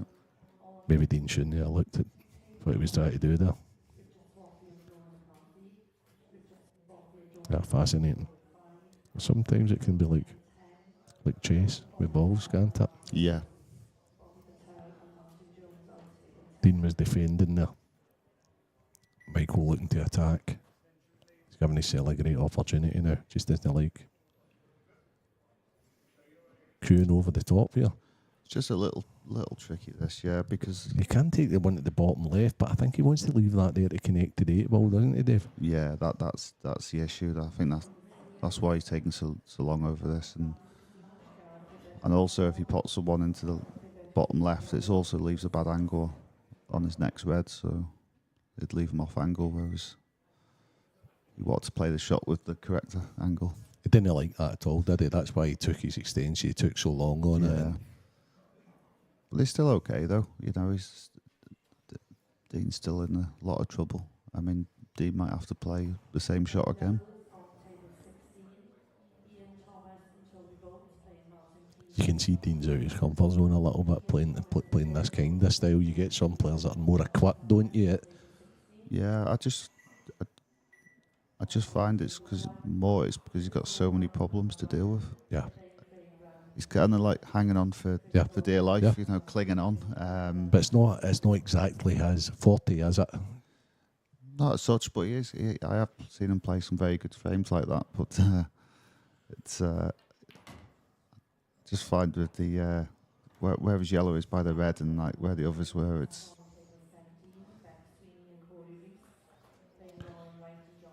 I know he'll be happy anyway. Michael Rhodes will be happy that he's not shot off that pocket and allowed him another chance, because after his mishap in the last one, queuing over the ball and missing a pretty straightforward one, he'll be over the minute. He's a bit far away for his work gear. Surprised. I thought it's just done it out a bit, but maybe it was straighter than we first thought, so he's had to screw it back to make sure he's got the correct line on this red. Oh, that's a great shot.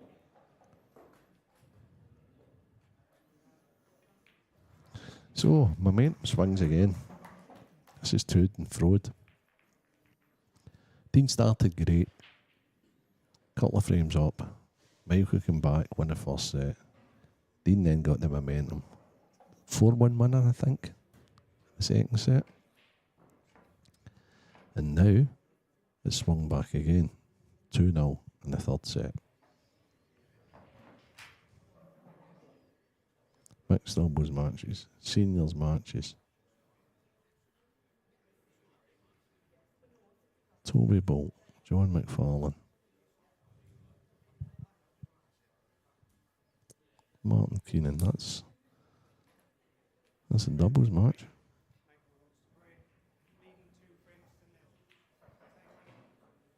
We're in the third set of the semi-final of the Supreme IPA World Championship.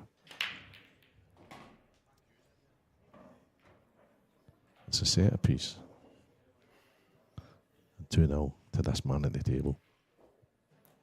The man who put out the reigning champion last night, Garrett Hibbert, Michael Rhodes.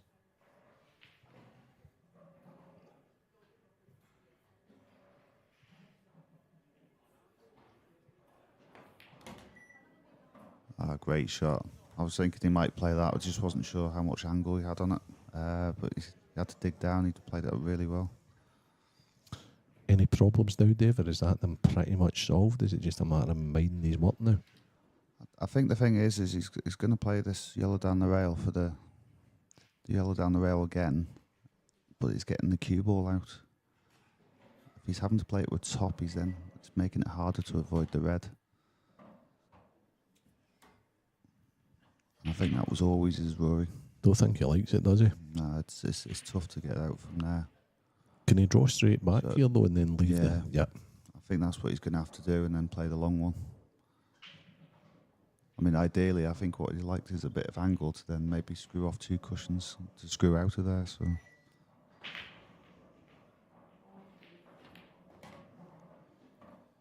Is he on it?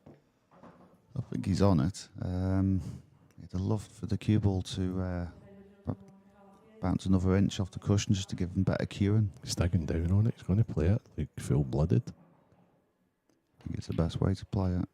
That was very tough. Very tough. But he played it positively, played it the right way, just got back quick on it. Yeah, he had to play it like that.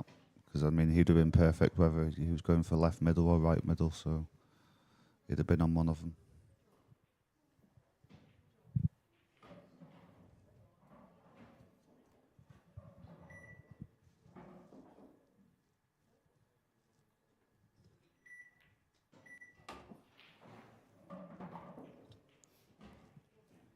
So a chance here for Dean to get back into the set. So red right middle, and then I think he'd actually stun this, and then the red in the top right, and leave the last 2 till the in the middles. Yeah. So that appears what he's doing. So another set, it's to and fro. And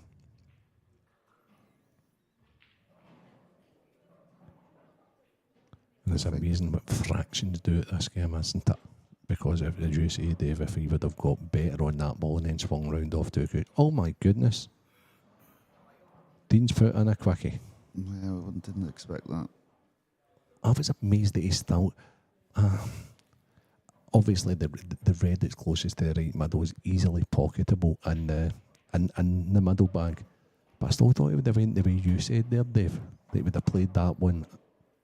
Yeah, up to the top right. Yeah, no, the order he was taking, I think, was great because once he pots that, he's then got the one in balk and then the two in the middle. So I think it all links up really well. But he didn't get through that last one, did he? It's so Undine-like. I don't know if he just played it a bit too quickly or... Yeah. Yeah, he took too quickly in regards to he should have took more time on it and sorted himself out. Also, with having a slow start in this set, maybe he's just trying to let himself go, like free himself up, and then just missed it by trying to do that. So uncharacteristic.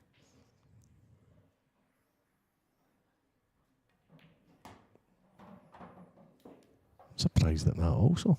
I don't know what kind of angle he had on it, but yeah, it must have been really straight then, because I'd have liked to have run it through to play the this yellow he's playing now into the same pocket, so you could just stun it.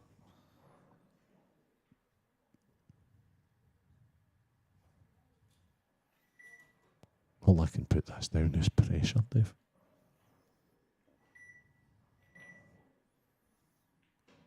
That must go. Yeah. The reason I say it is this is a really precise shot now. Whereas I don't feel you'd have had to be as precise as this. He wasn't half precise. He's slightly overdone it. I think he's going to have to put the ball in at the top bag now.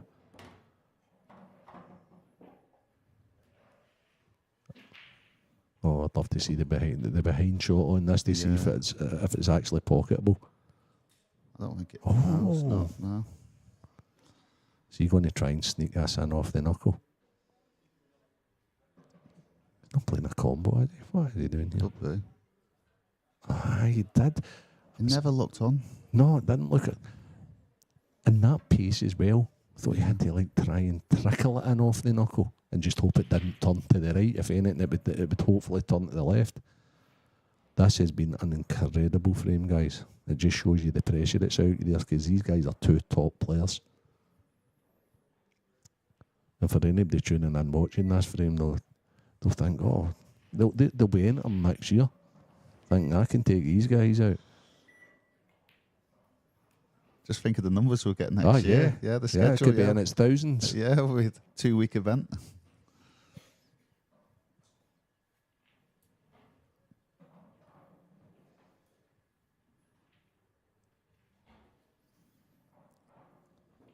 So is he just going to try and roll up to it to keep himself in the frame? Or is he going to hit it hard to try and pot it? What would you do here, Dave?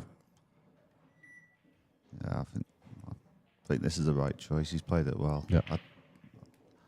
I think the other option, you could maybe wait a visit and do it, but yeah, the only issue now is Dean can attack. Has Dean got the? Can he cut into the left again? I think he can, can't he? I'm thinking the red in the left middle. Yep. To give himself plenty of angle on the one in the balk area. So then nudge up to the 8 ball. Yeah, point and screw the 8 into play. Yep. Because you've still got the one in the middle of the table as backup as well. Although you're not going to be perfect on it, but you'd have a shot. I mean, if this red's available, I'd be amazed if it didn't go that way. I'm not sure he's on it, Dave. It's maybe just too straight, you see. That's... Oh, yeah. Yeah. So he's just went safe again. I don't blame him. Good shot. I think I'm having a go off the cushion this time and try to kick it into the bottom left. Has he got enough? Has he got enough of that he can play that? I don't know if he's going to get enough access. That's what he's right. That's what he's just dropped his chop, but that's what he's round looking at. Yeah. The only thing is I don't think he's going to be able to get enough side on to get enough pace on. I think the harder you hit it, the side won't take effect. Just depends, obviously, with his camera angle. There we go. There you go. Yeah, he did have enough. Wow. Great shot. Dean will be raging. He'll be raging that he didn't have a go. He played the 40 he thought was a percentage shot.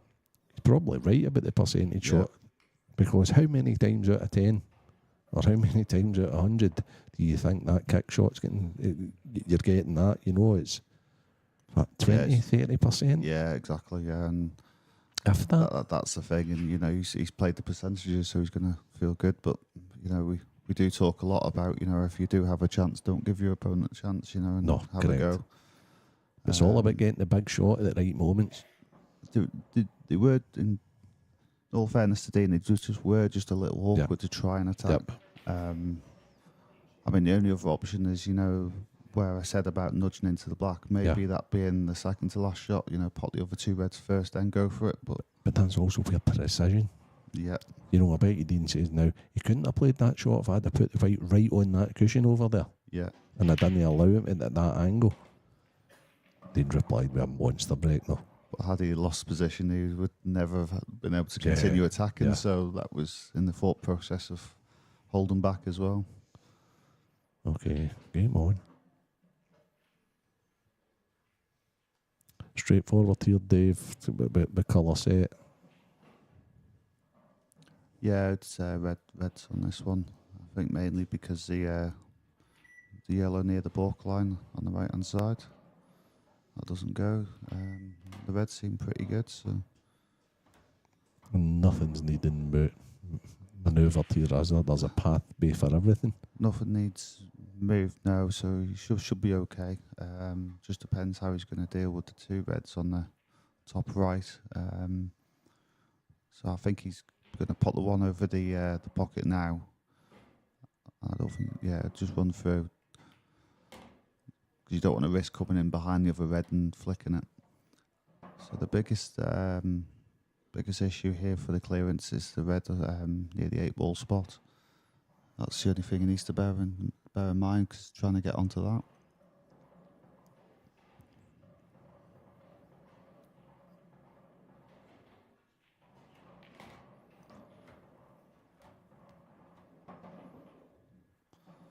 That ball I mentioned, though, unless it goes into the left middle, that's going to make things a lot easier.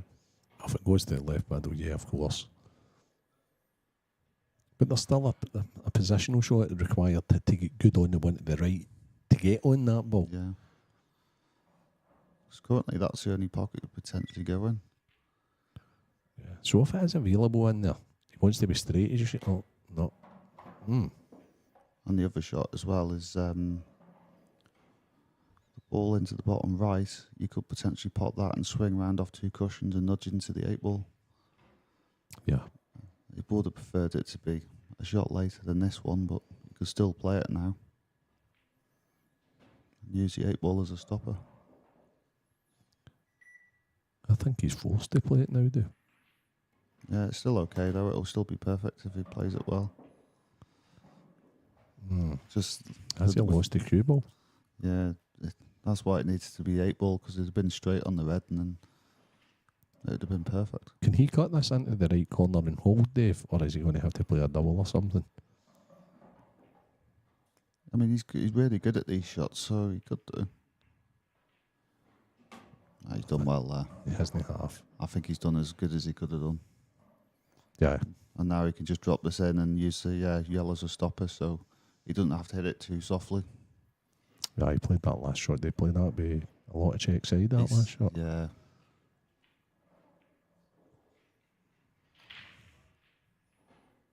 Oh, decided to do a soft screw. I'd have fancied the... Tell you what, he played that great, didn't he? He did, really, really good. I'd have just fancied the rolling and played the longer black. Okay. So that's how you reply to somebody playing a worldie against you. But yeah, alluding to that shot with Deans, he's really good at them shots. He's probably, I think, one of the best. Like playing the kicks. Yeah, the check side. Yeah. Oh yeah, the check side. Yeah, Yeah, sorry. yeah, he's so good at them. I honestly think he's one of the best out there at that kind of shot.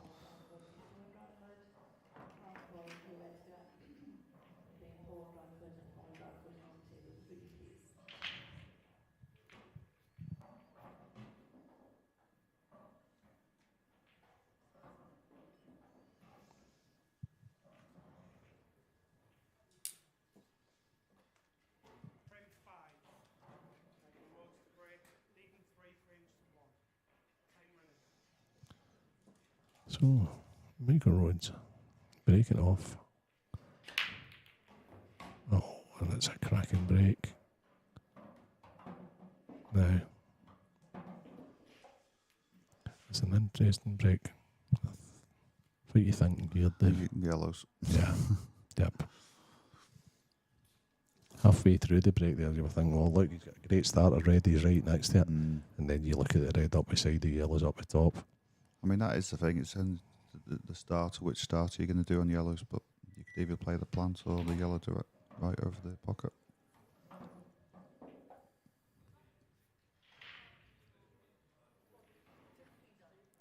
Any potential problems here, David? What are you actually like? What yellow are you thinking that is going to get you on the 8 ball here? Oh. Yeah, we'll just take a breather for a Yeah, moment after that shot. that's it, yeah. I mean, I had him finishing this year and they nearly missed like the simplest of pots. Yeah, I'm thinking the yellow next to the red. It's not ideal because you need to be straight on it, but it's the only real option.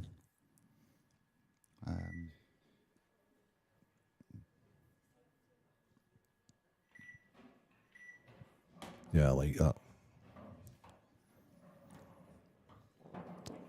I take it you swing across for the one down the rail next then, Dave? I think he's going to just screw back into the centre table. Okay.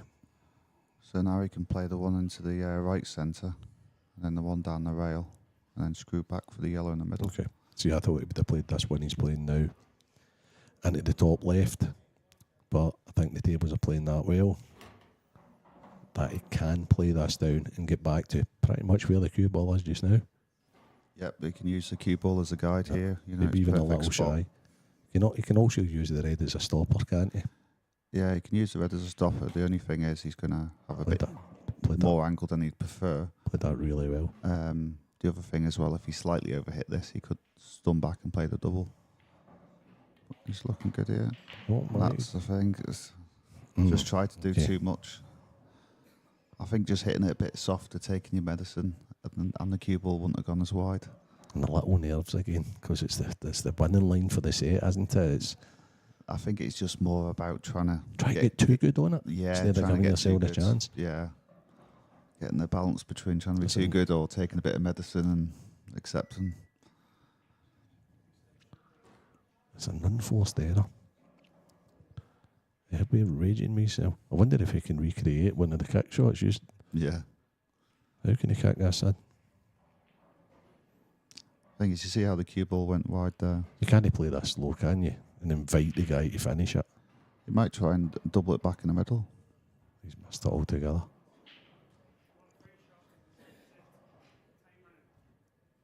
So this is turning out to be a nearly semi-final, Dave. It is indeed, yeah. I mean, good chance there for Michael to win the set, and now potentially Dean's right back in it.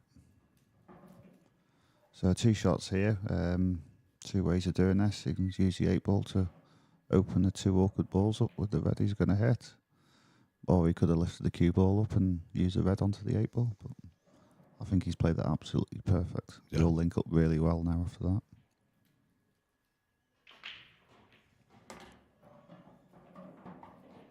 So these 2 down at the bottom of the table, and now they go up for the other 2. Ideally, you'd want the one on the left cushion.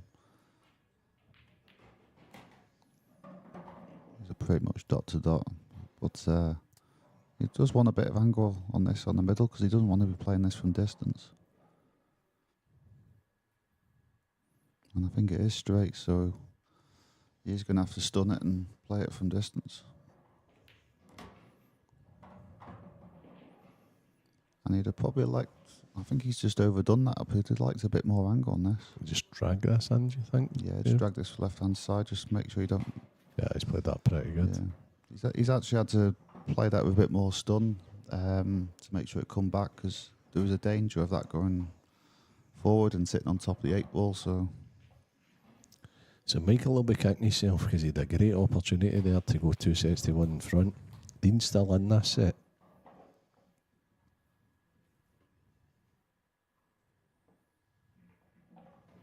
Another top player, young Welshman, Rhodes.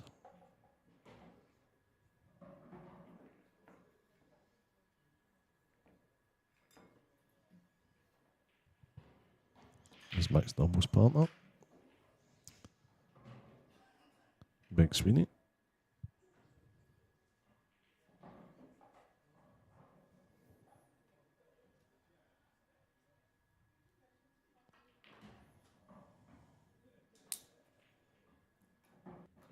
I'm sure Corey will be delighted with look at his face. They're partners as well, aren't they? Not only mixed doubles partners, but they've got to take that to the room with them as well. Yeah, I was just going to say, it's a shot that can put a bit of a strain on the relationship. Yeah.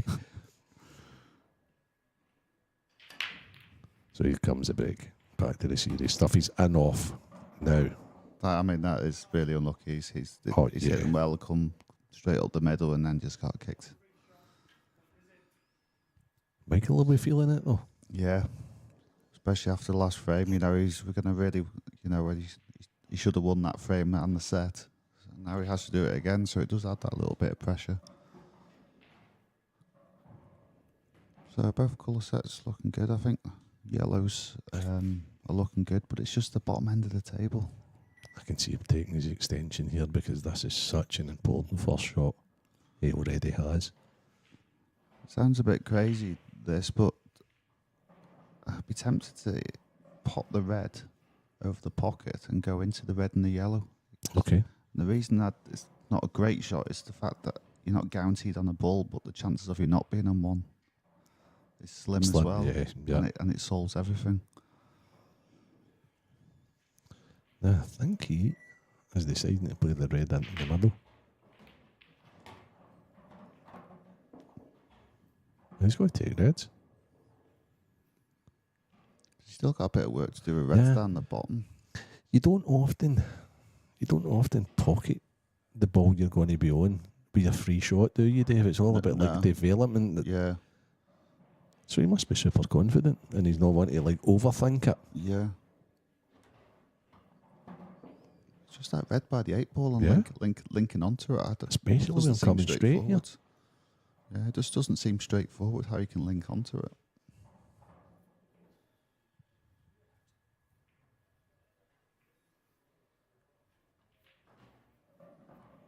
Because the only shot I can see is if he pots these two and then cuts the one in bottom left, you'd have to nudge into the yellow. Your plants it though.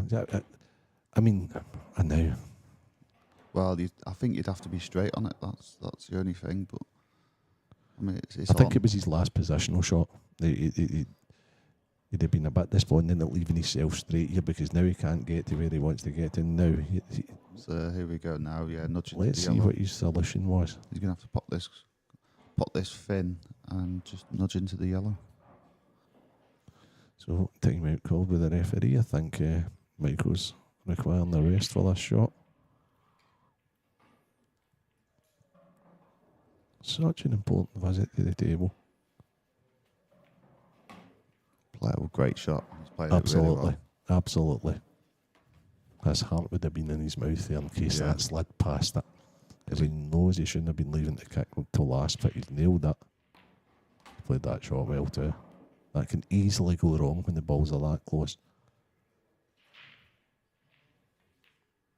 2-1 in sets. Michael Rhodes. Michael, away for a little comfort break. You can be watching some of this action just now. I better still get yourself down here. Cedar House Hotel in Bradford. We've got still lots of finals to come. All of the finals still to come. 2 this evening, 4 tomorrow. Up next, the ladies' final. Emma Cunningham, Ashley O'Neill, and then Ben Davies awaiting the winner of this semi-final that you're watching just now.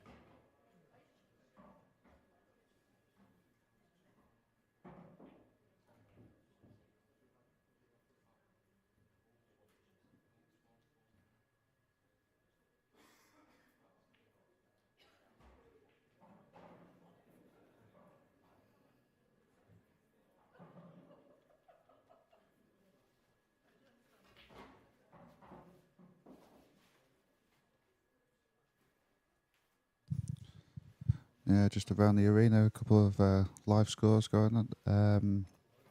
In the Masters, Richard Swafford is 2-0 up against Ronan McCarthy.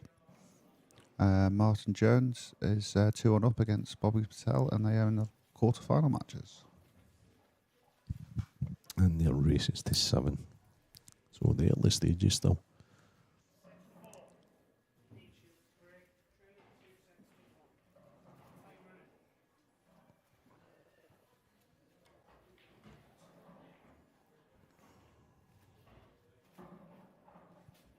So this is an important break for Dean.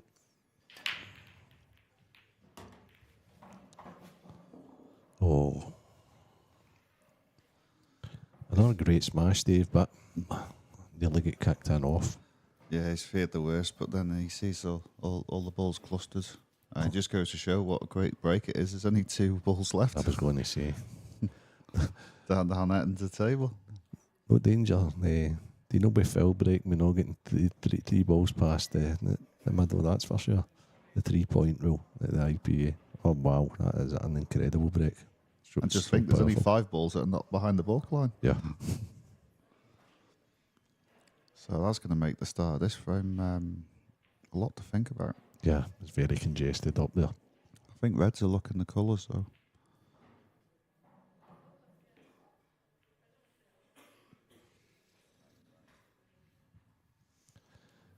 Is that the worst miss in the pool history? I very much doubt it, Dave. No, I don't think so. I think he's trying to worry about trying to get the cue ball out as well. And I think he's trying to pot it as fit as he could. Yeah, what I mean regarding try and that get it is, out. like, it's not the easiest for Michael. It's a pretty tough wee finish, so So yeah, good plant to start off with. maybe 2 plants to start off with. Yeah. Dave. Just needs to make sure if he does play the plant again, then just needs to make sure he controls the red. And I've just said that it was pretty congested and not the worst miss, but you can see a way now, can't you? Yeah, he can now, yeah. It's all opening up. I think he might have to play this plant, just run it through and then play a red into the right middle. Just depends if just the angle on this plant though.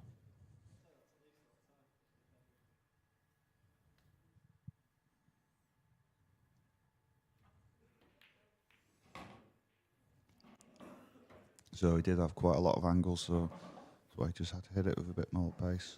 Do you think he's going to play another little dislodge here, Dave? On the Yeah, I think pot the red now and nudge into the red, or he can just play behind it. I think just drop this in with a bit of drag. Oh, is that right hand side? Yeah. So Yeah. is that why you look down to the bottom right there to see if it's available there? So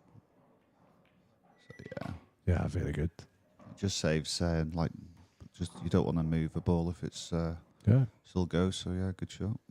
yeah, it can put it in the lap of the gods a little bit, and Yeah, it can go funny. then you that's- like that's why? it. Yeah, Then you like why did I play that?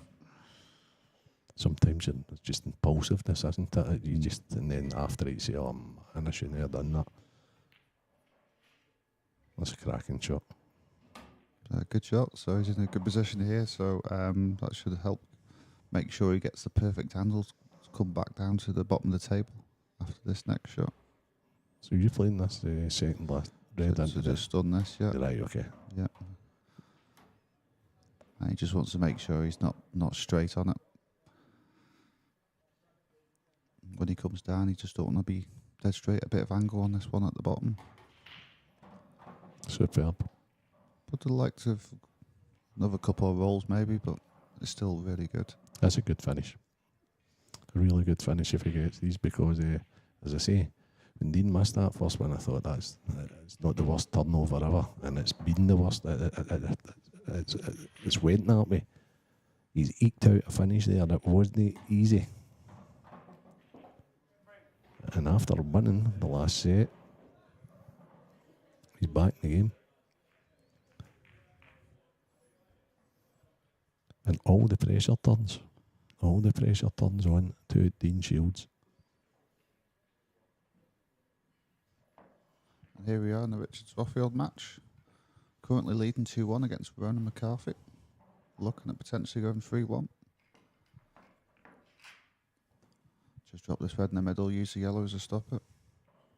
And perfect on the 8 ball.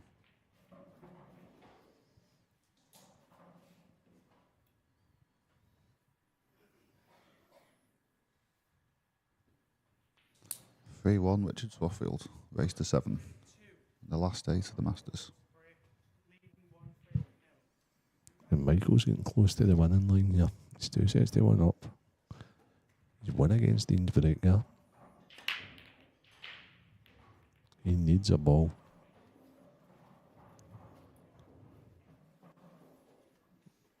Wow. What a cracking split. Both sets are there. What a cracking split. No fault in one. Again, Dave. Yeah, in this what you like situation, the yellows are looking good, but the yellow at the bottom of the table, you do need to play a positional shot to get on it, which isn't too difficult. But the reds is easier because they're the ones surrounding the 8 ball. So reds is definitely the colour set for that reason.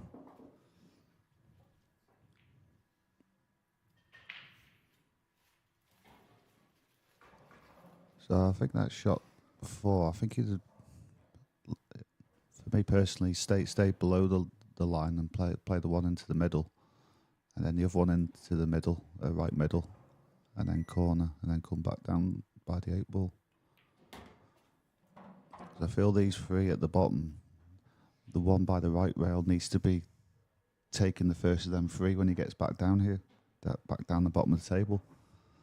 But he might have to reroute now. He's a little shy of the intended position from that one, but I feel he's going to have to reroute now. yeah, I'll be disappointed with that because I think he was planning on going the way you had said, Dave. Yeah. He's still taking it on, and he's losing the cue ball a little here, so Unless he can just nip it and make fit contact with the yellow. that's Which exactly what he's done. Good shot. It's a brilliant shot.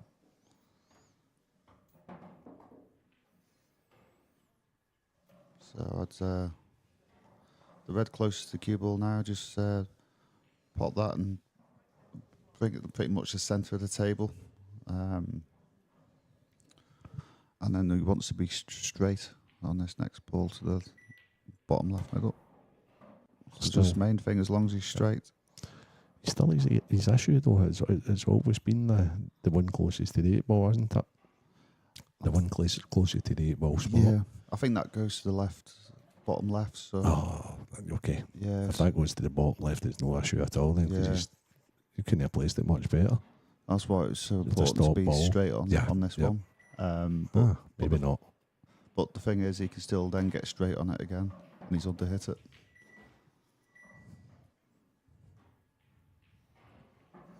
So either way, it didn't really matter, but he just needed to be straight on this ball he's going for now. But he's knocked it back, Dave. I didn't think it could go wrong at all if he would have then. If this goes into the bottom left, but he plays that shot great. We were discussing that earlier. It does go to the bottom left, so I think he missed a trick. He missed a trick, didn't he? He could have stopped the ball, got on that, left himself a wee angle, and then went up and then played the one that he played there 3 out last for the 8 ball. I think the only reason he would have turned it down is maybe there was just too much angle on it. Okay. Yeah. Again. I think he just needed to be straight, and I just feel he had too much surmising, but yeah. I don't think he wanted to go the other way, but he then found he had to. So sorry if I'm doing any injustices to the players out there, but it's difficult to see the angles that they're actually. That's a great effort. In this commentary booth, it's hard to see the angles that they're seeing. And it looked there straightforward that he could stop the ball, then play into the bottom left, then play his last straight to the bottom left. But if it had been that easy, Dean would have more than certainly have played it.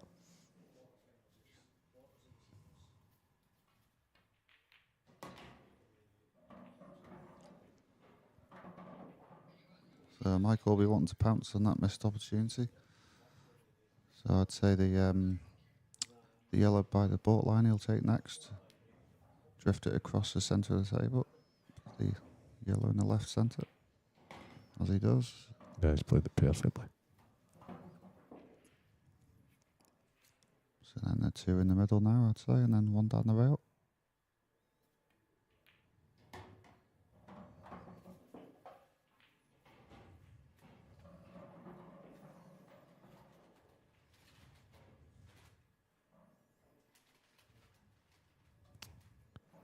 Could go a few, Sorry, no, dear. You go there. you could have gone a few ways with these last few, really, but I feel this is a good way. Even safer, actually, if he could stun across and run it through. I just don't think he's taking any chances now. Yeah. And to me, he's actually slowed down a little bit, which I don't think is a bad thing either, because you just want to make mega sure, because he's very, very close to the winning line now. And that's the way you want to be in the 8 ball. And this is a big break coming up for Dean.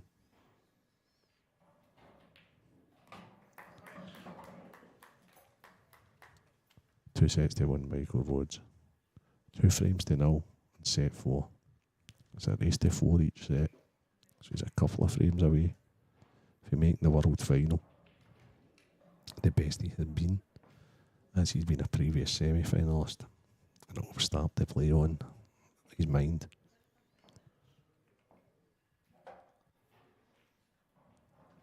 Dean, however, he'll be needing a big break. He'll be needing to get a frame on the board in this set. He'll be looking to finish, to break and finish here.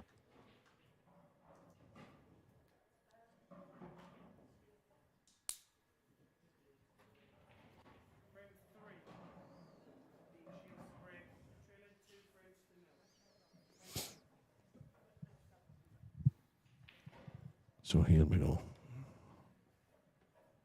Possibly one of the most important breaks that Dean's ever had to play.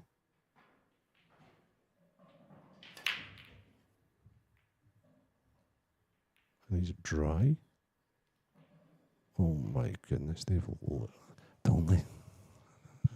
It's just really the 8 ball, isn't it? Yeah, it's going to start to feel things are starting to go against him now, but yeah.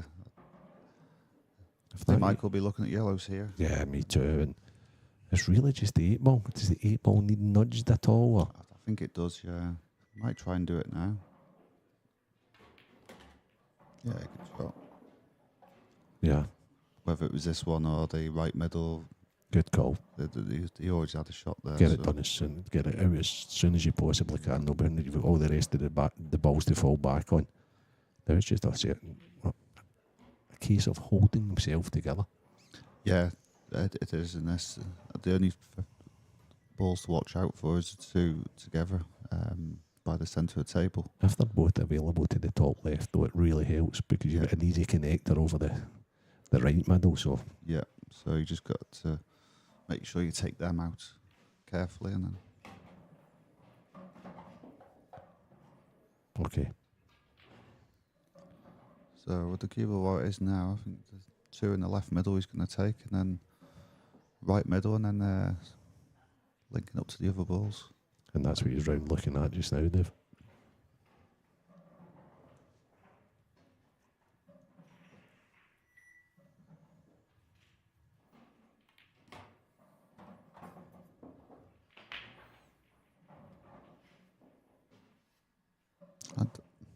I am a bit surprised by that. I kind of understand it, but the problem is with that leaving that yellow on the left. If he needs that to get on the 8 ball, it's trickier than what he could potentially have.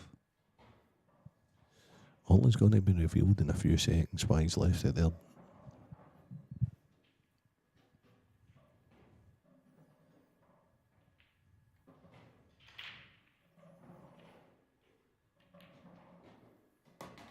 So I mean that's.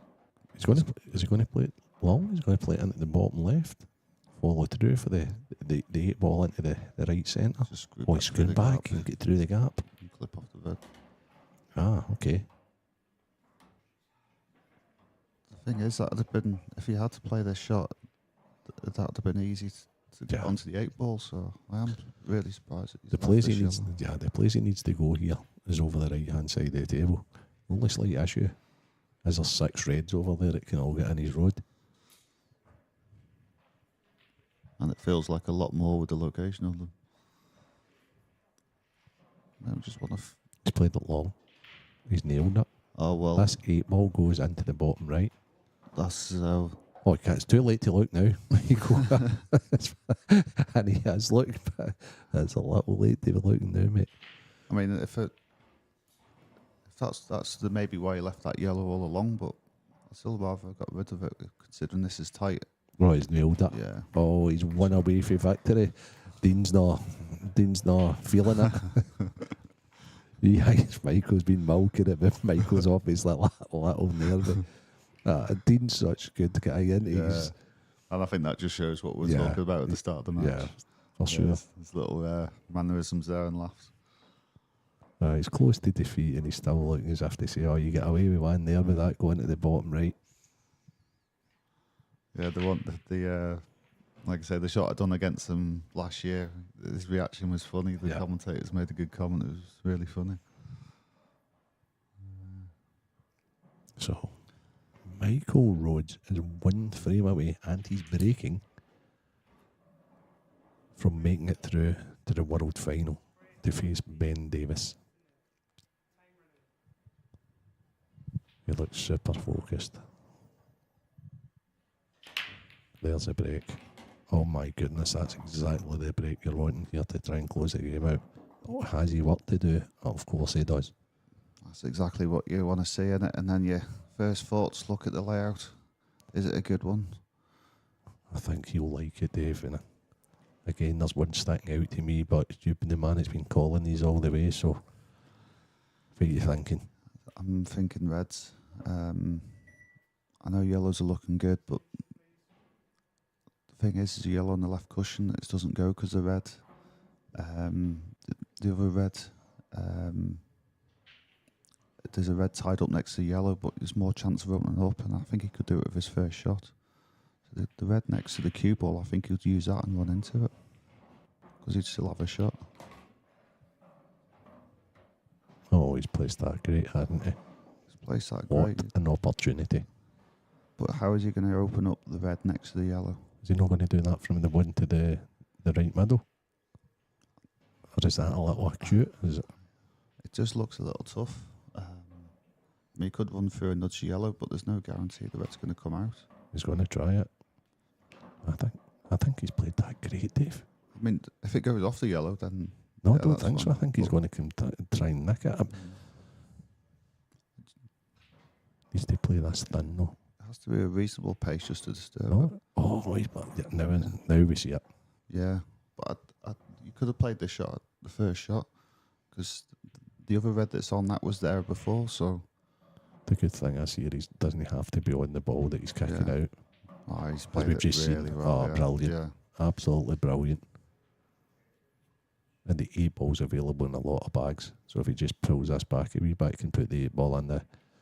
So he can go centre here. So you're just coming down off one cushion or 2 cushions and playing it in the left centre, Dave? I think one. Does he go a bit further? That's why I probably would have played 2. That's black for Michael Rhodes to get to the world final. And it's in. What a performance, Michael Rhodes. Unlucky Dean Shields. Quality final. And offer now. We're looking forward to Michael Rhodes. It's going to be in against Ben Davies. That's coming up after the ladies' final, which is up next. We get back into the arena. There's still lots happening. All these guys here playing to the later stages, the mixed doubles, the main doubles. We've still got the seniors going. We've still got the masters going. Dave, thanks so much again for coming in with me. Your insight is absolutely fascinating.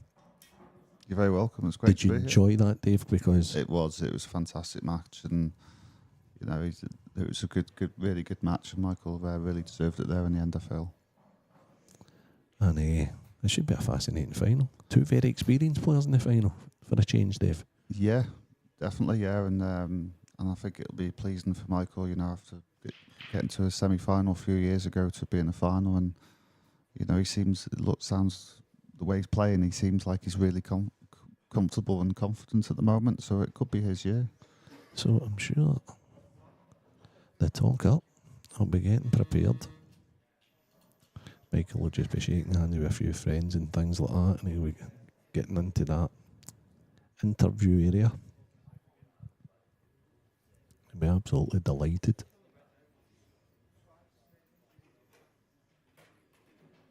It'll certainly be a fascinating final.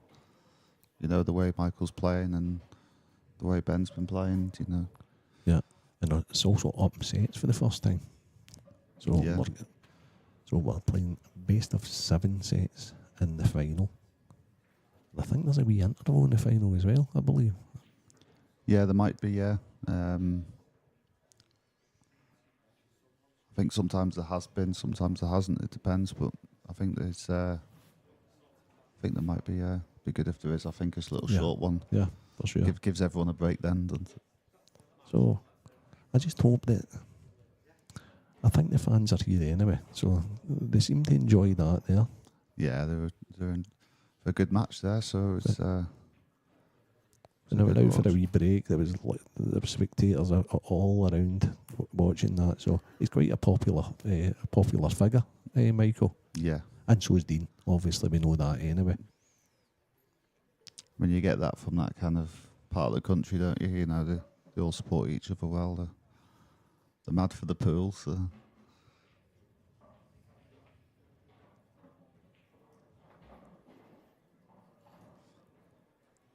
Yeah, there's a lot of good players from that part of the world. Again, guys, just before we hit in there, big thanks to... Oh, here we go. We've got Mark Pickworth, our semi-final winner, Michael Rhodes. Thanks, Alan. Thanks, David. And first of all, Michael, absolutely well done. I mean, you've got to be absolutely thrilled to be in the World Championship final. Without a doubt, I'm over the moon. Absolutely. Sorry. Without a doubt, I'm over the moon. You know, the match, I think it could have been a better standard, really. You know, I thought the clock was catching us out sometimes, because I've been taking my time a bit more all week. You know, thinking about it more. I felt a little bit rushed there. So. I mean, you're not one of the players to really take your time in a lot of it. You know, you do go back your finishes quite quickly once you know what your pattern is. But I have been this week in that when you get that one shot where you need to take a little bit more care over it. I felt a bit like brushed over it, but we'll be all right. I mean, it's no stranger for you to be in this TV arena. You know, you've been in it in the tours, etc. Yeah. Do you feel that it's a bit different being at the World Championships? No, not at all. I mean, I feel calm, feel comfortable. So, you know, I'll have to up the standard a little bit for Ben, but you know, it's there. There's keys there. Yeah, and you started your campaign back on Tuesday. I mean, that's your 8th match now. Yeah. I mean, you've played lots and lots of frames. You know, do you feel like it's taken out of it? Do you feel quite fresh again today? I felt tight this morning after the late finish with Gareth, and then up early to a bit meaty stuff this morning.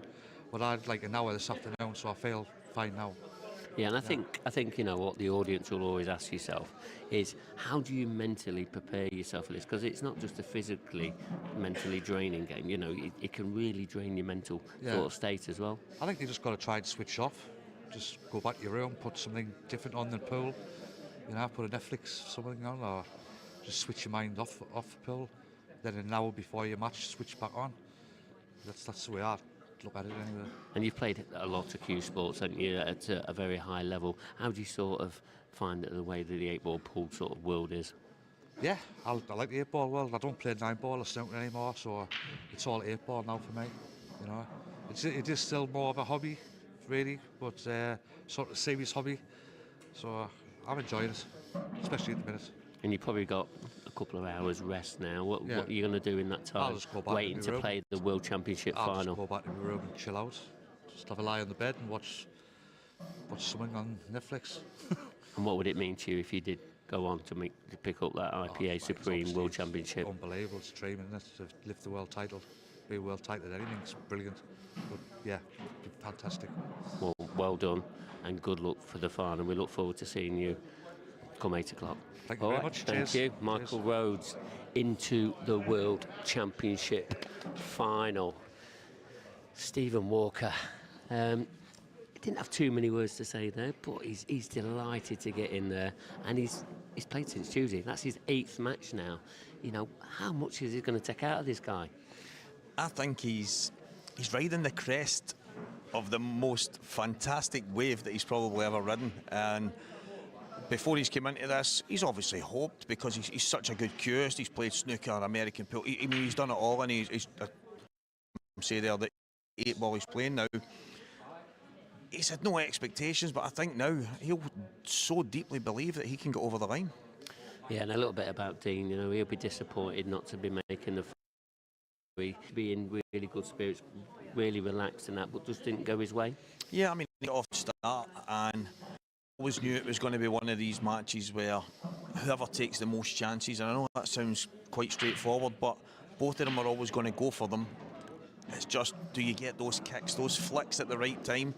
And maybe just they didn't go for Dean on the day, but I mean, it's no disgrace getting to a semi-final. Some of the guys he's beat, it's a sore one for Dean, but he'll be back. And a quick reflection, you know, the 4 players that started at 12 o'clock today, you know, is this what the final you sort of anticipated? Do you know what? Possibly.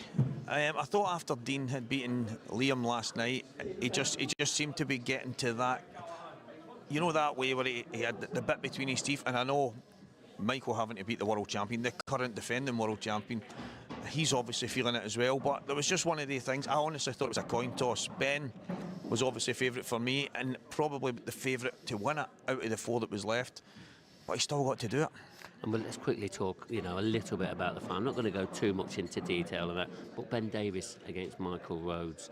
I mean, what's the crowd going to be expecting when that when it starts? Well, I think Ben, straight away, he's probably quite chuffed that it was either going to be Dean or Michael in the final, because he mentioned earlier that he feeds off of his opponent. If they play kind of fast-flowing pool, then that's what he does, and it gets him into a kind of groove. So, for me, I think we're going to have something pretty similar to what we've seen there, but maybe just a touch more quality. And, I mean, at the start of the week, probably nobody would have picked those 4 to be your semi-finalists. Maybe 1 or 2 would have picked one of these guys to be in the final. But what a final it's going to be. It certainly is, and one final coming up into it as well. So, but we're just going to take a few moments away, so don't go too far. You know, we're going to be back very, very shortly.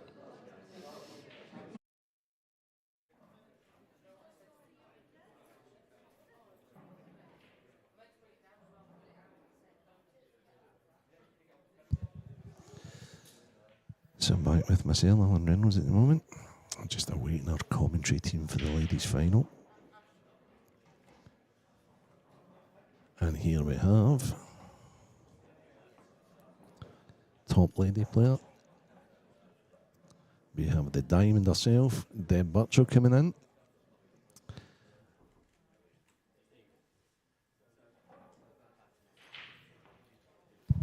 Good afternoon, Deb. How are you? Good afternoon. I'm fine, thank you. How are you?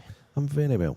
So, I'm going to be in for a short while, and Dan Fairway is due in just now. He's going to be your co-commentator. Lovely. I know you know a lot about both ladies. Yes. So, what are you thinking about this final then, Deb? It's a tough one to call. I think, obviously, I lost to Ash last night, and she was playing well, but I did give a few chances, and it was quite scrappy. And I did watch Emma play this afternoon, and she was very clinical in the last 2 sets. It's a real toss-up. I mean, when they're both on form, it's going to be such an excellent match. I think it's very tough to call, but I think if I'm going to call it, I think I might say Emma.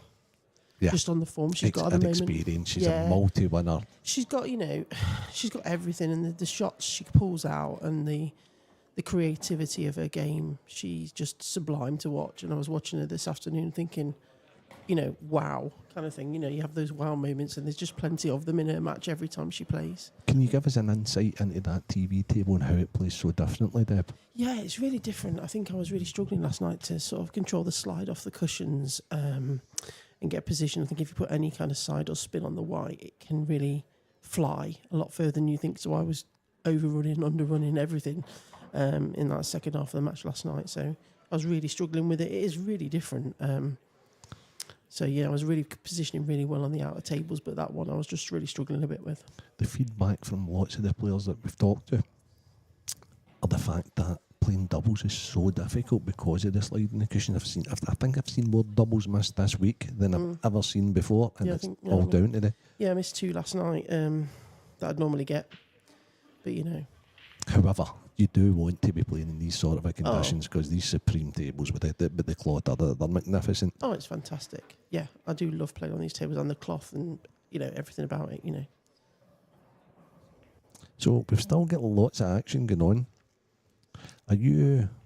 I hate to say this, Deb, but yeah, you're out everything. No, I'm still in. I thought you would be. Yeah. I'm still in. I think I'm still in round 1 of the mixed pairs because we haven't played a game yet. Okay. Well, because we're supposed to be playing Dean Shields and Lisa Reynolds. And he's, okay. And he hasn't stopped playing Yep. since he got here. So it could be a difficult. lot of long matches. So you'll be playing some matches this evening, I take it then, when Dean recovers, or is it going to tomorrow? Or? Possibly. I can imagine it might go to tomorrow, obviously, just after what's happened. And I'm going to be commentating on this now, so it could be another couple of hours. And then they might put us on after that because it's probably time. Yeah, sure. But it depends, obviously, how Dean is feeling, to be fair. And who's your partner?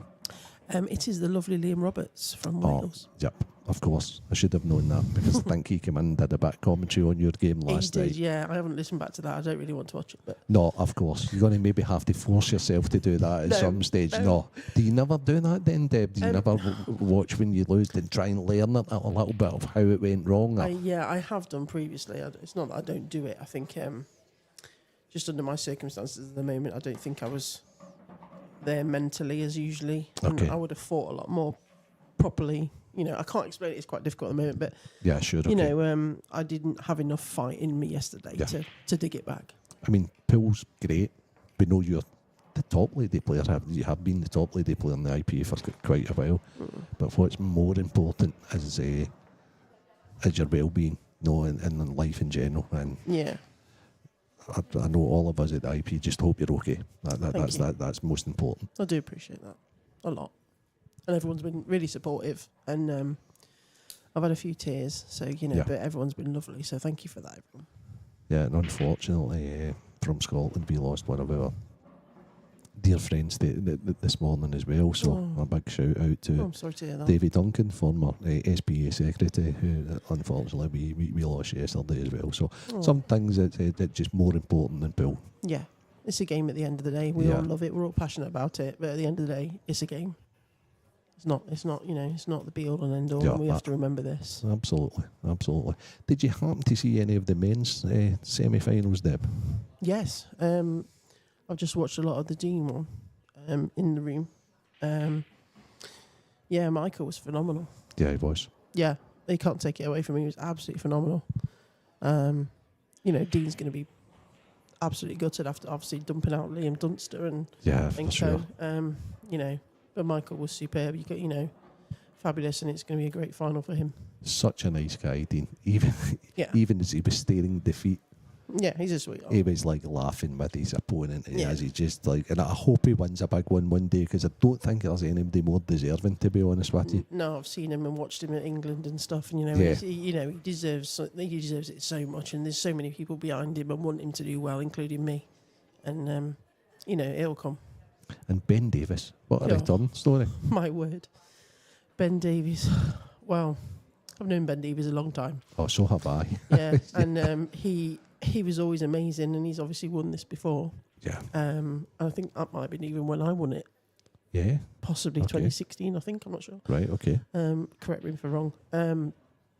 But the way I've seen him play this week, he has been ridiculously effortless.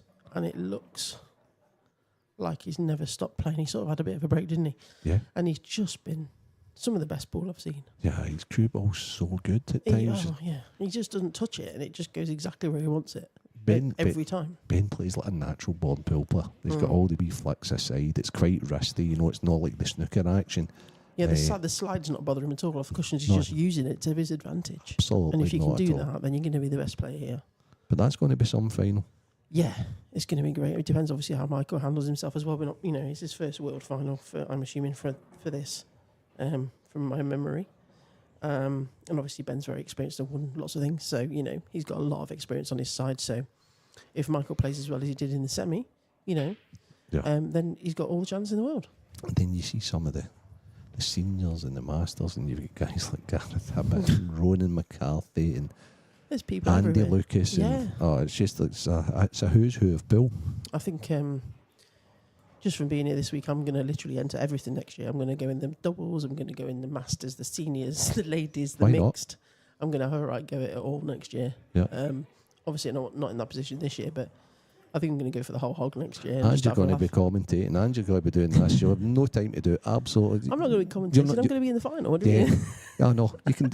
You can do the other semi-final and quarter-finals and things like that. So not an issue with that. No, it's just a hard school. I mean, there's so many people in this tournament that can win it. There's so many across all of it. So, presenters, Stevie Mocker, Mark Pickworth, over to you. Welcome back, guys, and what a time it is to be here. It is the Ladies IPA Supreme World Championship final, and what a final we have in store. Mark Pickworth joining me. This is going to be a cracker. Yeah, it certainly is. I mean, both of these have been pretty much in form all week, you know, since they started playing. I think one of them played on Wednesday night and that, but, you know, they've played some really great players and they've knocked out some brilliant players. You know, we'll start with Ashley first. She knocked out two-time world champion in Deb Birchall. Emma's come through. She's not had it easy either. You know, she's lost a couple of sets where, you know, Ashley, she's not dropped any sets yet. Is that going to be a turning point? I don't think so. It's a different day and the way that this table plays. But remember, we're in this TV arena, and when you're under a bit of shot clock pressure, they'll obviously be thinking about all the people watching at home, and that it could throw up a few sort of, you know, twists and turns. Well, I mean, it does add a little bit of pressure when you're playing for this, and that's what the girls are going to be going for. What kind of match can we expect here? Well, it's going to be, I think it's going to be very, very attacking. They really are. You know, the way that the ladies' game is sort of produced over the last few years, it is just gone sky high, and the level at the moment is brilliant. And, you know, Emma, she's won this trophy before, but this is a different day. We're talking a good few years ago since she last won it, but actually, she's up here. She's not going to give it up too easy. She really wants to win it herself. So at the end of this, one of these girls is going to be the IPA Supreme World Champion. That is a hell of a statement. Yes, it really is, and that's what you know, as soon as they pack the cage to come to Bradford, this is what they've all been training for, and this is, you know, they want to be in the final, and now it's about producing the goods on this table. So the players are ready, we are ready, and I think the guys in the commentary box are ready, and I know you guys at home are, so we're going to hand over to Dan Fairway and Deb Birchall. Thank you very much, Steve. Yep, joining me in here for this IPA World Ladies Final is Deb Birchall. Good afternoon, Deb. Good afternoon, Dan. Afternoon, evening, we're sort of on the cusp. Tea time, Dan. Tea time. Ashley O'Neill, Emma Cunningham. We just had a chat previously around this, and, you know, obviously Ash is the Scottish #1, and she's been superb this year. She's winning everything, and last year she's winning a lot of tournaments. You know, we're just talking about how Emma's just won a rather large tournament as well. Yep. And her confidence is high, and she's playing some phenomenal stuff. And I think I actually picked Emma at that point because of her experience, because of how much she's won, because of her confidence, because of the absolutely sublime pool I've been seeing her play. It's hard not to pick Emma, isn't it? But with no disrespect whatsoever not to at all. Ashley. She's incredible, Ash. I think she's phenomenal. She's going to be a multiple champion. Do you think it'll be a deciding set? Yes, I actually do. Mm-hmm. I think it's going to be. Obviously, I think Emma might nick it, but I think it's going to be sort of nip and tuck all the way through. I think Ash is so good with her quality that, you know, she's obviously going to get a lot of finishes. So it's going to be quite tight.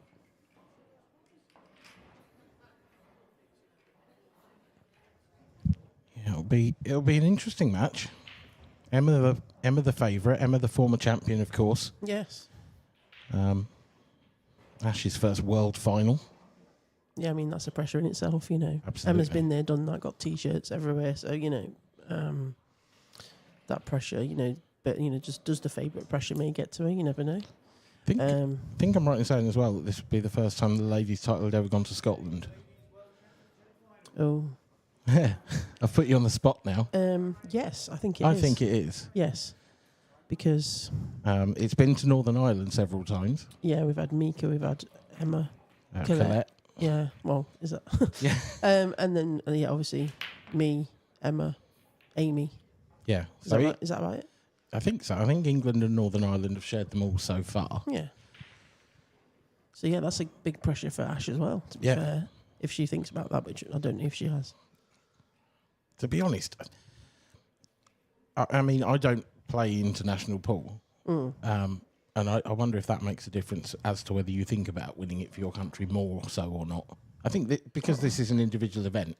I don't think she would. I don't know. I'll have to ask her, but I don't know if it's a consideration. But obviously, all the Scottish are sort of, they're supporting and massive, and the pride in the Scotland team.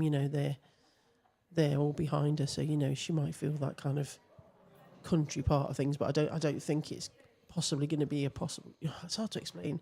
The consideration of it being for your country is when you're playing more team and in tournaments with your team. So she just wants to win her first world title. I think it's going to be more about that.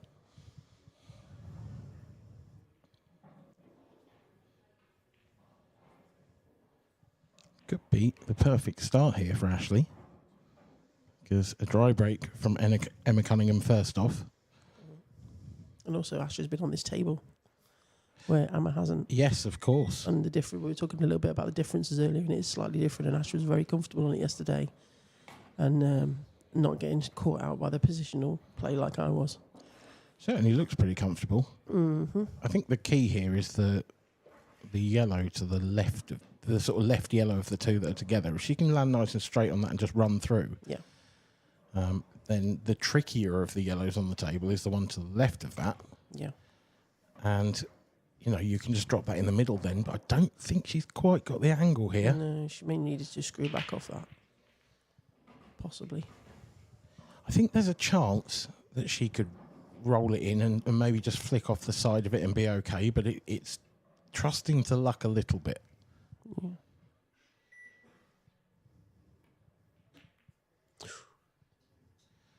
Oh, that's wide, but a fortunate escape, I would say. Very fortunate. I don't think she can pot that red at the top. No, I think... Is it touching ball? That's the question. No one's had a look at it, so I'm guessing not. It's hard to tell from the overhead. It is, but if it isn't, and she has to play off that, it looks very close to the middle pocket. Yeah. Maybe, if not in off, maybe come off the jaws. So... I don't think she'll do that. Emma just keeping it tight, but that's a bit short. It's a bit short of pace. She's got a shot here as Ashley. There is that. I mean, that one yellow is very awkward. I could probably see her rolling these two yellows and then trebling the yellow in the right centre. Well, I was going to suggest the treble, yeah. I think the treble might be on. It's just whether that outer of those two reds is in the way. Yeah, it looks tight. Oh, she's going to be too close to the other one anyway. She might be able to treble it in the bottom right-hand corner. Yeah, possibly. Again, is that other red in the way? I don't know. A bit aside, maybe it might kick it in. And the cushions are very slidey, as she proved yesterday. They are. But then if you play that, you might end up welded in behind the red. It depends which red. If you catch the red that's against the rail first, if you were to play that, you're in trouble. So... Oh, she was far enough away to take this on. That's a good shot. Great pot. It can't be double. It has to be treble. And obviously, if she does play the treble to the bottom right corner, then you play it a decent sort of kind of pace. You can cover the bag. So if it doesn't go, I think the middle is easier for getting the treble. Yeah. Gone for it. How's the slide? Not enough. Straightened up a bit too much off the second cushion. Yeah. An awkward table for Emma to come to, though. Normally when someone misses and leaves one ball and you've got all your balls left on the table, it's pretty straightforward. But this isn't the case. Is there an argument to get in behind that red at the top of the table? Yes. Fair enough. I think, from what I've seen of Emma, she's literally been clearing everything, but... first frame world final, she is going to snooker beyond that red. Yeah, you can't turn this opportunity down, can you? It promotes an awkward one. and puts Ashley in a lot of trouble. Yeah. She's going to really struggle to get out from here. Even I might have snookered her there. Yeah. I think even getting a hit here is difficult, let alone. But there's always a chance, and you know, Ash, from what I've seen of Ash previously, her angles are very good, and she's very good at potting off cushions like this. So I'd be concerned of even giving her a shot sometimes. Yeah, it's a long way away though. This isn't. Yeah, yeah. She can see more of the cushion than I thought though. Good effort. I'll tell you what, a bit more pace, and that might have been very close. And they've opened up lovely now for Emma, so she'll just, you know, take these out, I'm sure. Yeah, just the one on the. I'd be surprised if she didn't clear the middle of the three nearest the cue ball now, because then that will open up the one down the rail. I don't think that would slide past.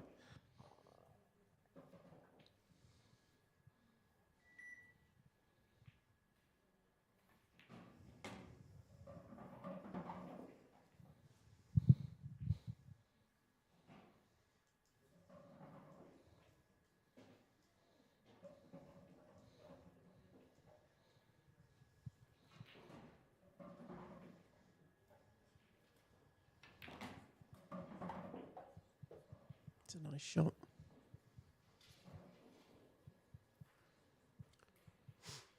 I'm wondering if she's going to kick this red off the cushion while she can.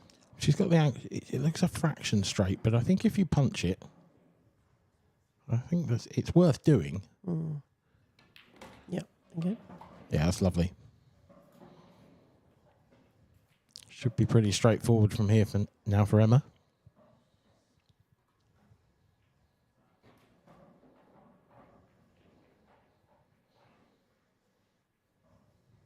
Just got to be slightly careful with the angle she leaves on her penultimate red. Just making sure she, either way, either high or low, but enough to easily be able to come down table. Doesn't want to be straight. That's a bit straight. Yeah, she wasn't happy. But I think she'll be okay. I think this is tough. I think she might have to leave the red to the corner now.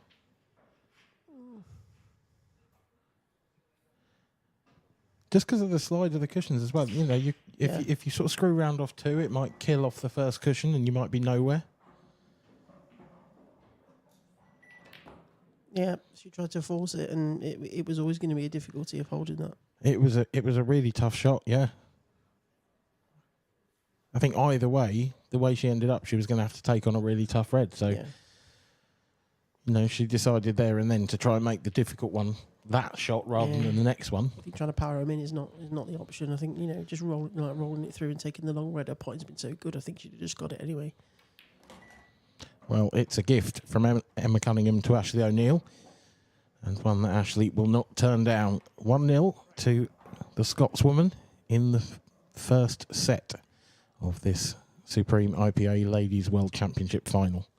And what I've been impressed with Ash is her focus. If you watch Ash, she's very focused on what she's doing. I even think she's worked on that a little bit, and I think she's really, really focused. So when she does get in, she's really 100% on everything and giving it everything, and you know, making sure she's doing everything right. So that's massive for her, and she's, you know, focusing on every shot she's got really hard, and then trying to remain focused in between the frames as well, and things like that. You can see her just trying to keep herself steady.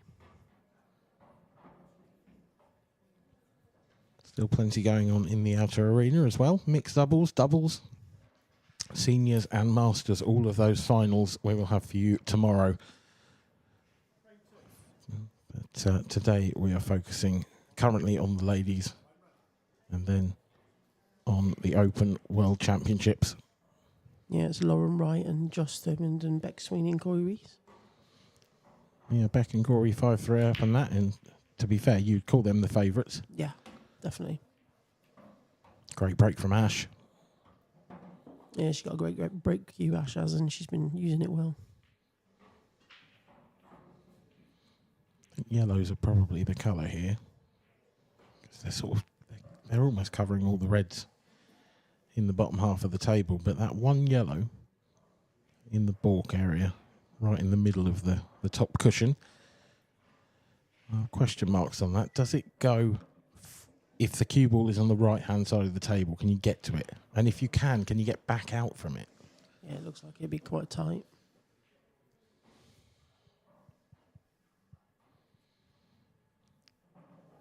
The reds aren't absolutely horrendous, and it looks like she's taking them on, but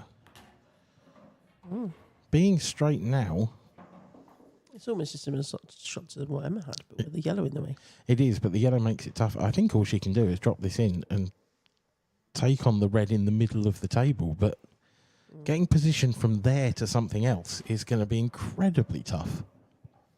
She played it well with a bit of right hand side and top, and she's landed on that one in the middle of the table. Yeah, the cue ball's got to be going close to the corner pocket here, though, hasn't it? And Yeah. I mean, even if you dig in and avoid it, you could easily end up behind those two yellows towards the bottom right. Very easily. So if not enough, I mean, this is going to have to be... Oh, she's not hit that right at all. I don't know whether maybe she was trying to play the red off that yellow and she's caught it on the wrong side. Maybe, yeah. That's the only thing I can think, because it would have opened up the pocket for the most difficult red below the black. Yes, that's right, yeah. So I've just woke up, so you know. That's absolutely fine. I think we all feel like that after was like, at this stage of the week. Yeah. Oh. Great chance for Emma, though. And, Oh dear. well, I was going to say, you'd say Ash has done most of her work for her in sort of breaking out the yellows. It's I don't think that miss from Emma is going to be fatal, though. There's not really a lot on here for Ash. Can she cut that red next to the black in the bottom right-hand corner? I don't know if she can see enough of it. That would be my question mark over that one. Looks like that's what she's lining up. I think the other red was just in the way. Yeah. I don't think she had a lot else on, to be fair. No, there was hardly anything else on there. I think that, a real stretch, maybe the same shot, but as a plant. So she was attacking the outside yellow, red rather than the inside one.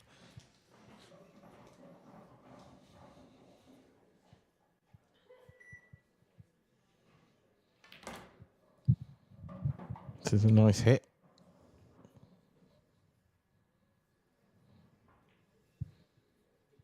At what point do you think Emma will think about developing that 8 ball? Because I'm pretty sure that doesn't go.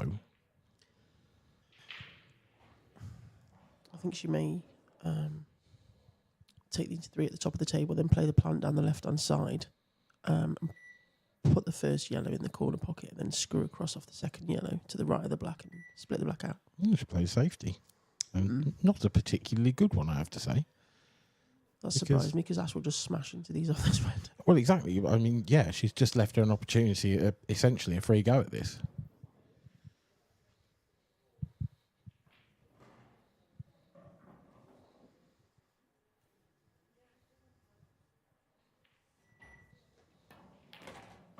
Oh, nearly got the skilly. That's not a bad result, though. No, you take that out.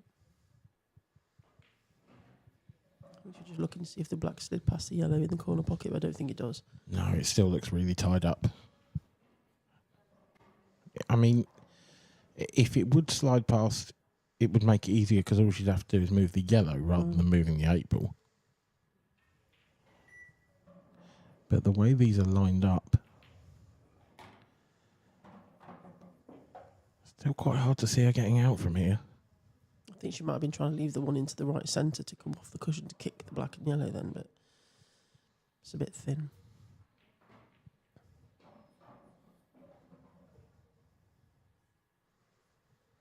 Maybe she'll try and skilly the yellow over the corner pocket now with the bottom red. Could do. But it still doesn't open up the 8 ball. That's the... I mean, it's worth doing because it opens up an option for the 8, but you've got to then get into it in the next shot, and this is an awful angle, I really. think she's going to try and leave herself a double back up to where those yellows are in that bottom corner, top corner, sorry.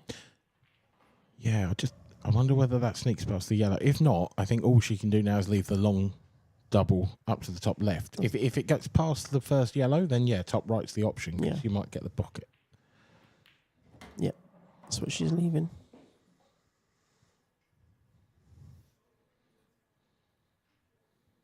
She plays at a nice pace and it goes in or over. She's got a good advantage. Yeah, just has to avoid the flick. And I think it will. But it's going to run close to that yellow. Oh, Well, that's nowhere near. I mean, She was really overstretching there. She should have got a rest or an extension or something. She really overstretched. if she'd hit it harder, she might have got the quad. Off the yellow. Yeah. Yeah. Yeah, it probably would have straightened up a bit more, and I reckon it would have been pretty close. She seemed to rush that one quite a bit compared to the sort of way she's been composing herself. I'm surprised at this shot.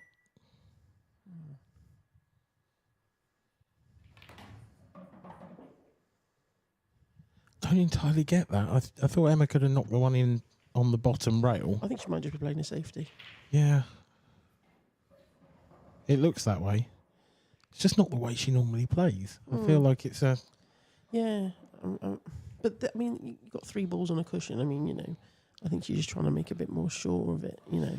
I understand that, but she was nicely on the one on the bottom rail, and then the one over the corner would have taken one off the cushion, and then they were all there, I feel. But No, you're not wrong. I just think it's... especially having seen Ash's shot-making ability. Yes. I It's think dangerous to I just think let her that's have the another key. swing. Yeah, it's just Yeah. dangerous, isn't it? But the cushion sliding makes it, you know, she's going to get 2 shots probably more than not because it's a difficulty. difficult to judge. I think Ash could have hit that about twice as hard as well, to be honest. I think even if she got contact on the black there, it wasn't going to be travelling. Yeah.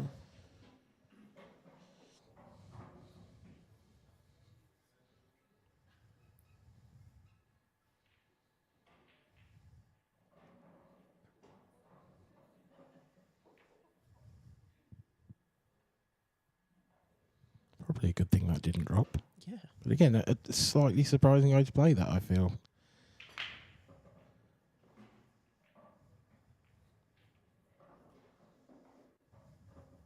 Again, we're in a bit of a stretch.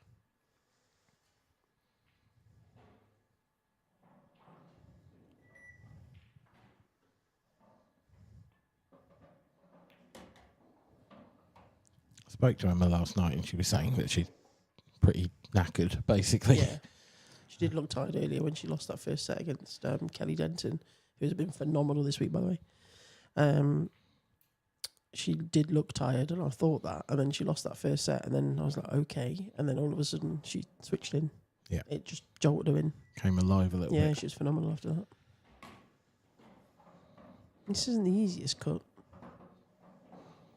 No, it's a nice angle, though. She might not play it because it's easy to get on the black from it. Yep. I don't know, I think I quite like playing it now and then.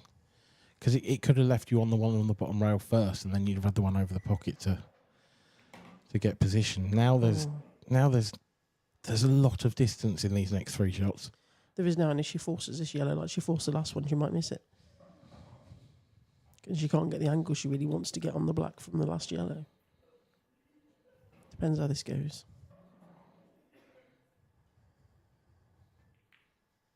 Yeah. I think she's got to drop this in, maybe even leave a double, try and get back round to double to the middle. Unless, I mean, you've got to play with lots of bottom left. And kick it round off the angles.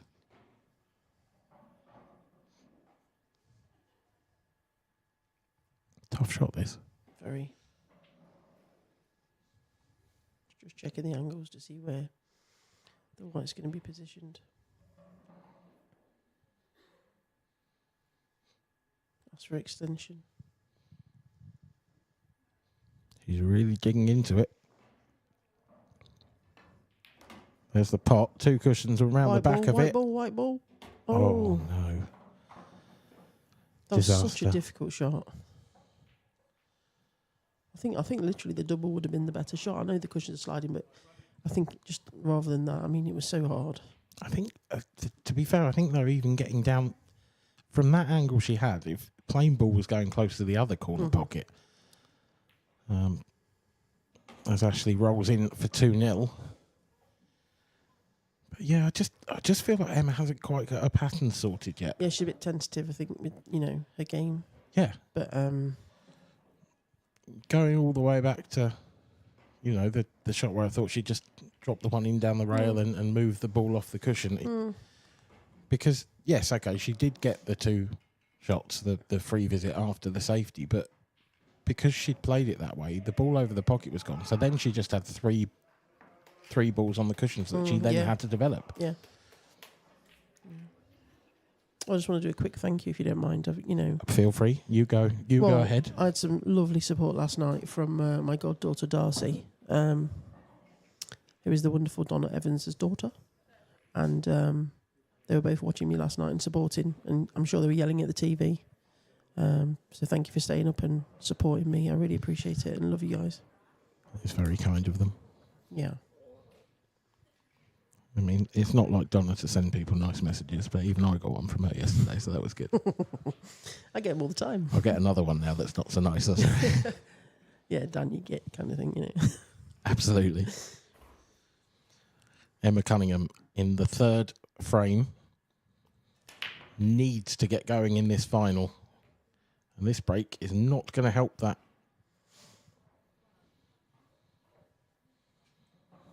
Two dry breaks from two for Emma so far. And that's not been happening. She's been smashing the breaks and getting them in. And then literally she did a dish on her last frame in the last set with Emma Kelly Hinton, sorry. Yeah, we watched that actually. It was a lovely finish, yeah. It was a really good finish. I was commentating on it. It was absolute class. Yeah, it was. And that's what she was like in those last two sets. She was just superb. And Kelly couldn't do a lot. She's left a great chance here for Ash, though. All these yellows have a pocket. There's nothing that really needs moving.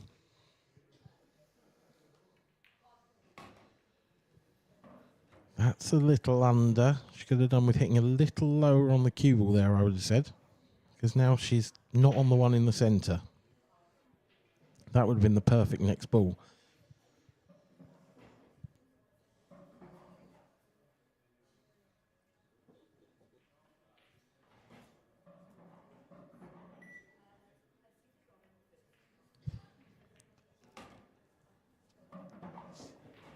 Now, if she's on the yellow nearest the black spot, then she's still in pretty good shape here, Ash. It looks tight, but I think you can probably still sneak it in. Yeah, I was running that position a bit last night and just put a little bit side on to sort of bend it round. I think she'll get this. Yeah, I think it's a plain ball. I think it's okay. Better than I thought. And I don't think the nudge on the red has been too hurtful. I think she could have probably pushed through that and still been on a yellow. Yeah. Bit more just to split the two up. Well, she's now got a bridge over, and she's got to put quite a lot of top on this to get the cue ball round. You want to be on that one in the middle next. This is tough. Yeah. Just wasn't quite the cue power in that because she was bridging. Yeah. It was that last shot. She needed to push through into that red and yellow to split them, and then she had three balls in the black, and it was a lot easier. I think she's got to cut this up to the top left. Off the jaw. And play the cue ball. I don't see another option here. Off the jaw, pop it out to the left side of the red and clear up. The only other way is perhaps to play the yellow off the red in balk, the top of the two reds. And if you stun it, you might find the gap between red and black. Yeah. It's a tough shot. And they're all tough shots, here. Yes. But I think the angle is wrong for that because I think the cue ball will be going close to the That's centre what pocket. she's going for, I think. Was she going for the cut? Ooh, that looked tight. She's brought the awkward red out. And she was on the yellow as well. Yep. Emma needs to take these now. She needs to take the ball by the horns and, clear these up and get your confidence going, and then she'll feel a lot better. Yeah, you would think this is the ideal situation for Emma, coming in after a miss. Interesting. I think she's going to be playing a safety then. I don't know. I think she's going to have to. I think this will go. Yeah. Put a red on the top rail. I don't like that. And actually... if Ash drops this yellow in the centre, it's literally in that gap we were talking about earlier. Yeah. She's got to hit it quite full and quite slow. So allowing for the slide off the cushion becomes that much more difficult because of the pace you've got to hit this at. But, I mean, if this goes in, it could be game over. She's got it. Oh, what a shot. That is fabulous. And if she's on this yellow... just watch the face. Oh. That's what I like about Ash. Have you seen that? What was it? A few years ago at the Olympics when that American gymnast got silver and she stood on the podium. Face like a slap. Yeah. That was the face. Yeah. I think she must get it with a bit of bend, a bit right hand side. No, she's gone for the cross double. Oh, I think that was going as well. Good effort. Great effort. Leaves Emma a long red. Yeah, and it's a long red that she can play this positively because I think the cue ball goes into the other red and probably ends up behind the 8 ball. She's not playing that one. No. She's gone for the snooker and well, she's this played is... No, I think... a shocker. I think that's clearly bottom. Yeah, That's not the Emma I know. that's a pretty dreadful shot, to be honest.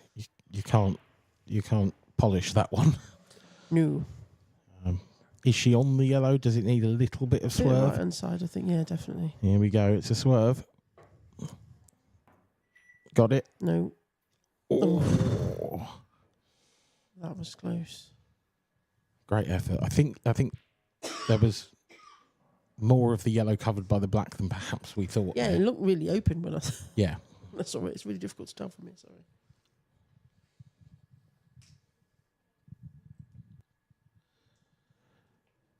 But it leaves Emma a big shot, and an Emma who's not looking confident. Yeah, it's still not easy. There's no easy shots on the table here. I think she's just nudging the one off the top cushion and getting in behind the 2 reds,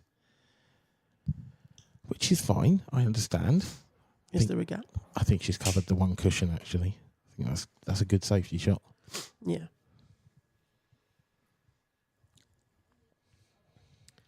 Are we going to see a jaw escape? Maybe. I think that's probably worth a go for where the yellow's positioned. Because if you get it, it's in. She's looking at it. Oh. Absolutely stopped dead, that cue ball. Yeah, really difficult. I think if you'd have been to the left-hand side of the table with the white, it would have been a lot easier. Really hard from there.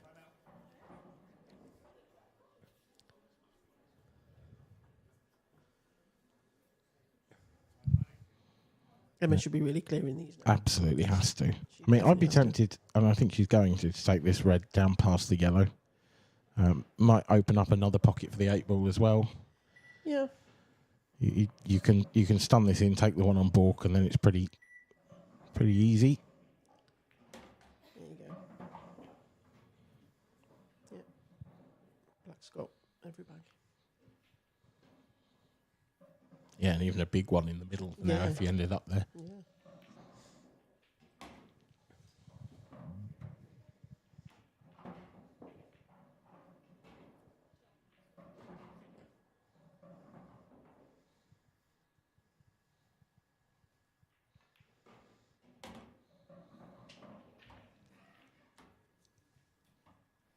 Not the greatest shot ever.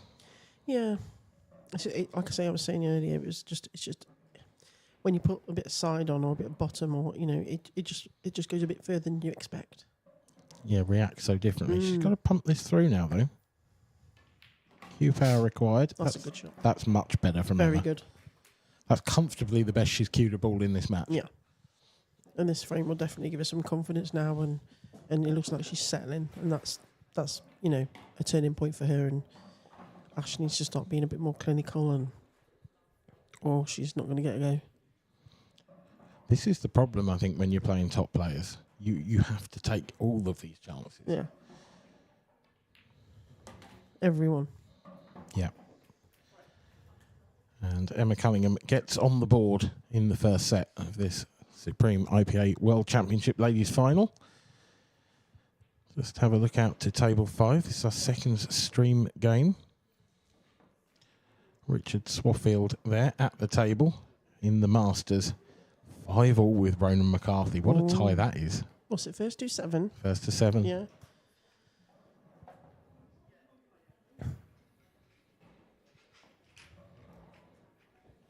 Yeah, this is an intriguing clash, that's for sure. I mean, look at that last 8.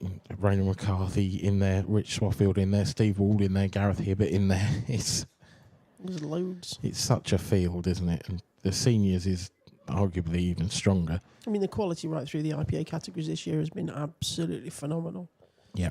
Ladies, and the mixed pairs is insane. Have you seen the mixed pairs? Yeah. I was like, oh, wow. It's just brilliant to be part of it, to be fair. I mean, the quality in that is just ridiculous.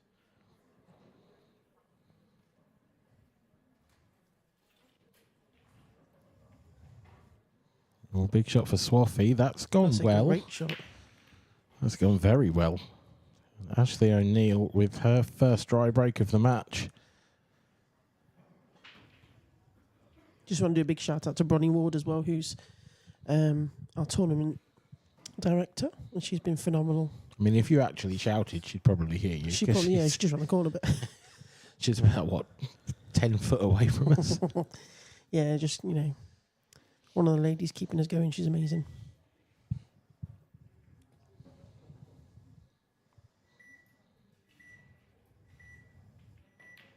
So Emma approaching the table, taking yellows.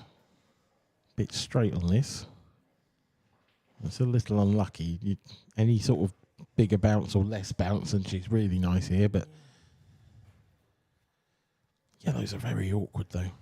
That one down by that red near the bottom right corner pocket is going to be exceptionally difficult to get onto.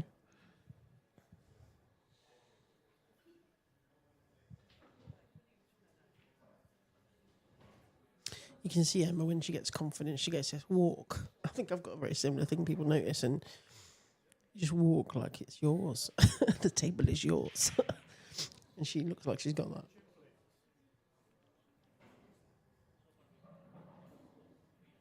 I mean, does this yellow pass? Is it? I think it does into the bottom right. I mean, maybe I'm getting to thinking the wrong way, but I'm wondering if there's value in covering that pocket. It flew in. That's a nice shot. She may be able to play the yellow right above the black into the centre and then drop behind the one above the red on the right-hand side and take it in the left corner. Yeah.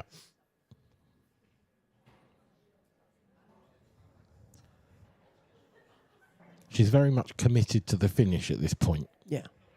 And that's, you know, when Emma's at her best, she just doesn't miss. And you're not going to get a chance. And that's why I was saying about how well she's playing and the, you know, the experience and what she can do is, you know, sometimes unplayable.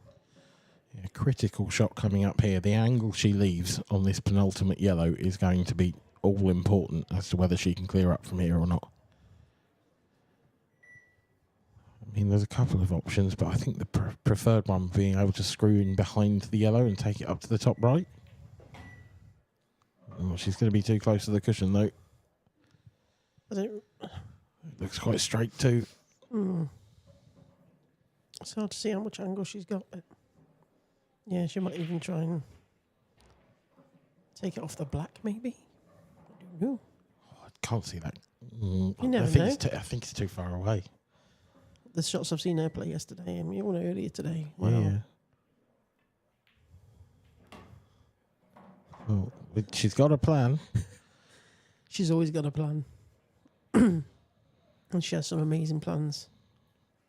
This is why I'm saying off the black, because literally what I've seen her play today, it's just the shot she's come out with. I'm like, I didn't even see that sometimes. Does it cut past the black? Yeah, that might be an option. It Wow. does. It does cut past the black. Oh, my word. That is a tremendous shot. I couldn't tell that from here. No, I didn't think. Didn't think that went until right at the last second. What a brilliant shot from Emma Cunningham, and what a brilliant finish this will be. A reverse dish from Emma. And that is the Emma I know. And she levels the first set. That is fantastic. That's the quality I've seen. Yeah, easily frame of the match so far. Yeah. So, I mean, if she keeps doing that and if Ash dry breaks and if Emma dishes, you know, it's literally unplayable.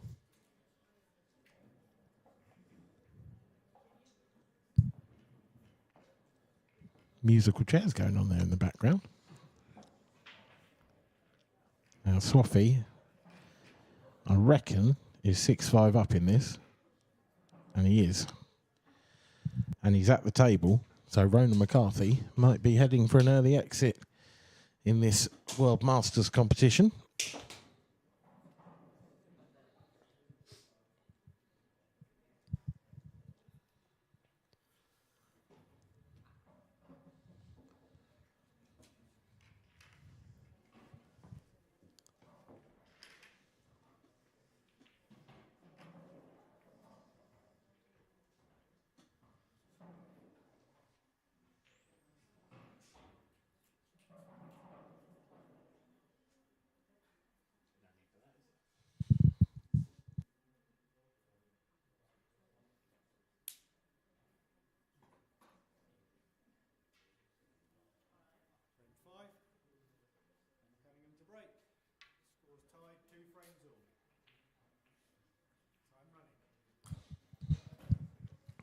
Another break for Emma. Can she get a ball down this time?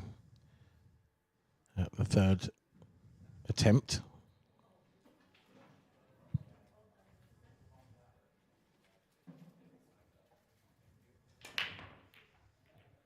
Cue ball was close. Nothing else was, though. Yellow. Oh, maybe. Yes. Oh, wow. Last ball rolling. Doesn't look like she's getting through them as well as she normally does. Changes table by table as well. Yeah. You can be breaking like a god on one table and then go to the one next door, which is the same age, the same cloth, the same cushions, everything's the same. And dry. And you can't bank a ball. She's straight down now thinking she knows exactly what she's going to do. Yeah, just that red in the top left. How easy is that? Because if you're right behind that, I think the yellow might be in the way. So you might have to throw that one in with a bit of she side. might move it now. Top cushion into the yellow. That's the plan. Move the red red. instead and Oh, landed absolutely dead. It was risky, but I get why she did it. I mean, I think she had to be literally right on it to pot it. Possibly it might not have even gone at all. Oh, I think it was the right move. Mm-hmm. Just perhaps slightly flawed execution in this. Yeah. Is she still on a double here? Because She may well be. in or over would be good. Well, she went for that full-blooded.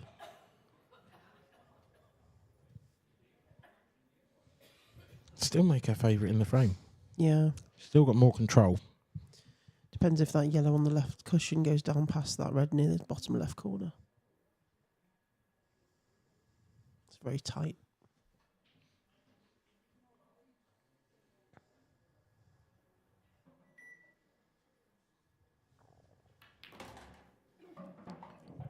This wants to slow down. It's okay. It's a very reactive cloth.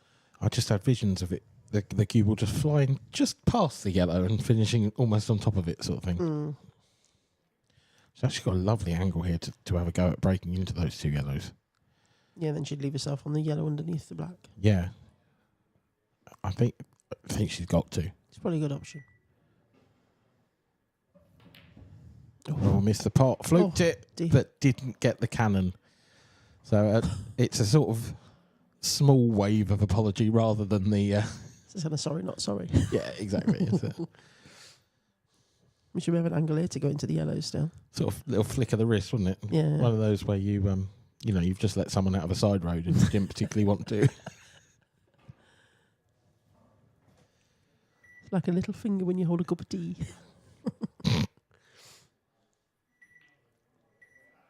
Oh, she's able to land behind it. Does it go past the red? I think it does. I think they both go.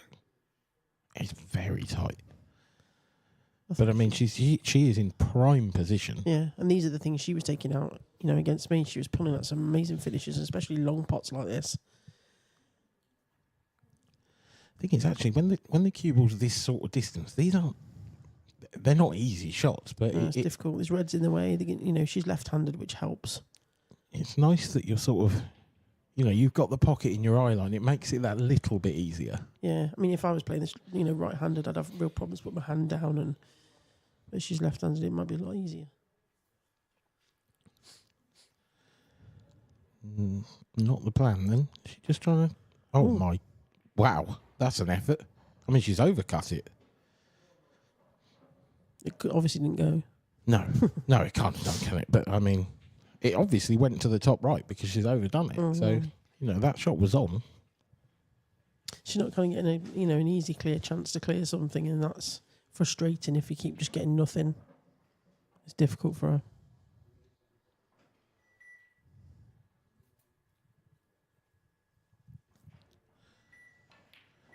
I have to say, and you might disagree, but considering it's 2-2 in the first set, I'm not a huge fan of Ash's body language at this moment in time. Yeah, she's not looking happy.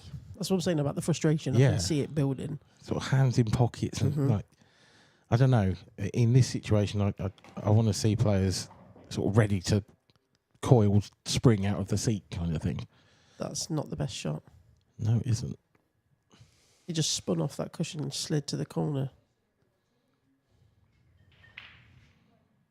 I'm not sure if she's on the one to the left of the black. She may be. But the position's then quite difficult after that. If not, I think it's a cutback. I think the red in the middle of the table would cut back to the top right and possibly take the pocket if she didn't get it. I think it does go because she's looking at playing it. That looks very tight, doesn't it? I mean, she could play it as a double. Get the cue ball on the top, on the rail. It's a bit of a shot to nothing. Oh, she's gone for the double.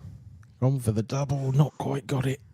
But it's left a tough shot, whichever way Ash swings this. I definitely think she'll take the yellow up to the top corner and then come across to the right hand side of the table for the other yellow up the top right. I think she's got to be careful with that red. Yeah. If you try and screw across the face of that, I think you could end up either close to it or, if not, in off. And if you don't, then I think you'd just be going straight into the red. So she's taking the one up the rail. This should never drop, but it's going to, isn't it? No. It looked like it was going to. It did, didn't it? But it shouldn't. That was, it was a wide. It wasn't. I think she's rushing the shots a little bit, and she's been more methodical. She seems to get down on the cue and take a bit longer. She seems to be getting on the cue and doing it too quick for her. Look, that I've been watching. Yeah. That one felt rushed. Just wonder if Emma can screw this in and drop in behind that red to the top right. That's what she's tried. This is a great shot. That's superb. That is terrific. Just the quality of a game is just superb. Yeah. And Ash is just getting more frustrated. Heads on the floor. You can see the frustration creeping in. And, totally understandable. It was the timing on the cueing of that last shot from Emma as well. To get the cue ball to bite at that exact moment is such a skill, especially on a table this slick. Yeah, she's a phenomenal cueist.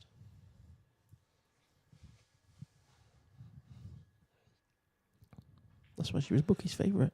Yeah. Oh, no. Oh, dear. She's on it. What, literally? Yes. Literally on it. Yeah. Because I don't think the pot goes. No, she's looking off the cushion first. Oh, that's so careless. Yeah. You just shouldn't be anywhere near that. Was that a commentator's curse, do we think? You can call it that. As long as you're only blaming yourself. Yeah, I was. Sorry. That was tough. Yeah, I mean, that was a 1 in 100. Ash needs to really compose herself now and, make sure she get this advantage now to go 3-2. She's got to. The ball over the pocket, I'm surprised. Emma's just caught it way too thick, I think. Like, you catch that thin and you just come down the side of the table. It's even just roll it in and take it in the middle. Absolutely, That's what I do normally.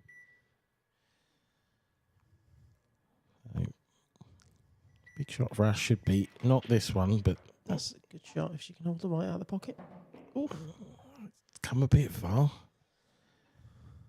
Again, she's going to have to drop him to the left-hand side of that top yellow to take it to the right corner. And it's all a bit tricky still. It's not. Yeah, it is easy. I think the natural angle is quite close to enough here as well. If you want to play it positively, I think you've almost got to screw twice across. But bit of left-hand side, I think maybe. No. It's a bit wide. It's a bit too wide. And that was, yeah, I mean, she is it thick to control the cue ball, but, you know, you can pinch a little bit with these pockets. There's no doubt about it, but not that much.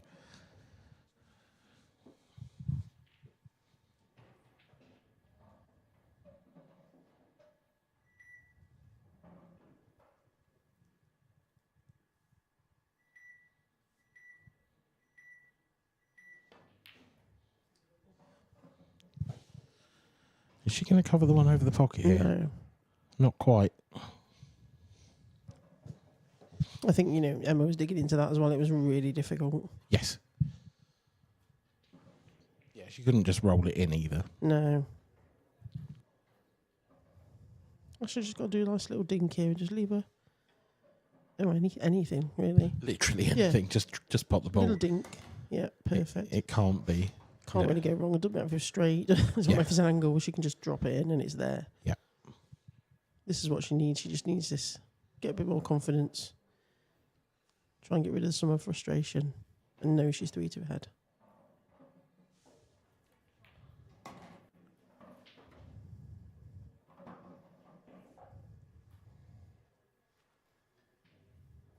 She would have liked to be a little bit further away from the cushion. Yeah. Yeah, it's a pressure pot, that's for sure. You know, she's seen a 2-0 lead evaporate, but this will put her in the driving seat again in this first frame. That's a good shot.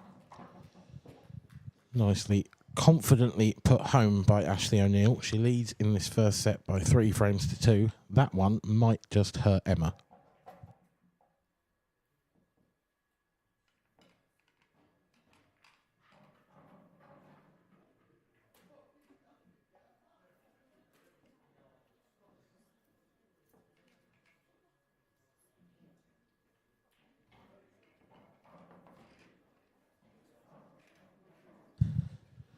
Well, Ashley O'Neill gets to 3 first. And she's... it's quite a common theme in her sets. Ashley O'Neill hasn't dropped a set yet in this tournament, but she's come through 5 final frame set deciders. Yeah. I'm not talking about mine. Both of them. No, the first one is the worst one. Okay, fine. Either way, the point remains. Ash has not dropped a set yet. Not the same story for Emma. She's dropped a couple of sets. One to Kelly Denton. We watched a bit of that game earlier on. It was Kelly on the main stream. Kelly played phenomenal. She's really good. And one to Hayley Weston, who you were saying that was played her heart out in that game. She really did. She gave it everything. And Hayley, you know, took a set off Emma, and that's massive to take a set off Emma at any point. And she's really held herself well, Hayley, and she's really proud of what she's achieved, and we're proud of her too. Good.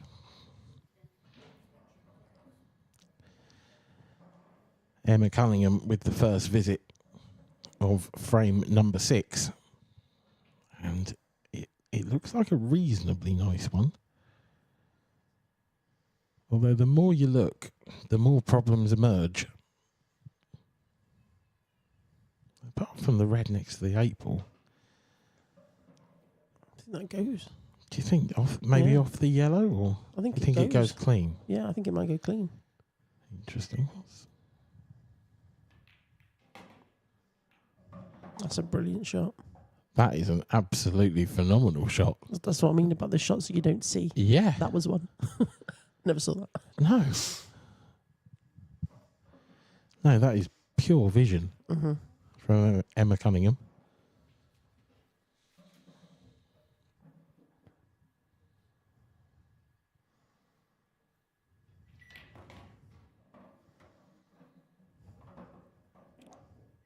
Nicely slipped past that red there. That could have been all sorts of a bit messy. The 8 ball is still really awkward. She might try and screw into it now. I just wonder if she can drop this one in, leave it on the top rail, bottom rail rather, and then screw into it from that yellow. Oh, she can. I think she gets into it now. She can screw back into the red and unblock the 8-ball that way, Yeah, she'll land at the still bottom. have Yeah. the yellow at the bottom of the table, Yep. Perfect. just like that. Literally ABC. So bottom left, top left, middle right, black in the bottom left. That's the plan. Mm-hmm. Just got to execute it now, Emma.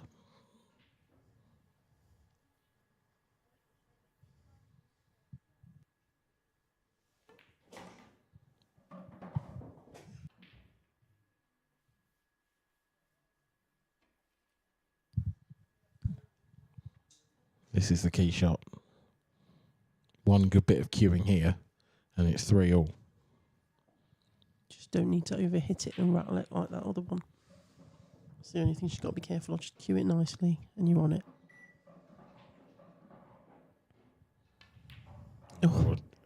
Oh, she did, but she's fluked it. No, She's fluked it. She has, yeah. Ouch. And she did. She jabbed at it. Yeah. Wasn't the smooth cueing that you normally see. Well, if Ashley's body language was bad before that shot. Surprised you're not lying on the floor. Yeah. After that shot.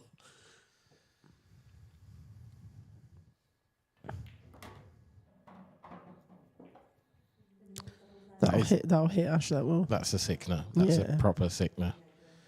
This game can be cruel at times. Yeah. The funny thing is, some people say like stuff like, "Oh, it should be cool shot," you know. Yeah. The funny thing is, if it was cool shot, that still wouldn't have been a fluke because it went in the pocket she was aiming for. True.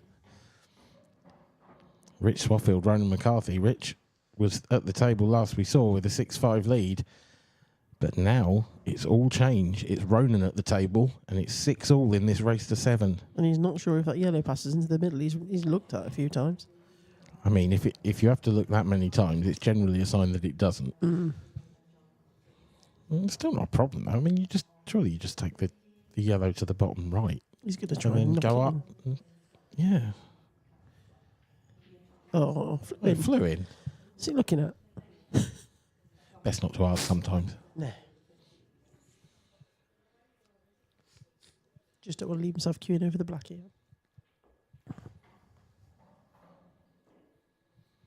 Looks like his tournament is going to continue. Ronan McCarthy with the simplest of 8-balls.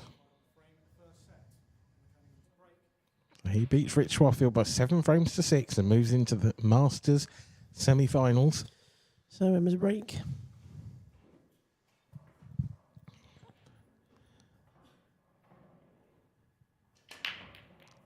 That was better.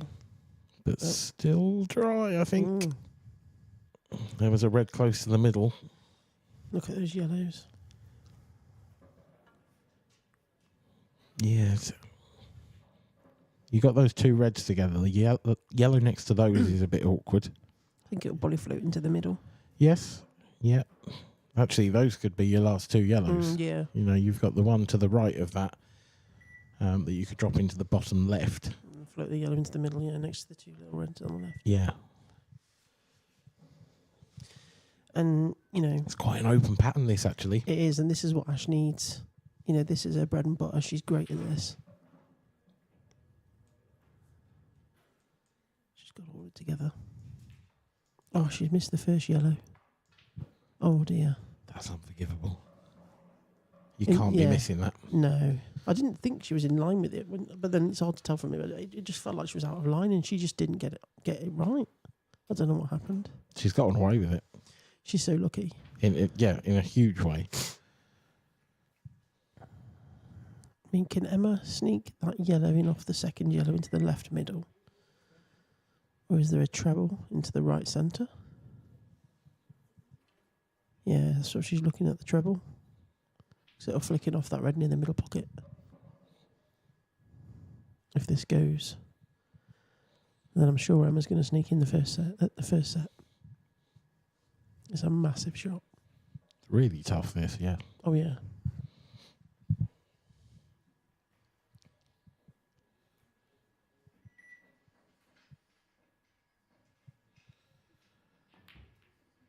Oh, she What a shot that is. Wow. That is brilliant. That is absolutely fantastic from Emma Cunningham. She knew she was always going to get the one over the pocket with a screw. Yep. Two There in was one no- shot, yeah, and she there was got no both. risk, no risk. Brilliant.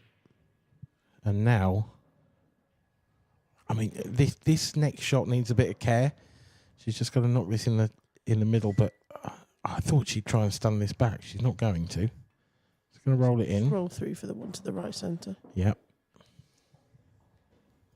And like we say, those two yellows to the left to the end. I just marginally preferred being able to take the one to the top left first. Yeah.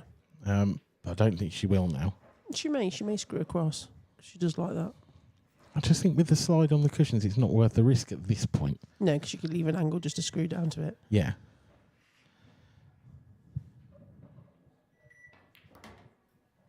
Key shot coming up now. This is about as good as she could have got. Yeah. It's all about landing straight on this yellow. So she can drop that one into the centre. I mean, if she can get the cue ball back to where it is right now, she'd be delighted. Yeah. I think it's just slightly off angle, so she's going to have to really dig into this to get the cue ball coming back. She'll be nearer to the reds, I think, yeah.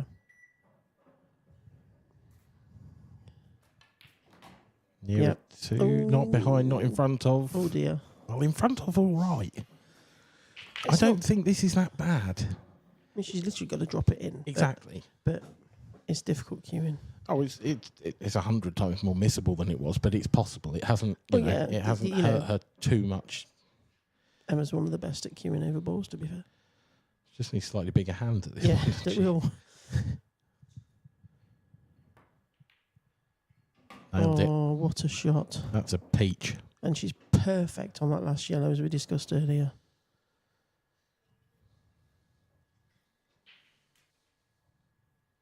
Drop for the first set.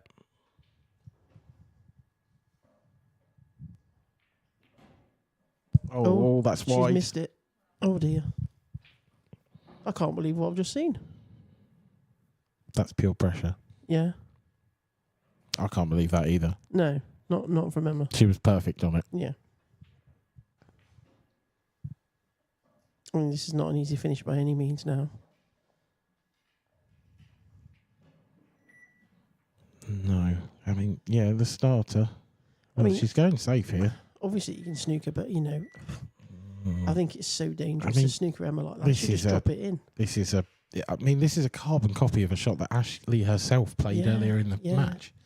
And it's not that difficult. I mean, what else? I mean, you've got, the pot was hard there as well. Yeah, but anywhere from 3/4 ball to 3/4 ball here on that yellow, and it's probably going in. It's quite a big margin. I don't think I could have snookered her. Or just missed it. Oh. Just wide. It's those cushions again, the slideys. Ashley's got a great chance here now.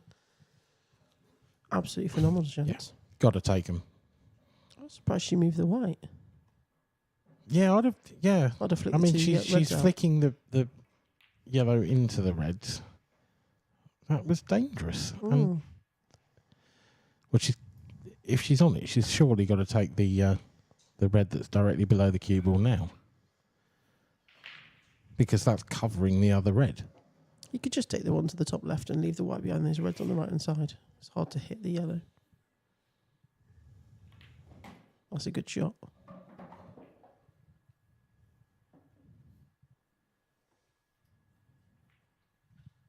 Just wondering, the three on the right hand side, are they a 3-ball plant? Would that be a way to break them out? Yeah, it's awkward. Don't like that shot at all. No. I think she was looking for the safety then on the top one, like I said earlier. Or she was going to pot the top one and she's gone a bit far. She might look for the safety now. She'll push the middle one through and snooker Emma on the yellow. Yeah, I think she has to, but she's got to be careful not to underdo it.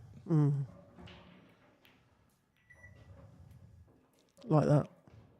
I think she's just gone far enough. Oh, yeah, just. But, I mean, it was close. Looks scary from here.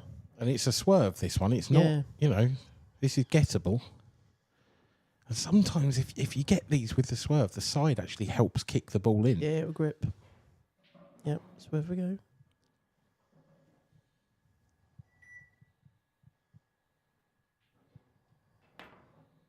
Oh, Just a bit too hard. yeah.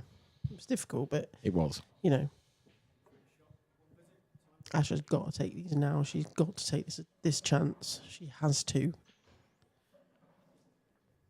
This is a massive chance for this set. Huge it is.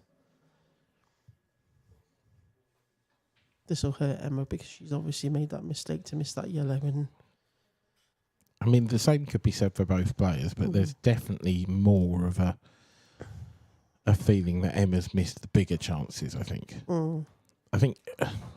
It's maybe difficult not to say this. Yeah, it's been like Ash has missed a couple or not really had an easy chance. But I feel like Emma's missed the chances that she's created for herself. So she's done all the hard work twice now, and she's then not finished it missed a simple one. Yeah. You know, the one in this frame particularly, and also the one where she left herself welded to the 8-ball off the ball over the pocket. Oh yeah, that one. You know, and those two, you know, this set should be over from Emma's point of view. Yes, yeah. And Emma's normally so clinical, it doesn't, you know.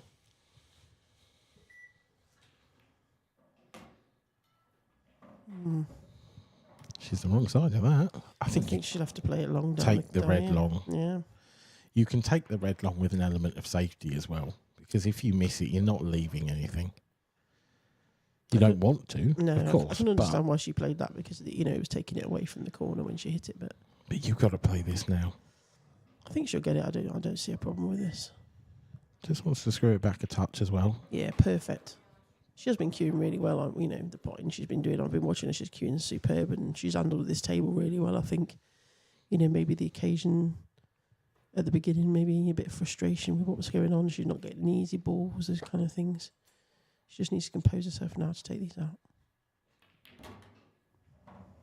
She would have liked a little bit more screw back then. Just tentative, wasn't it? Bit of a poke rather than cueing it. Yeah. Just got to make sure this pot give it everything. 150%.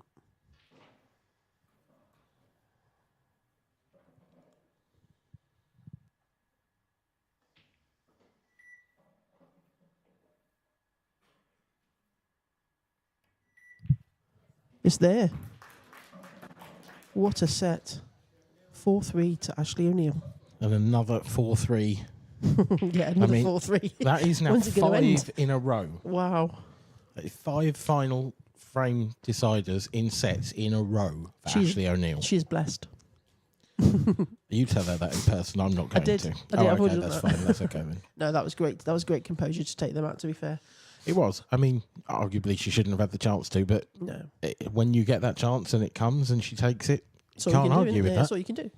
You know? And Emma's going to be kicking herself after missing that yellow. I couldn't believe it. I don't think I've seen her miss a ball like that. Doubles action still on the outer tables. The turncoat there just sat down in his chair. So who we got there? Dan Davies and Liam Power up against Matty Rowland and John Mayer. And it's 1-0. John Marr. John Marr, I apologise. It's all right. I apologise to John more than you, to be honest. What's Tilly doing? And Dan Davies and Liam Power. Yeah, that's 1-0 to Dan and Liam. And Ian Thomas and Toby Bolt having a great run. Now up against Scott Gillespie and Mark McAllister. It's going to be a toughie. And we've got 2 semi-finalists as well. So Dan and Liam, or Matty and John, will play Mark Boyle and Gio Edgar, the defending champions. Tilly's looking pretty happy, so she must be winning. Well, talking of Gio Edgar, that's Tilly's partner. Yeah.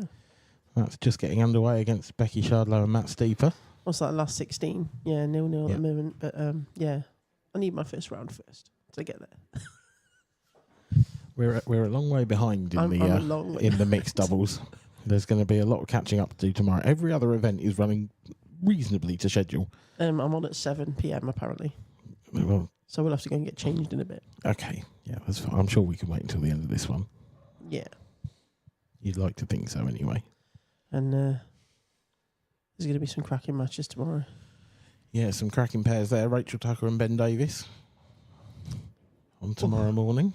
Ben's on a high, especially if he wins this, he will be. Yeah. He'll be shattered, but he'll be on a high. I mean, what a story it would be for Ben if he were to come back after 2 years out of the game, pretty much, and win the world. It wouldn't surprise me in the slightest the way he's been playing. He is just incredible, and if I had half his talent, I'd be the best ever. Oh, I agree, but I think it would rank among the biggest shock wins we've ever seen at the World, to be honest. Shock? Really? Yeah, I think so, yeah. Okay. I think when you look at the other players and the form that they've been in I suppose comparatively. So. Yeah. No, he's one of the best ever. Yeah. So it's not a shock for him to win it. That's but what I I mean, think it's a shock for anyone to have that kind of time out of the game. He's got no pressure. He's coming. He's having a swing. And he's swinging blooming well. But also, even in his last... I mean, I've said it 1,000 times on stream, and people are probably bored of it. He's my favourite player. Yeah, same. He's absolutely my favourite player to watch in the world. Same. But even the last couple of years when he was on the tour, I know he won his last event before he sort of took semi-retirement for a while in the Isle of Man. But previous to that, it had been about 3 years since he'd won a trophy. Yeah, definitely. So I do think it ranks up there as a bit of a surprise. I think I just rate him so highly that to me it's not a surprise. I've been watching him all week and it's just like, oh wow, like every game, like it's just unbelievable. And he's just pinpoint accuracy. It's just sublime. Yeah, he has been exceptional. And just the way he cues and times the ball is just silly to watch. I love it. I spoke to him earlier and I went, can you just teach me a bit of that? Yeah. Because I think my arm doesn't do what yours does sometimes. No, it's like bionic or something. I mean, he just doesn't... It looks like he's not trying. It looks like he's holding a knitting needle and just pushing it forwards and backwards. Yeah. And things are going in exactly where he wants it, and it's perfect every time. There's hardly any mistakes. And the cue ball spins round off 5 or 6 rails. It's not, and he's hardly touched it. It's not even like it's just dropping balls in. It's No. ridiculous talent. Absolutely amazing talent. Just saying about Michael earlier, he's been phenomenal. I just watched him against Dean. He was brilliant. Really was good as well. The position he was playing, he was just fantastic. Yep, into his first World Championship final, Michael Rhodes. It was his second semi, so he'd had another crack at that before. Yeah, it was... I've got a terrible memory. I'd love to be able to remember the year off the top of my head that he made the semis. I want to say 18 or 19. Was that the... I think it was when Ben won it. Was it 2016? Same as me? Did we win together? I can't remember. No, Ben was 18. Was it 18? He was our first televised. So it was either Mika or Colette that won the ladies that year. Mika. I commentated on it. Right, there we go. So yeah, that was 2018. But back to the present. And Ashley O'Neill. Changed the break. Yeah, to good effect or No, not really? I'm not a fan of a cut break. No, I'm not, to be honest. I don't blame you for changing it though, but I think it was working really well in the middle of the table earlier today. Again, like you say, different table, different break. I mean, yeah. So Emma's chosen yellows here. I mean, so much rests on this next shot. These have got to come out nice. Yeah, balls flying everywhere here. You would think, however this comes out, she's probably still going to have control of the bottom right corner. Oh, yeah. I think the reds moved more than the yellows, didn't they? Yeah, it's not... I mean, that shot was, to be honest, more helpful for Ashley than it was for Emma, I think. Because Emma can't see that one over the bottom right, and she kind of needs to cover that pocket at this point. It really is the key to the frame. I think she might put it behind the yellow over the pocket. No. Okay.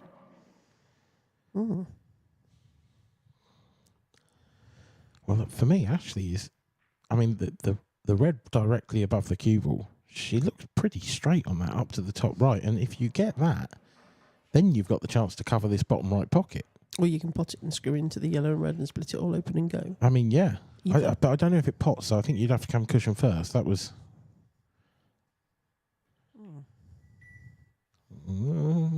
Okay, it's a bit of a nothing shot, that. Yeah, I'm surprised at it, but maybe she didn't feel comfortable because it was quite near the red. I mean, I don't know if Emma can sort of come cushion first and try and cut that one just over the pocket. I wouldn't be playing this with too much pace. She'll probably play the same shot again she just did a minute ago. Yeah, Either in looks between like them it. reds. Yeah. It's a good hit. But it leaves an opportunity for Ash to get a snooker here. Yeah, I mean, if Ash can see the very edge of that red to the right of the cue ball, she can just come thin off that, you know, find safety in balk. If she gets over to the left-hand side of the balk area, then Emma's going to be in trouble. She's just got that a bit thick. It's not bad. I don't... No, it's okay, but... I mean, to be fair, actually, Emma's going to have to hit this quite hard because she's got to hit a cushion afterwards. Yeah, I think can she see the one on the left, which is sort of on its own? I don't know. I don't know if she can see that without clipping the one on the to the right of it. Yeah, she's going to have to split them up. This is the shot, you know, so it's probably even better that she left her on them. Yeah. I mean, if she can just thin off that one into the other one. But no, yeah, she had to split them. Yep. It's come out all right. Yeah, I think she'd been a bit fortunate there. I thought for a minute there was a 3-ball plant, but I was just, well, a 4-ball plant. I was just imagining that because I know what Emma's like. I mean, there's always a 4-ball plant on the table somewhere, generally. Exactly. Oh, I like this from Ash. I think she's going to take a lot of control here. She would like to be behind the other red. Yeah, I expected her to get closer to it.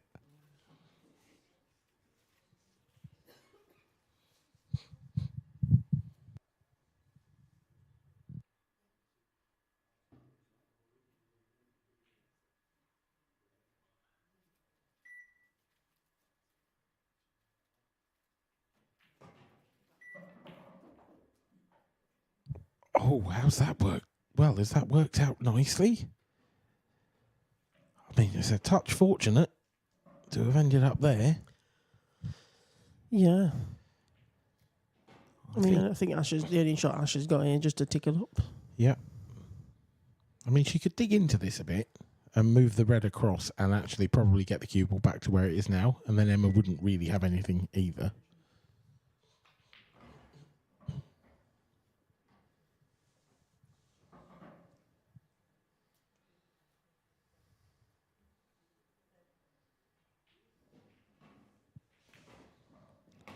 Oh, wow, what a shot. I didn't think that went. Phenomenal. That didn't look like it went at all. Oh. And she's on the next one to the bottom left. And now, I mean, this is a real chance. Shot. Ew. Slightly unfortunate how that's come out. Yeah. Yeah, she's absolutely nowhere here. Can't really see a shot. I don't even think the double is on the red she's closest to. The treble might be. But no, she's just laying up here trying to get the cue ball into safety. Don't know if she's hit this. I don't know if she's left that yellow into the middle. Yeah, that was what I was worried about for her. Don't think she has. No, I think It's just hard to that. tell. I think that last half a roll on the 2 yellows above Oh, she has. have blocked it, but no, Oh. they haven't. Goes easily. Yeah, it looks like it flies in. What do we know? Not very much, generally. That's not true. I'm quite good at quizzes. You only good at a quiz, Deb? Love a quiz. Yeah? Yeah. Love a pub quiz. I just like things like Pointless and Yeah. House of Games. That kind of, not pub quizzes, but... This is the saddest conversation that's ever been had on no, it's not. on commentary, I think. It's not. Oh, did she meant to hit that then? I think so. Yeah. I'm surprised at that. Maybe she I am wasn't on that. I think she was. Cameras can be deceiving. True. She'd have taken... If she was on it, she'd take Yeah, it yeah, I on, can't so, imagine if she wouldn't, you know, to be fair. like,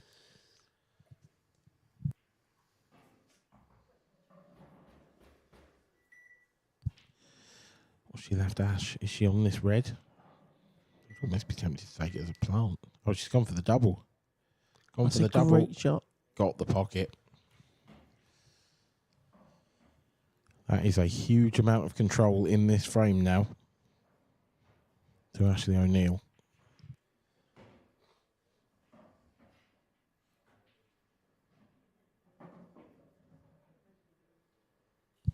I mean, I think Emma's just got to pot this and Split the two split the yellows, others.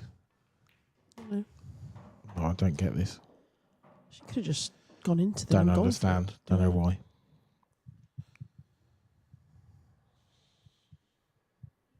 I can't see what unless the plan was to take the yellow above the cue ball now to the top right, but in such a way that she could bring the cue ball across to the right of those two yellows, and then she might have an angle to get into the one over the pocket. She might still just about be able to force that. Yeah, she has. Great shot It's a great shot, and this is a good angle. for the skill shot. It's not easy though. She's almost got to play into the yellow to pot the red. Which is very difficult to get into. Yeah, But I think she can do it. and it's got to be thin as well. So it's got to have the pace on it. I think that's the more difficult part. Yeah. Got to really punch this. Yeah, I thought she'd get the red, but she didn't get the yellow. And it's a foul. Leaves Ash with 2 shots. Well, drop-ins, yeah, should be. Really? I mean, what do? Do you move the red? Do you move the yellow? As long as you move one of them. I think you play the red off the yellow and then push the white up the table. Yeah, perfect. Absolutely spot on, that shot from Ashley O'Neill.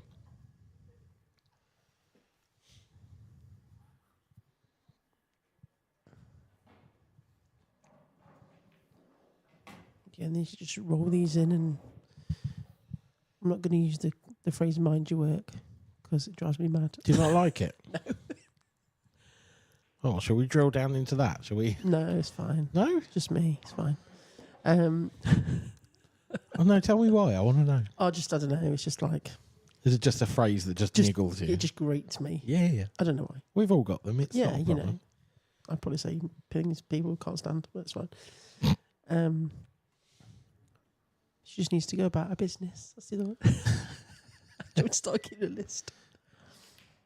Oh, that's a good Does shot. she need to mind her work while she's going about her business? Yes. Is that's correct. Yeah. Are you just going to run through the whole sort of book of commentary cliches? Can I? Yeah, absolutely. Feel free. I could remember. I love it. We'll have a game of commentary bingo.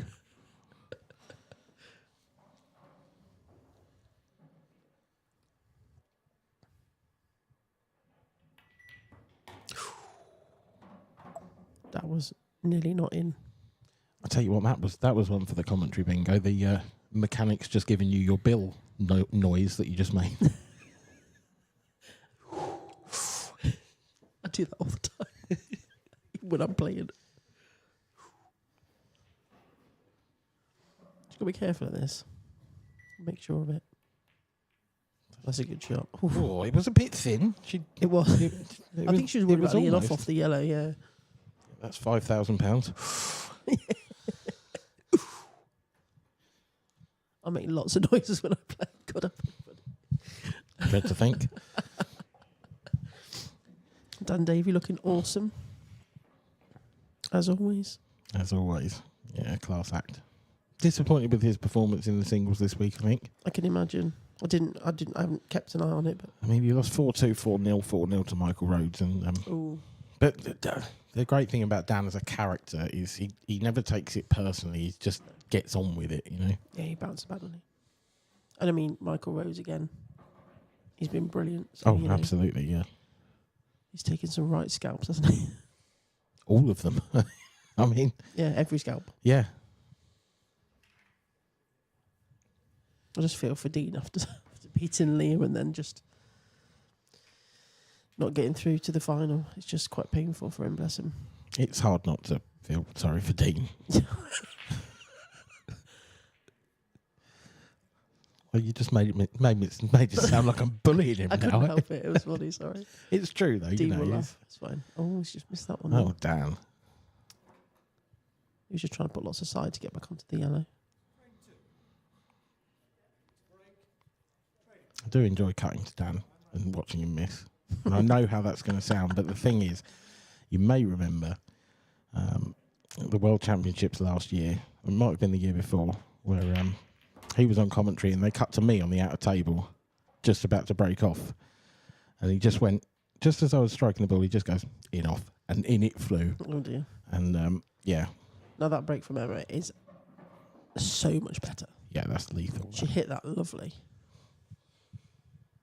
And the yellows are just there for the taking. She will be dishing these.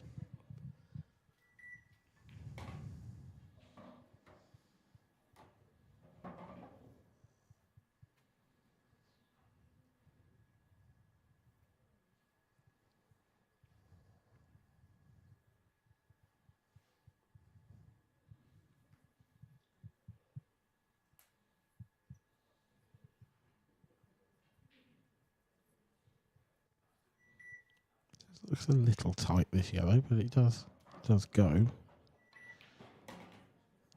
That's very nicely played. Lovely. She'd love to be on the yellow to the left centre now. I think she is. Yeah, to get back up to the top. I really think she is, yeah. She's got to miss I mean, that. you could get back to the top, or you could even just drop this in and then get back to the top from the one to the bottom left. Yeah. And I think this might be the better plan because it's more difficult to get up to the top from now. But then these last three, well, no, it's not the plan. I'm surprised. I thought this would be last yellow or second last, and then presumably one to the middle to last. Oh, didn't think that was in then. No, it looked yeah. It did look a bit Wobbly. Just a bit of unwanted side from the Q&A. This is a fiddly one. This is probably slightly trickier than the one she missed earlier. Oh, she missed again. That might have been in her head, slightly. Yeah, it's amazing, isn't it? But it does happen when you're faced with a shot quite similar to one that you've missed. That was particularly when it was a crucial one. Yeah, and I think that's possibly might have even been why she took it then and not at the end, because she might have felt like it might bother. Yeah. Not that, I just think, it might have been a thought in it. Just not for the first time in the match. I would slightly question her patterns. I haven't for a while, not since really the first couple of frames. The first couple of frames, she didn't look confident at all. Every shot was sort of almost felt uncomfortable, didn't it? Yeah, it looked like she was playing every single shot with safety in mind. When all that's in the back of your mind is, oh, but what if I miss? So then you end up playing the wrong shots. This is not nice. She's not got on this red at all that she wanted on the bottom cushion. I think she's got to take the one on the side rail, the one near the middle pocket. And if it goes in, brilliant. And if not, get the pocket. That's a good hit. That'll do. It's in. Yeah. Fraction wide. I mean, she missed one earlier that I thought was less wide than that, to be honest. But yeah, I've seen a few catch the cushion on the way in. Yeah, and it's just still gone in. I mean, you expect it sometimes, especially when it's starting from close to the cushion already. But some and some. This is a nice shot. It's a good shot. It's come a bit far with the cue ball.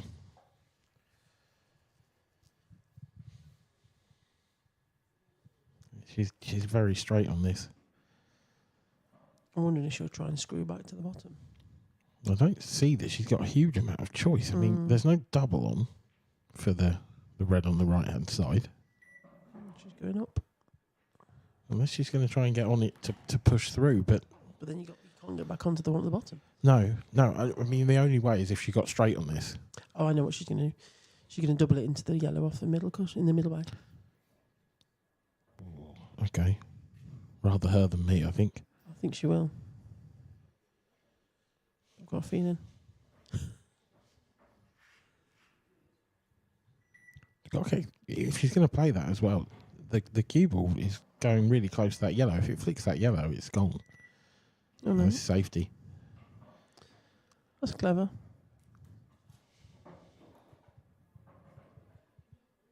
It's clever, but it doesn't really get her anywhere. No. Emma could even snooker her now off this yellow at the top. and it brings her bad yellow out. Yeah, so, I mean, Emma, if she can just leave the cue ball on the top rail and leave this yellow near the blue spot. I think Emma might even try and knock it into the one over the middle pocket. No, she's gone for a safety. Oh, Didn't want the double kiss. no. Just a slightly tentative strike of the ball, that. Actually, he's going to struggle from here. This is not the right angle you want taking this red on. I mean, what can you do? You top it through a little bit, but Yeah, that yellow being over that black corner in the corner, bottom left corner, is massive right now. That's a great shot. it is. But Yeah, it's I not. think I'd rather have dropped it in because you were never getting nicer on that red. Yeah. I don't think it doubles. I think she's going to go cushion first and take the red in the opposite centre. Yeah, maybe. If she can. Even if she does, where's the black go? Because Somewhere else. yeah, Cocked out it's off the going to yellow in have the to be middle. something like that, isn't Cocked it? out in the yellow off the middle. It will have to be something outrageous from here, you would think. Wow. Didn't expect that. No, She's been fairly fortunate. I'm not quite sure what it was, even. She's been fairly fortunate. I think the only shot as a pot Emma's got is probably the yellow in the middle of the table down to the bottom left. But if she misses it, then probably Ash can clear up. She's probably going to play safety. I think safety is the right shot here. Oh, It's going in off. Oh, no. Oh, Oh, hearts in mouths. yeah, wouldn't it just? And she's opened that black bag up as well. I mean, it's going to have to be some fluke from here, really. Yeah, I mean, if as soon as if she misses this, then you'd like to say it was frame over. It's all you can do, though. You've just got to give this some. Twice across probably into the back of it. She could pot it. Oh, That's a hell of an effort. And it's gone safe. Yeah, she's not seeing that again for a while.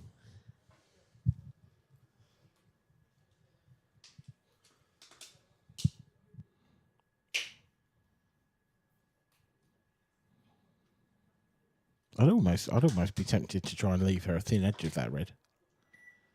Just so you can't play the obvious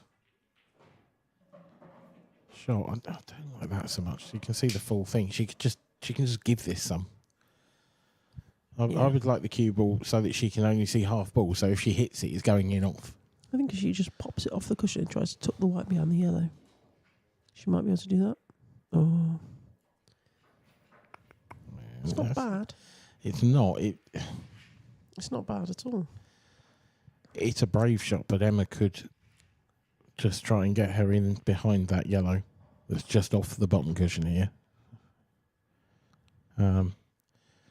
And it would still leave that pocket covered. I think she's going to try and put it behind the black. Yeah. Or double the yellow up past the red. Could double it. Yeah. Could take the double I on. think that'll be the shot.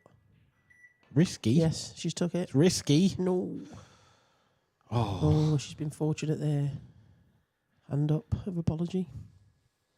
I think that was too big a risk. I think there was such a chance of knocking the red in rather than the yellow. But Emma, from what I see of Emma normally gets that kind of thing. So, Yeah. I can understand why she's taking it, because I think the safety was so difficult and you could have lost the frame anyway that you might as well have a go at it. Well, I don't think the safety of just knocking her in behind the black was too hard. Yeah.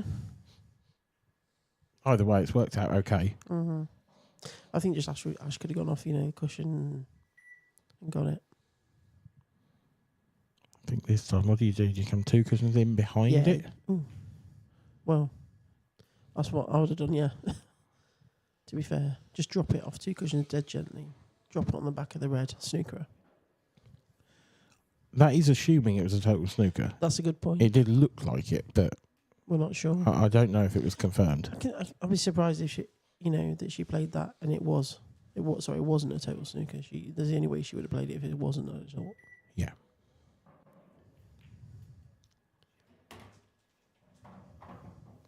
She's got a great angle now to come down to this bottom yellow. She's just got to make sure she gets past the black. It's a scrappy frame, this, isn't it? Mm-hmm. She might go on the inside of the black just to make sure. Oh, Oh, dear.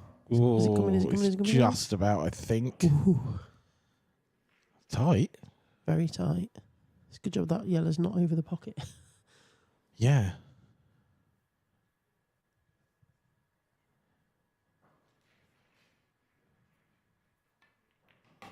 It must have been really tight. The ref was having a good look as well. He was. Perfect shot now.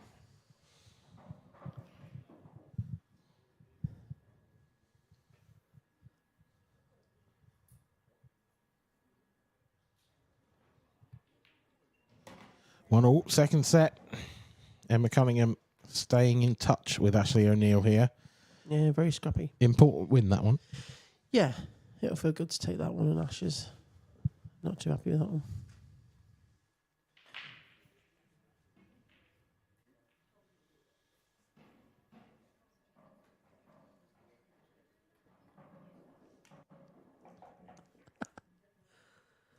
Pointed at to show scores. Let me see what's going on there. So sorry. That's funny. Yeah, let's have a look at some scores. So quarterfinals of the doubles, we got Dan Davey and Liam Power, the winner, and Matty Rowland and John Mayer. More. Mar. I can't even remember it now. That is 2-1 Dan Davey and Liam. And they will play Mark Boyle and Gio Edgar in the semis. And Chris Bower and Matt Brannan, they're through to the semi-finals as well.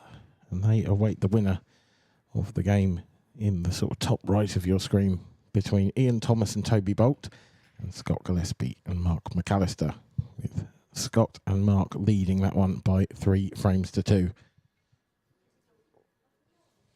Also got some mixed doubles action. Not too many games going on Because they're waiting for us. around the grounds at the moment. They're waiting for all the people that are still in the singles. And Yeah. the men mainly. But Becky Shardlow and Matt Steefer do trail Tilly Edwards and Gio Edgar by 2 frames to 1 at the moment. It's a real powerful pairs in the quarterfinal already waiting. Yeah, 3 pairs through to the quarters so far. Yvonne Ewing and Mark McAllister, Shona Lucas and Andy Lucas. Shoney? Shoney Lucas. Shoney Lucas. They should call themselves that. I think it's a better name. And Beck Sweeney and Corey Reese. So, yeah, some very powerful combinations into the quarters so far in that event. Back to the action here. Lovely break. It's dry. Shame it's dry. Yeah. Shame it's dry. Because it's one of the best splits we've seen so far. Shied away from the cut break after the Yes. the sort of failed experiment of the first frame of this set then. Yeah. The thing is, if you're not getting a ball and you're splitting them well, then your opponent just clears up, and it's frustrating if you're watching that happen to you again and again. I mean, to be honest, I just think the table's dried up a little bit because we've had 2 balls off the break the whole match so far. Really? You know, every single time. Yeah, I mean, Emma's had 2 reverse dishes. She probably should have broke this the last one. Mm-hmm. Other than that, the chances just haven't been there off the break for these they've kind been a of bit awkward, haven't they? quick Yeah. fire, you know, dishes. It's been a bit more of a war of attrition because, well, the splits haven't been this nice very often. This will do Emma the world a good getting these. You have to say they don't get much better than this, do they? Mm-hmm.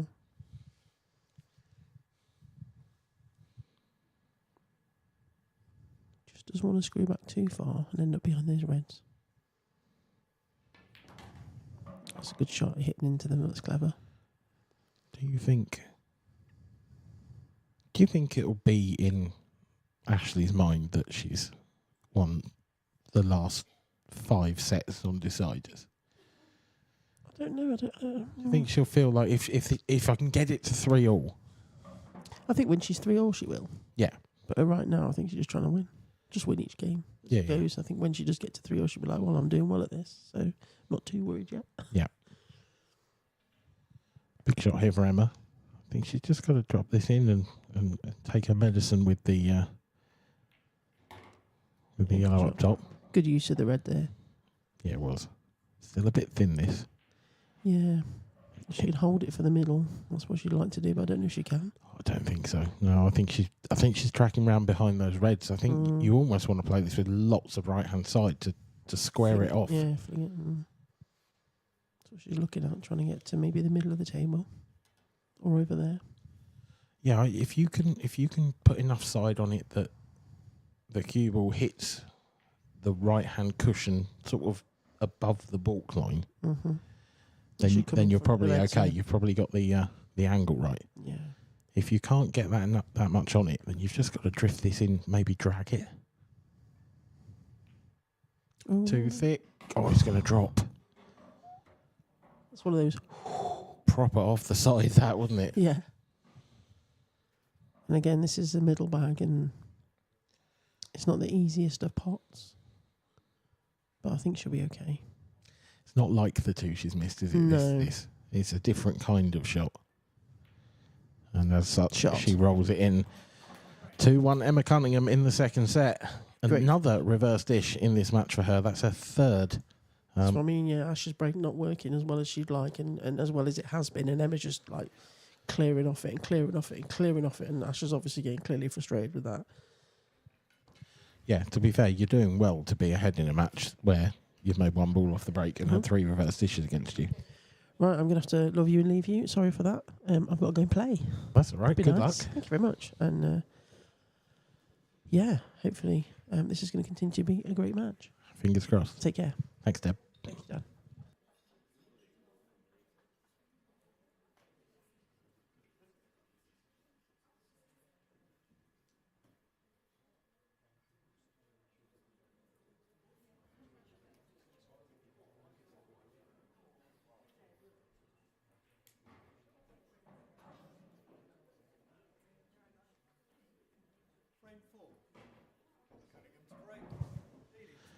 After a small game of musical chairs in the commentary box, I have replaced one fantastic elite ladies player with another. Replacing Deb Birchall is the brilliant Yvonne Ewing. Good evening, Yvonne. Good evening. How are you doing? Yeah, very well. Yourself? Good, fantastic. I've been sitting in the arena watching this final. 2 class ladies just going at it hammer and tong. It's been an absorbing watch. Oh, this. absolutely. But yet again, the break's letting both players down at the moment. Yeah, it definitely is. I've had a wee play there with Ashley there and just saying, go and get that old breaking cue that you used. I mean, this is arguably as good a split as the previous one from Ash, but this time from Emma. And this is a wonderful chance to basically return the reverse dish back to her. Yep, and level the set 2 frames all. It was an absorbing first set. The two of them were... you could see that the respect the two of them have for each other when they're playing. It was fantastic. And, you know, many people predicted this as the final when the draw came out. Yeah. Yeah, it's been a real high-quality game. I think Emma will be furious with herself about the way the first set ended, to be honest. I think she had the biggest chance to take that deciding frame. Yeah, she did, and you know, it's just the classy player Emma. You can never write Emma off. She's won multitude, as everybody knows. You know, she's got that steely-eyed look. Ooh, Ash, that's...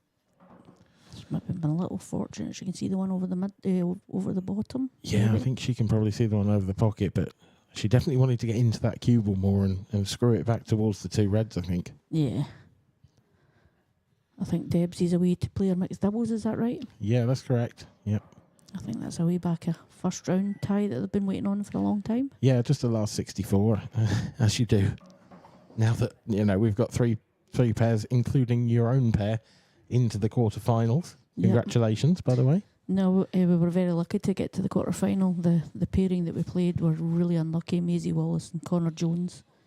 Connor's potted a fantastic black, and the whites went right round the table and dropped in the middle to put us in the decider to give us a 6-5 victory. That is an absolute sickener. And credits where it's due. His partner was fantastic all the way through it. I don't think she missed a pot at all. A name I didn't know until this weekend, so she's one for the watching in the future as well. Wow, that's a cruel way to go out. As we watch Ashley O'Neill, you would think, finish this clearance off. Yep, this is probably the most determined, focused, chilled out as well. You know, she's shaking like a shaky thing. But, you know, she's steely-eyed. She's going round about. I always know how well Ashley's playing. I could watch her for a distance, and at the pace she's playing at now, if she's playing at that pace, she's fantastic. There was a moment, sort of halfway through the first set, where Emma was coming back at her, where she looked actually like she'd lost a bit of confidence. Yeah. She was sort of sat in her seat, a little bit slouched, hands in pockets. But actually, since she got the next chance in the match, she does look as if she's really turned it on. Yeah, definitely. I mean, I watch her a lot in Scotland, and she's missed that black. That's a bad one to miss. And that was just a wee deceleration and not queuing through it. She's punched everything else in, and that one she just tries to float in. But what can Emma do? Yeah, I mean, Emma's got a red in bulk she can take on, and then maybe look for a bit of safeties. I was thinking that she'll maybe the one in the bottom rail just knock that towards the black a little bit. Yeah, you the could path isn't brilliant getting up and down the table, although it is there, depending on where she leaves the white. But knowing Emma, she'll pull out some massive pot and be on the finish, because that's just the way she plays. I would agree generally, but in this game, she's been quite tentative in this. Yeah. She's played a lot more safety shots than I feel like we're used to from Emma Cunningham. Yeah, definitely. I've watched Emma all weekend, and you know, she struggled through some matches, but it seems to be when Emma loses her first set, she gets a real determination, and it's just the talent she's got and how good she is. That determination to take the next sort of 2 sets quite comfortably. She did that in previous matches, I'm sure. Yeah, can Ash hit this black? I mean, there's a gap between the reds directly above. So she can hit this straight on and off of the cushion. I just wonder if she can dig down onto it with a bit of right and just get it going towards the 8 ball. Yeah, I think bit of a sort of delayed swerve before the cushion. Yeah, play it on with loads of right. Oh, this is a great effort. This is a great effort. She's got it. She's got it. Fantastic shot, Ashley O'Neill. Absolutely nailed from Ashley O'Neill. That is a terrific shot. Cannot tell you how difficult that is as well. With the way these cushions slide and the fact that she couldn't get to the bottom of the cue ball, that is ace. Outstanding, yeah. I mean, I said that in the commentary last night when she was playing Debs in the semi-final. I don't think I've managed a double all weekend, and doubles I'm normally, reasonable at. But they're so slidey, and it's because the conditions are that good. Cushions new, cloth new, that it really slides a lot. Do you think that experience last night of getting that, we got that extra game in on the stream and it was Ash and Deb, do you think that will have stood her in good stead for this final? Yeah, I think experience in arena. Emma's not yet, but Emma's obviously been in that arena hundreds of times before. Yeah. But Ashley getting a shot on that table against Deb's, our number one, probably has stood in good stead, as you say, for today's final. Oh, Dan Davey. Every time we cut to him, he seems to miss an easy ball. Yeah, and in the distance, my mixed doubles partner's on the table at the moment with Scott Gillespie. Yeah. Still lots going on in the arena.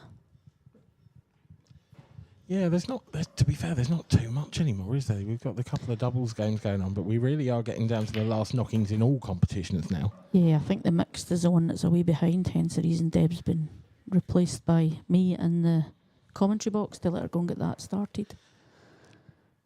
I think her and her partner Liam are playing Dean Shields, who, got to the semi-final in the gents. Yeah, that's absolutely right. It's, who's partnering Dean Shields? I can't remember. Lisa Reynolds. It's always Lisa Reynolds. Reynolds. There it is, yeah. So they'll be going on just shortly. And then Kelly Denton, and her partner have to play Ben Davies and Rachel Tucker. So Ben's obviously in the final, so that'll be tomorrow. Emma's in the final at the moment. She's partnering Liam Dunster, Jenny Lawson and Ross Fernie. So, that's scheduled for 10:30 tomorrow. So there's still a long way to go in the mixed. Looking back at the game now, that was a tremendous shot there from Ashley O'Neill, but she's left an awkward plant, which she's nailed. Yep. It's coming out nice for her now. Yep. Just the 8 ball, really. I think that goes into the middle right as we look at it. It's tight, isn't it? Yeah. No, it goes into the middle right and the bottom left. Yeah, it does. From that angle. It's just how she can negotiate her way around. I like that. I like the fact that she's went long so she can, hit it with a bit of confidence, a bit of pace rather than trying to hold. Yeah, and actually, I mean, the perfect shot now here would be any kind of stunt, really. Yeah. And then the left-hand one as we look at it on and off the rail.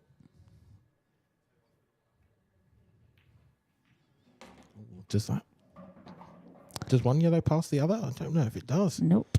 With Ashley's body language, it doesn't. That was a bit careless. She didn't need to roll that in. She could have stunned that quite comfortably, I would have thought. It was just careless because by the looks of it, she didn't look to see if it went. Yeah. I know her mum will be sitting biting her fingernails back in Scotland. Her mum's online watching. She's got a huge fan base up there in Scotland as Ashley. This is a good shot. Played that How's it going to really, come really out? well. Fantastic, Ashley. Oh, wow. That's a brilliant shot. Now, has she disturbed anything? Because we saw how close that 8 ball was. No, I think she'll just follow through a little bit here and leave herself on, off the bottom rail, but nearer the bottom rail, and just take the pot into the middle, because I'm sure it still goes, Dan. Yeah, there we go. She's dead straight on it. She's checked to see if it goes. It definitely does. And this here's the change in Ashley. Ashley, 2 years ago, 18 months ago, they just went round and potted it. But she now takes her time, sets herself up, gets it right and nails it. Exactly as she does. I did take a deep breath there when I said that. I was hoping there wasn't any commentator's curse. So I think Deb used it all up, to be honest. Ashley now takes a 3-2 lead and a 1-0 lead. So she's 1 frame away from a title she's wanted to win from her first IPA event about 3 years ago. Wow. Backed by, she's been totally backed by Jenny Lawson in the corner pocket. They've backed her 100%, cover her expenses for everything here, accommodation, and it just lets Ashley concentrate and pull. As I'm sure Emma's got the same sponsors. I know is it MJ Sports Bar or something she owns, or she's a partner in? Oh, MK Sports Bar, yeah. Sports Bar, I've played there, actually. It's a nice club. Yeah. Not for a number of years, though. I think it's her and Maria. I think she Maria should Rhodes. invite me back, to be honest. Let's hope the camera got on to Dan. He doesn't miss this black. I don't think he will. But come on, Dan. That's better. His luck's changed. I'm in the commentary box now. Well done, Dan. That's more like it, Dan. Yeah, it's Ian Thomas and Toby Bolt as well, still hanging in there, but they are close to the edge against Scott Gillespie and Mark McAllister in the top right of your screen. Yeah, it was 5-2 to Scott and Mark. And Andy with Liam Power, Matty Rowlands, John Mayer, they look like they're 2-all, unless that last frame's not went up. I can say, it's just changed 3-2, Dan and Liam. So the winner of Dan and Liam and Matty and John play Mark Boyle and Gio Edgar, the defending champions. And Chris Boron and Matt Brannan, they play the winner of the Scott Gillespie and Ian Thomas match. But okay, this is a big break for Emma. And it's smashed it. Her biggest break of the match so far. Yeah. A little cluster in the top left. Yeah, I don't can she play the plant first shot? But the reds look slightly more difficult than the yellows, but if you get that plant, you've got to get the plant in such a way that it pushes the yellow away from the red. Yeah. And then you've got reds on the side rail. But she's looking at yellows. There's nothing there to open up that yellow. That's the problem. Just the one along the top, but you need to get on that, don't you? Yeah. And to be able to get on that in such a way that you can actually hit those with enough force to break the yellow out is mighty tough. Yeah, I think I'd be yellow onto red, as you say, Dan, and having a go that way. But as we say, it's easy sitting here. Oh, Emma. I was just about to say, actually, I think I'd spotted her route, but because this is a smashing chance if Ash can get up the table and she goes yellows, but I'm not sure she will. Well, I just wonder if she can play and I think this might have been Emma's plan as well, the yellow to the right centre and get into them. Mm-hmm. And in an ideal world, you'd pop both, although that would still leave open table at this point.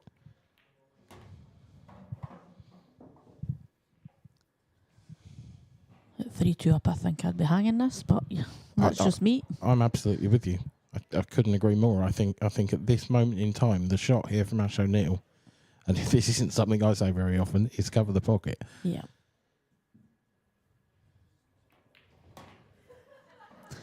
And that's why I think it covered the pocket. I agree. Getting enough force into that cluster from that ball, I think, was almost impossible for anyone. Yeah, and then you think, if she gets it a little bit more and she's on the finish, we wouldn't be questioning her shot choice. But No, but I don't think it was physically possible. no, I think she had to be higher. Yeah, and you've always got to top into it, and that always kills it a little bit. Yeah. Off the reel and in the other middle. In the other corner bag. That's the shot. It's not quite there, but it's not the worst leave ever. Again, if I'm Emma, I'm just nudging the top one and getting a snooker in all the balls and trying to get two.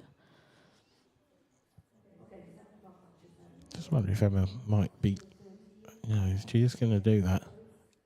I think there will come a time where she tries to get control of that bottom right pocket with that red on the rail. Yeah. I mean, if she gets two here, you would fancy Emma to lift it, knock the two out and finish it. Yeah, I don't think she's got the total. That's the thing. No. And I actually think Ash might be able to swerve this and pot it. And if she does, this could be it. This could be the visit. Well, she's certainly looking at the potting angle. I mean, if she can pot this straight, it's... Oh, that's a massive It's mistake there. from This Emma. needs a nice nudge. And she's got it. Yeah, it's... I feel like screaming in the commentary box now. I think she should take the one in the middle here first. I think if you take the middle, then you can take the bottom of the two yellows and not have to nudge this other yellow.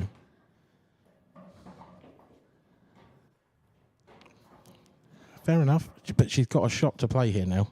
Yeah, we've had many a conversation about backing herself, and when it comes to the last few balls, and I think she'll completely back herself here, and she'll play roundabout. Take the one at the bottom right, play roundabout, and get the other one at the middle bag, down below the black. Is this the moment for Ashley O'Neill? It's not. She's put too much side on that. And Emma Cunningham can breathe again, but these reds are still not easy. Yep, I think Emma's seen the defeat there in her eyes, and Ashley's let her back in. I mean, that was just pure pressure. She gets that 100 out of 100 on any other, time. It is pressure. It's the first time she's been in the Elite World Final, or the main World Final. And I think she's played Emma twice before. Emma's called that way too thick. Way too thick. I wonder if that goes by. I think she'll need to play this into the bottom left. I think it goes. I think it goes either way, actually. Yeah. One massive, huge pot, Ashley. As you see all the officials going round about, ready to do a presentation maybe, hopefully, fingers crossed. Sorry, Emma. I think she's got to take this past the 8 ball. Yeah, I would agree. You could take it past the other yellow. To be fair, it depends which one you've got more pocket of, because they both look a little bit tight. Yeah, I would go the sort of blind pocket as you look at it and down by the black, and I think that's what Ashley will do. Just want to stun this across to the side rail. Not quite. It's not quite there. But the 8 ball's very awkward now. Yeah, and one of her yellows is awkward, so Emma's got a chance to get these open a bit for her. I mean, it's a free shot at the one on the right-hand side, isn't it? Yeah. You top that through. If you get it, then great. If not, doesn't matter. Surprised she's not moving one of them. Yeah, so mad at it.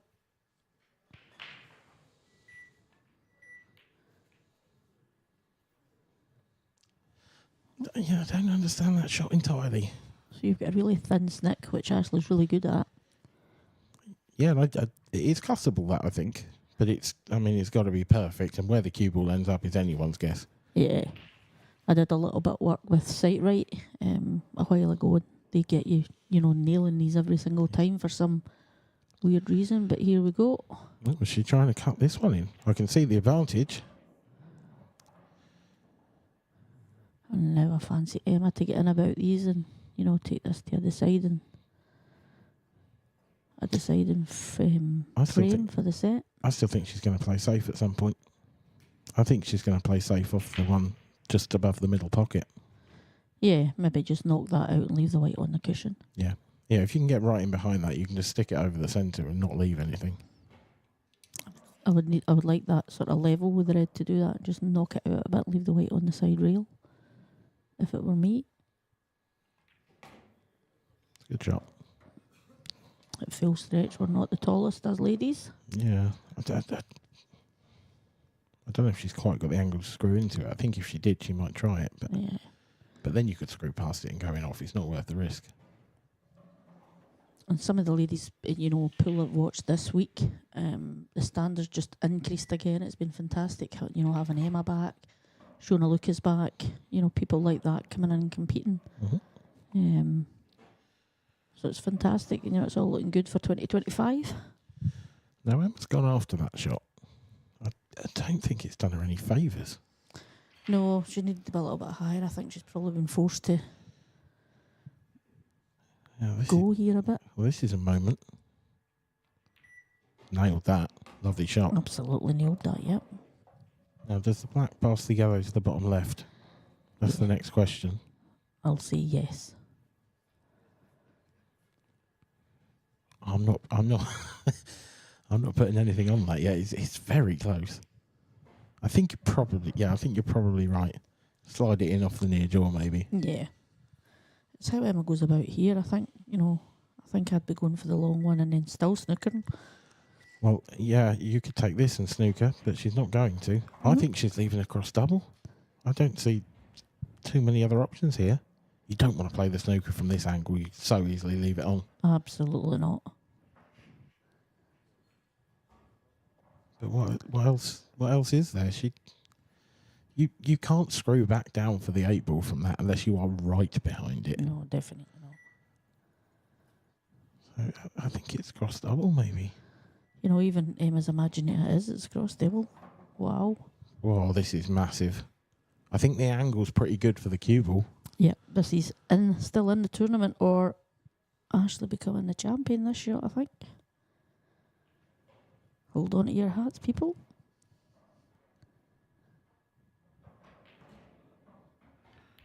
Oh, absolutely nailed it. This is the shot of a champion, but where's the cue ball? Is she on it? Is she jawed? I think she's jawed. You sounded like John Virgo there. Where's the cue ball gone? Oh, there's worse comparisons out there. That's how unlucky is that? She's dealt a magical, back double and knuckle. She could have come out an inch further, and it's a tap in for her. It just. Well, is it still? Can she still get this? What a shot! Absolutely fantastic. That is the sign of a champion, you have to say. Back totally against the wall, looking at getting put out the tournament, and she's pulled off a worldly, as they say. That is extraordinary. But she still needs to win the next frame to take it to a deciding set. And Ashley O'Neill has won 5 sets on the bounce, 4-3 at this point. Yeah. You wouldn't put her past it making it 6. No, you wouldn't. But, Emma will have a little skip in her step after that finish. Yeah, and I mean, it's going to hurt Ash as well, because the fact is she had quite an easy finish on there. Yeah. And Emma's like an animal, and I don't mean that rudely in any way. She sees it, she senses a little bit of weakness, and she's right after that there, and that finish was phenomenal. And that's where the two of them are very similar. Ashley's the same. But I think, Ashley's had the one chance at winning the title. If she gets a second, I'm 100% certain she'll take it. As we see Goobsy nailing some pot up the rail for his partner. Yeah, Dan and Liam going well too. Although Goobsy and Mark, they were 5-2 up, and that's now 5-4 in that one. Yep. So Ian Thomas and Toby Bolt are still clawing their way back into that game. There was a few blackball shootouts in the men's doubles earlier this afternoon. It was fantastic to watch. Love a blackball shootout. Yeah. Now Ashley O'Neill has made a ball. Oh, look at these yellows.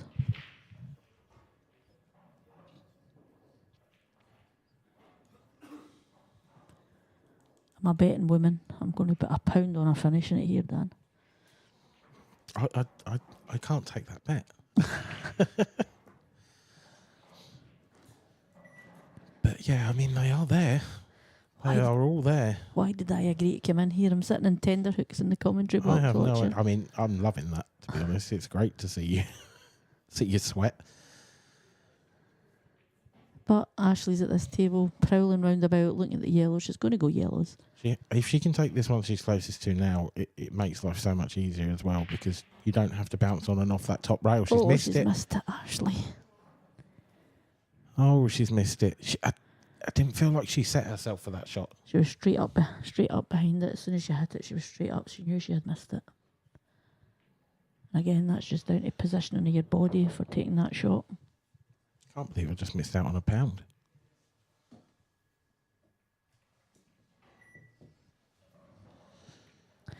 So Emma's now got the same yellows, and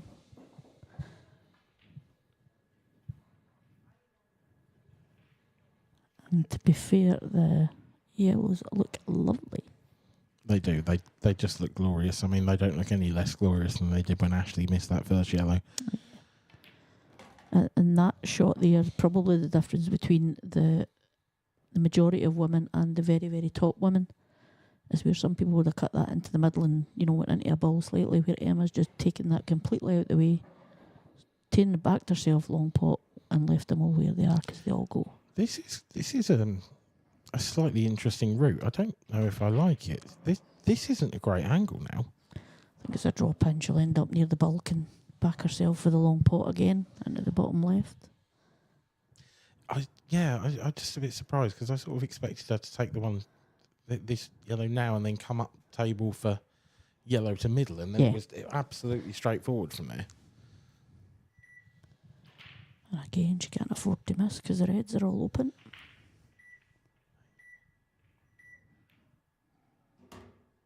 This is the back yourself one. Yeah, it looks fairly good. It might just be slightly off angle. If this is dead straight, I think the frame's over. I'm wondering if she can just slide the inside of the other yellow to take it into the middle, but I'm not really sure whether she'll hit the red. She could hit the red. There was a bit of a grimace on her face there. I don't think she likes this angle. It's betwixt and between, I think. I think it's one of those where if you push it through, it's running right onto the yellow, and that's not ideal. You don't want to finish close to it. No, definitely not. I think she wants to get past it. I think she's screwing across into the red to play the next one to the same pocket. Great shot. Have you done this commentary before, Dan? Apparently so. Fantastic. And here I'm looking at sliding past the red to take the yellow into the middle. It's like you do get used to the camera angle a bit more after you've watched it for 8 hours a day. Yeah. So 2 balls for Emma to take the second set and take this ladies' final into a final set decider. Shot. And she's hit that really well. That is very good. And this will be the first set, I believe, that Ashley's lost all weekend or all week. Yep, and she's lost it in the decider. Yep. And Emma's just going to take a small comfort break. You would think it's nailed on that this final's going to a decider, wouldn't you? I mean, she's gone to deciders in the last 6 sets. Yeah. And the 2 of them are that good. The 2 of them are fantastic. And you can't pick a winner at this stage. No, you're absolutely right.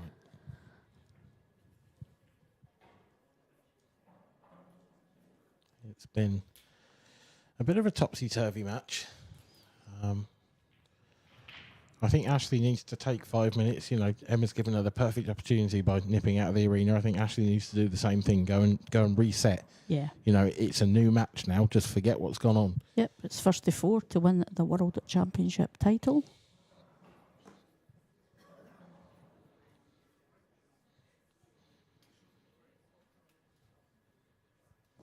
I'm just looking at your stats beside you. She does love a 4-3, does Ashley, doesn't she? She does, yeah.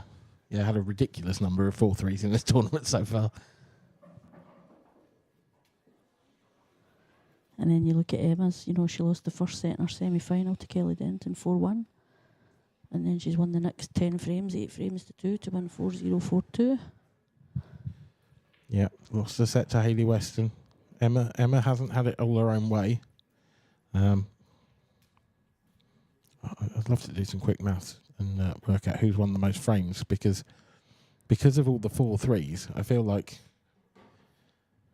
Ash has probably conceded a similar number of frames. Sort of Emma's dominated more sets. Emma's won 40 frames. Yeah. But it's how many And they've lost 18. So 40-18, and I'll just tot up Ashes.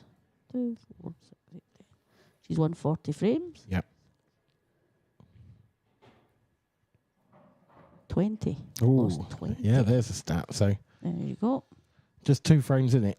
Yep, so So Ashes- even though Ashley hasn't lost a set until now, yeah. you know, all of Ashley's sets have been closer. Emma's been sort of feast or famine, if you Yeah. like. They've both went roughly 2-1 in their favour throughout the tournament. Now, Dan Davies definitely doesn't miss that black as well on table 17. That's now a 5-2 lead for Dan and Liam. So Dan making the semi-finals in the doubles for a second year running. Yep. Scott Gillespie on his return to the IPA along with Mark McAllister are 6-4 up in their quarter-final of the men's doubles. And they're at the table as well. So it could be curtains for Ian and Toby Bolt there.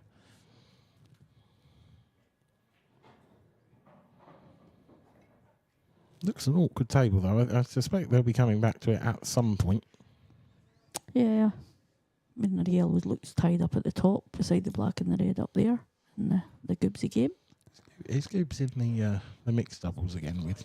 No, he didn't enter the mixed doubles this year. Did he not? No. No. Because I thought, is Lauren Williams at this event or not? Yeah, she was here, and I'm not sure. Both of them didn't text each other to get in it, so they didn't. They won't get in it with anyone else, I don't think. Right, I was surprised. Surprised not to see them. They knocked me and my partner out in a final frame decider of the quarterfinals a few years back, and I was I think they won it twice, didn't they? Yeah, Played yeah. together 3 times. They got to a semi-final and won it twice. yeah, they were the defending champions when they knocked us out. That was a great game. I think they did get to the semi, then the final, won it twice, and then Scott moved to Yeah, the other that's roles. the one. And, you know. So Emma's in here in frame number 1. And these yellows look nice. This could be the perfect start for Emma in this set.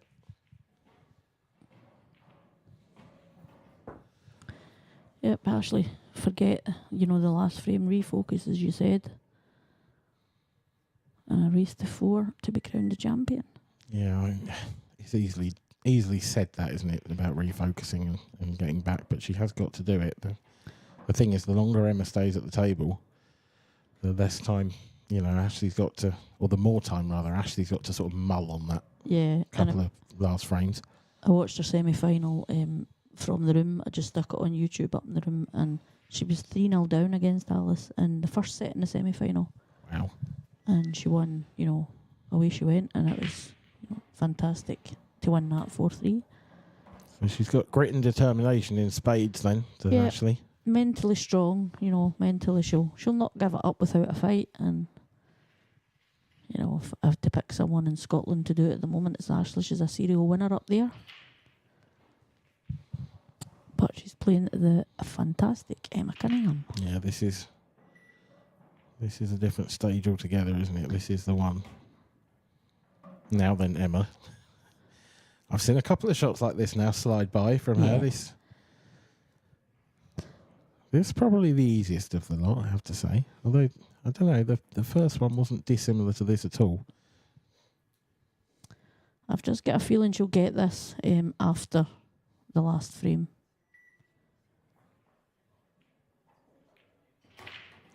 That's the one. That's how you do it. Yep. And she'll just top this through a little bit on off the top rail, and she doesn't need to be perfect in the black. No, I think she'd be happy with anywhere just below the balk line really here. Yeah. And we missed the start of this, so I'm guessing it's a breaking finish from Emma. Yeah, I believe so. She played that with a lot of side. Yeah. I thought she could have played that with some top, but Yeah. it seemed to sort of skew off a little bit, didn't it? Trying to leave it a little straighter rather than the cut on it. Well, this for 1-0 in the deciding set. In it goes. And you hear the calls of yes, Emma from Maria. That's Maria in the front row with the black top on. I think that's who she owns MK Sports Bar with. Yes, that's the one. Yep. So a break dish from Emma Cunningham to start. Am I right in saying this is the first time Emma's been in the lead in the match? In front? I think she was briefly in the first set, actually. Or did she win the first frame? No, you're quite right. You are quite right.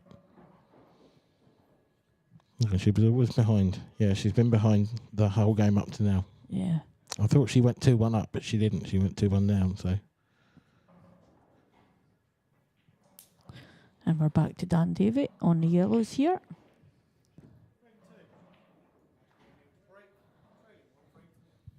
And here we go. Back to the main table when Ashley is breaking. And she struggled with her break all weekend. Yeah, I thought she just unlocked it in the end of the last set, but Yeah. once again, Look at these reds. big chance for Emma. Yeah.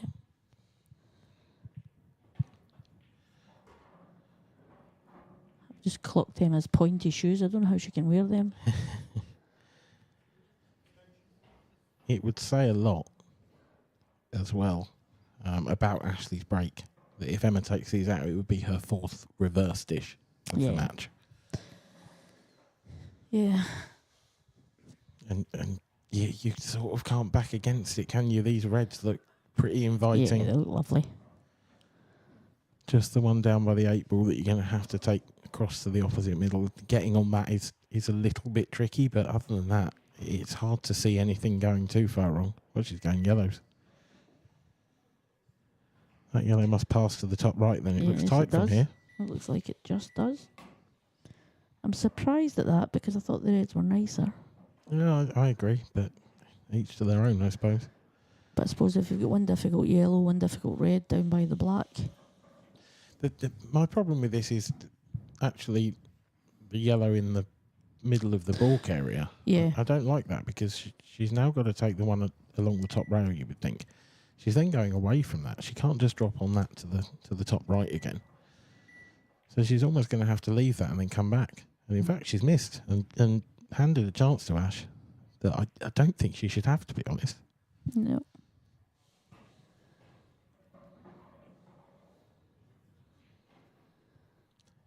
I was talking to Emma about how she holds her cue and she's sitting down. You can see she's holding her arm out straight. And I said to her, do you realise you're doing that? And she doesn't. She doesn't realise she's doing that. Incredible.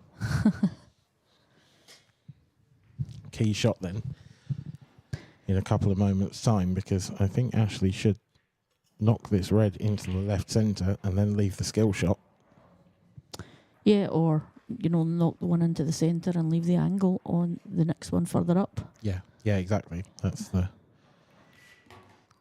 pretty good. Yep.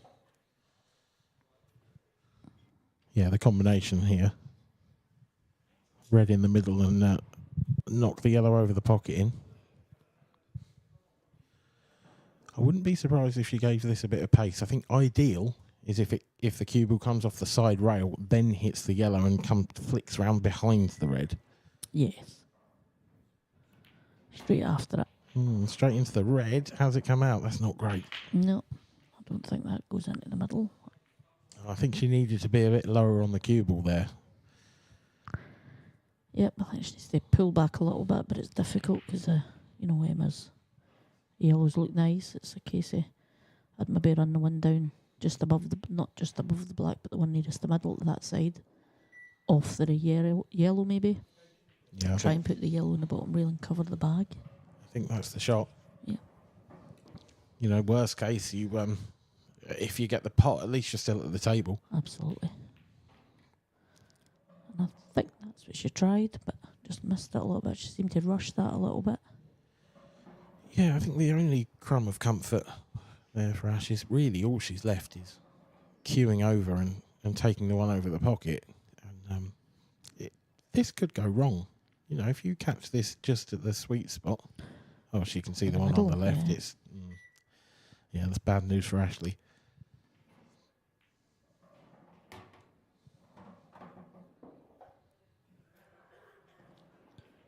So for me, I think she needs to clear the bottom, maybe, or go the top.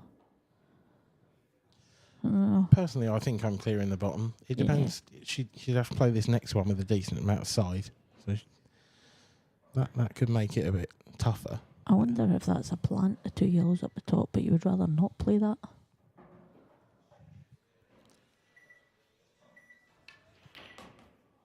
She screwed back, so I'm assuming then that the yellow next to the red passes, which I wasn't convinced about. No, I think she's planting.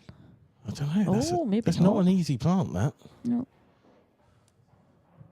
And I tell you what, if she is playing that as a plant, and I think she might have to, if she misses this, those reds are sat there.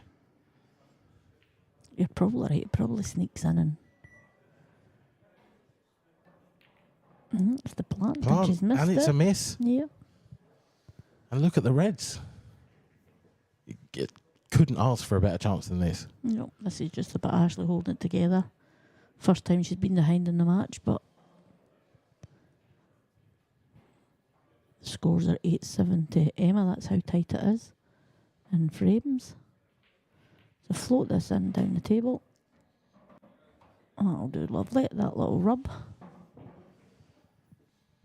I think both reds go into the right hand bottom bag as well, by the looks of it.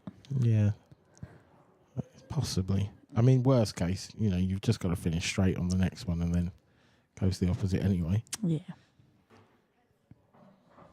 She's stretching at this. And she tried Screwed to kick across. that. I think she's tried to kick that down.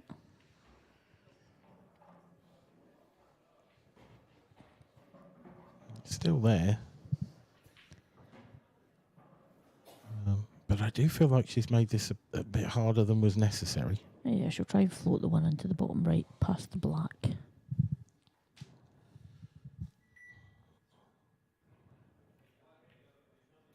Yeah, it's there, but the cue ball is all over the place at the moment. Yep, we screw on and off the rail and make sure the bot don't try and play perfect position. Just you need to get the pot. Yeah, I mean, you've got to play it with confidence, though, because you can't just roll it in. That's the word, confidence. Back herself where they are. Great shot. That's a great shot. That is under the pressure and under the circumstances an absolutely terrific shot from Ashley O'Neill. Yep, I'm feeling like a proud mother here. But still got to put the final nail in this frame. Yep, definitely. In it goes. Nail in. So 1 frame all, 1 set all. A race to 3 to be crowned the champion.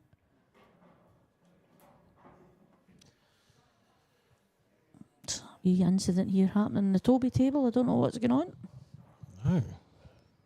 No, there's 2 referees there as well. I've absolutely no idea. This is interesting. Well, maybe need to get Fiona in to find out what's going on. Seems quite amicable. No one seems too annoyed about anything just yet. As Dan Davies puts the seal on a 7-2 victory with his partner Liam Power over Matty Rowland and John Mayer. Mar. Apparently it's Mar, and I keep pronouncing it wrong. Where's this? Who have we got here? This is out on table 5. Let's have a look. Seniors, I think, is it? This is seniors. This is Matt Brierley and Mark Boyle. 2 frames all in that one. Yep, so this is what's available on the second stream at the moment. So if you've got 2 monitors or 2 screens of any sort, then feel free, but I'm sure you will want to stick with this ladies' final for now, on whichever screen your main one is, because it is building to a wonderful conclusion. And Emma Cunningham will be furious at that break. Yep. She's got a ball. The balls are quite nice. I mean, she's just going to stick Ashley in the same situation, isn't she? She's just going to knock this onto the cushion. Yeah. You know, it could be worse for Emma, this. I'm normally at you decide at that point. That's not great, you know. I think she's left a yellow to middle here. Yeah, I think she has. So, and the red Ashley will cannon into will go down and maybe disturb the black. But she doesn't really need to do that anyway. No, I'd argue she doesn't want to, because I think the 8 ball goes. I think Yeah, all it the does. yellows go. They're not easy. There's certainly some pattern play to be done here.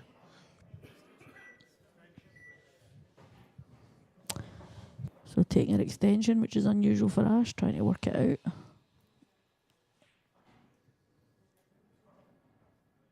It's been a quality final to end off, you know, to finish off the ladies' tournament this week. It's been a good tournament. Yeah, I've thoroughly enjoyed it. I've thoroughly enjoyed this final. Oh, Ash. Turns the table over to Emma. I don't think the flicks of any of the reds have helped her. She just looked she threw in a quick one there, you know, a little bit quicker than she would normally play. Really, I think it's all about the yellow on the right-hand side. Yep. That is an awkward ball. You can't really get behind that to play it into the bottom right. Doesn't go. You wouldn't want to play it into right centre. No. So top right is the only option for that ball at the moment, the way things stand. And as a result, it's taking on the reds here, trying to open them up. Try to cut that in the middle, is she? Yep, I think so. It's a good pot. How's your luck? Oh, Not awful. great. Not great at all. I mean, it's just horrible because now every yellow goes. Yep, and I think she'll just come across the table and try and nudge the red over the bag and leave the white down the bottom. Yeah, got to get the right pace on this. Doesn't want to pot it either. That'll do nicely. Played that really well.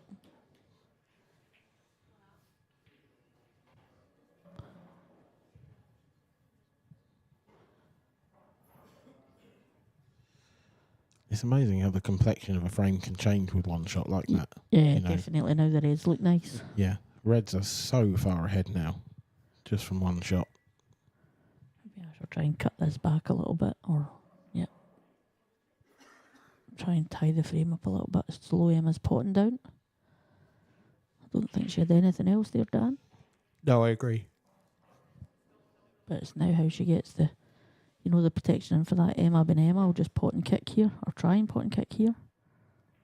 Nope, she's just hanging the bag. She's slowing down a little bit as Emma. Use their experience.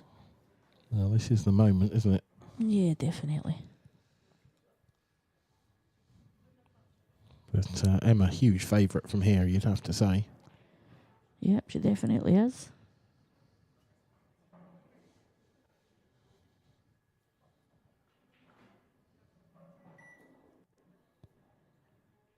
Try to leave Emma very little. Yeah, I mean, she didn't have a lot on, but that's a bit of a nothing shot from Ash. Yeah, if I'm Emma, I'd probably play the one over the bottom left, just come off the rail and touch that red. I wouldn't be doing anything silly at the moment or mad at the moment. No, I mean, she could just flick off the one next to the 8 ball and play a similar shot to just break those apart as well, make sure the red goes everywhere. Touch this one. Yeah, a little double kiss, that'll do.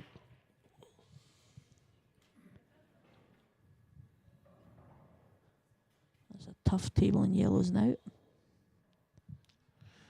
It is, but it's one good shot away. You know, if you can get a skill shot, or some sort of combination shot where you can send the cue ball down into yellow and red, then she's going to become a huge favourite. So she's knocked that one in. Unfortunately, landed. Not where she wanted. No, certainly not where she wanted.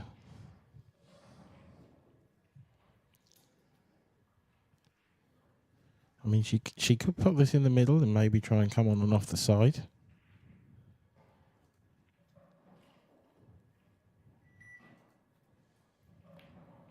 She's tried it. Missed it. In the mixed doubles, Deb that left to go and play with Liam Roberts. They are 3-0 down against Lisa Reynolds and Dean Shields. I wonder if she's trying to watch this final as well. I'll be honest, fair play to Dean. Because, you know, if I'd just been through that, I think that's the absolute last thing that I would want to do. Yeah, he's come through a marathon after marathon, has Dean. And obviously lost out in today's final to the magic Michael Rhodes. He was fantastic. You know, seen him yesterday beating Mark Farnsworth. He was really, really good. And I've not seen Michael Rhodes before, so it was actually lovely to see someone that I didn't know doing really, really well. And I know he's been out about it a long time, but... Yeah, I mean, it's actually, it wasn't his first IPA men's semi-final even. Yeah. At the Worlds. It was the year... Oh, now then, that's opened things up for Ashley O'Neill. Yeah, definitely. It was the year Mark Farnsworth won it that Michael Rhodes got to the semi. And I'm not sure whether he lost to Farnsworth or Cousins, but yeah, it was considered an extraordinary run back then. So to do it again just shows his class. And am I right in saying he's an amateur still? He is an amateur, yeah. Fantastic. He was he finished 14th in the amateur ranks last season. Ooh. I think I just wondered whether that was a foul for a second because she came cushion first, but maybe the yellow hit the jaw. Yeah, I think Emma will batter this and try and pot the yellow. Yep. It's a nice shot. Is she on this red now? I think so, but it's a thin one.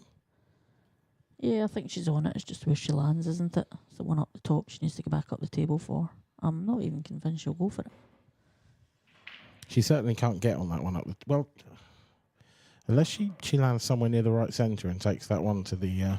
Yep, she's going for it, left. Dan. She is. So now I would think she's going to try and screw past the yellow and red, take red to the right centre. So this is a key shot because you could underdo this.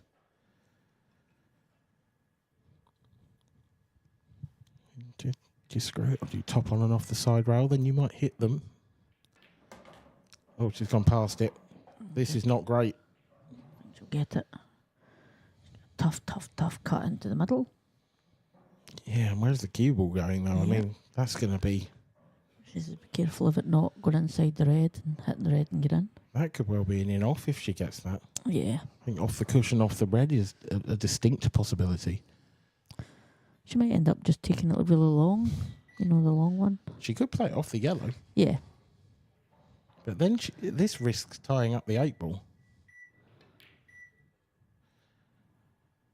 Well, she's missed it. She's missed it, and she's going to leave Ashley a chance. And it's a very good one. I'm not sure if Ashley's got an easy starter. No, that's the only question, isn't it? Can she get past that red? And it doesn't look like it. No. I think Ashley will maybe flip off the one on the top rail and try and go behind the left-hand side yellows. Yeah, I think that's the right shot. I think the safer shot is just to go off the one on the left anyway. She's underdone this. She's underdone this.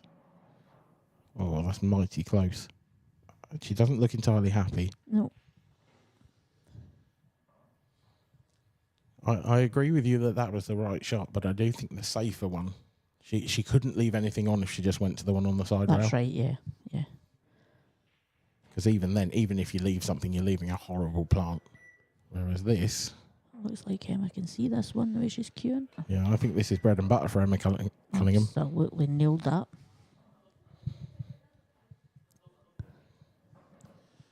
I think this should be frame over. She is running away from the 8 ball here slightly. It's going to be a thin snick. It's not a goner. Emma's got the cue power to go on and off the top rail, but I don't think she will. Wait to see this. She probably will now. No. I think it was quite straight for that. Yeah. No, I think she just... And there's no danger in that if you're just playing, top it through and it's hitting the yellow, so... Yeah, she just left a shot here. Emma cues up, ready to hopefully pot the black to take a 2-1 lead for Emma. She's nailed that. And the cue ball is safe. Yep. 2-1 Emma Cunningham. And this match rolls on Ashley O'Neill, head in hands. I think that was more tiredness than woe. Gillespie and McAllister still under the pump here. They're at 6-4, but they don't want to go to penalties. And Mr. Gillespie better not tire out my mixed partner too much. I've played with young Mark twice now in mixed doubles competitions. This is our second one. And the first one was the Scottish Championships last year, sort of maybe September time maybe. And we get beaten in the final by the very talented Ashley O'Neill and Johnny McDermott. Not a bad pairing either. Johnny, one of our new pros for this season. We had a good little chat the other day in the interview room. That'll be coming out at some point on Facebook. Good player. He's the increase in his ability. He's put a lot of time in up in Scotland to get to where he is now, and he's now, getting the rewards for what he's been doing. Scott Gillespie, what have you done here? The cue ball jumped off, about an inch off the bed of the table, even though you hardly hit it. It was a horrible miscue, that, I think. But it does look like that will go 6-5. Here's Ashley O'Neill breaking off frame number 4 of the deciding set. And it's dry. And it's a chance. One good shot to open the reds and you'd feel. Yeah, I think Em will take the long one down the bottom. If she can see it, that is. I'm not sure if she can. No, I think she might only have the sort of cut back to middle, which is a very difficult shot from here. Or taking the one on the baulk line to middle, which is equally as difficult. Yeah. I mean, in an ideal world, I suppose you take the one on the baulk line because that doesn't have a pocket other than, it can't go to its natural pocket then. Huge shot. She could take this as a double as well. She does love a double. Yeah, she's lining up the angle. If she misses this, it's going to be a big chance for her opponent.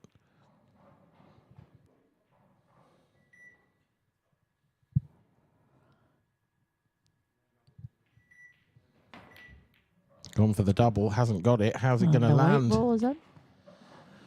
Well, the cue ball's going to land in the middle pocket. And Ashley O'Neill is going to have a chance to level the final. Absolutely. And after this, it's the gents' final, isn't it? It certainly is scheduled indeed. For about 8 o'clock. Yeah, it was originally scheduled for about 8, so we're a bit about right. I think the actual action will probably get underway about past by the time we've had the preamble and everything, and the ladies' trophy presentation. Yeah, and is that a race to 4 sets in the final? Is that correct? It is indeed. Longer. Yeah, there'll be a sort of. We have a mid-session interval, I think, after 3. To win that men's title or the ladies' title, you need to be quite fit because you're playing a lot of pool. 100%, yeah. Yeah. Yeah, and I think it's about mental strength as much as it is about physical fitness. But you've got to have, yeah, either one or both in spades. Absolutely. To win that final. I mean, I was absolutely shattered after playing 2 matches yesterday. And then on to the mixed doubles. I was so tired. But I'm 52. I'm allowed to be tired. All of these young pups. I mean, the most tired man at the end of each of these weeks has to be Aramith Hibbert. Yeah. I don't know how he does it. He's an absolute machine of a man. It's ridiculous. I've got to know Gareth and Viv a little bit more. They come up to Scotland and State Mine when they're playing in the IPA Masters up there. And, he's lovely. He sits and, I've got a wee dog called Rosie, and he sits and plays with Rosie all the time, and she doesn't leave his side. He's such a lovely man. Now, Ashley is going to give up a chance here, I suspect, because that previous shot did not go well. She's pushed her red horribly safe. She's going to go into them now. Yeah. I think this is more in hope than expectation. She's still got a chance. That's a huge stroke of luck. Not the only one in this final, but the other one that I can remember vividly went to Emma. So we'll call that 1-1. Yep. I always believe in a final of this length that you can't really be disappointed when somebody gets a bit of luck, because the bad luck goes for them too. They get a bit of bad luck and good luck. Don't think this is great though. No. I think she's a bit tight, a bit close to it. Still goes into the middle, but it's tough. Do you think it gets past the yellow? I'm not convinced. I've tried tilting my head. I did that yesterday as well. It doesn't work. It just hurts your neck. That's all it does. Yeah. I think you taught me that the last time we were in the commentary box at the last event, Dan. Doesn't matter how many times you tilt your head, you can't see the angle. No. But you still want to try. Absolutely, and I still do try. So we'll find out now. I think the way she's looking at this, it goes.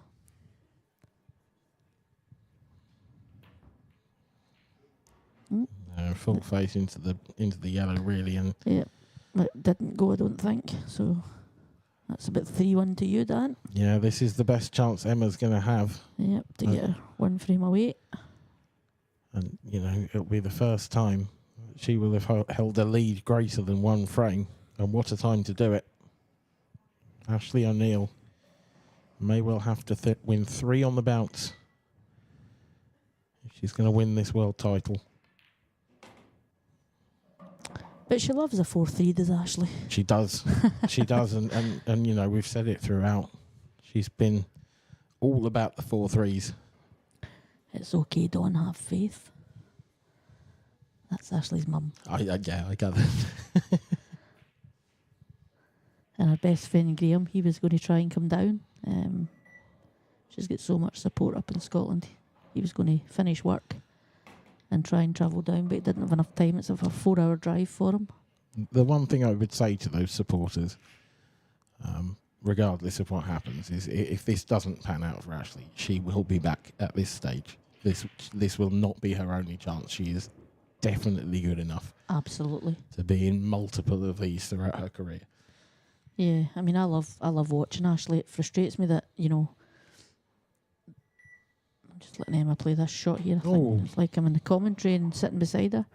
I sit and watch Ashley, and it frustrates me that at times I can't compete against her. At times she's just that good. Yeah. And it's really frustrating. I remember a tour match we were playing on once. I had left her. I had left her a shot, and I says, I want to play that white to there, but you'll nail it. And it was like 2 balls on the cushion, different ends of the table, and she absolutely nailed it. It was just frighteningly good. And that was many, many years ago, Dan, and she's just got better and better. And it shows you how good she's got. She should take a lot of pride in what she's doing. No matter the result here, she's competing with the world's best. Oh, absolutely. There is no shame in being the runner-up in a world final, full stop, but let alone to an absolute legend of the ladies' game in Emma Cunningham. She's in the conversation of the sort of greatest of all time. Absolutely. And you look here, it looks like Emma's going to take a 3-1 lead, and then it's Ashley needs to win 3 in a bounce, as you said. Yeah, this is a good position shot. I think Emma's just going to have to leave this 8-ball long now. Yeah. It's not gone yet, this. It's not over this frame. No, Emma could maybe try and force this a little bit too much. She just needs to back herself to pot the yellow and the black rather than try to play. I don't think it's perhaps too hard to run it through and leave it to the right centre. Yeah. I think she might try that. No, she's just going to back herself. It long, yep. It's quite tight on the cushion, this. This is a really big moment. Yeah, and if she doesn't get it, Ashley's in. Yeah, I mean, it's not like there's any safety element to this, is there? This is the moment. This is for a 2-frame lead in the final set. Absolutely nailed it.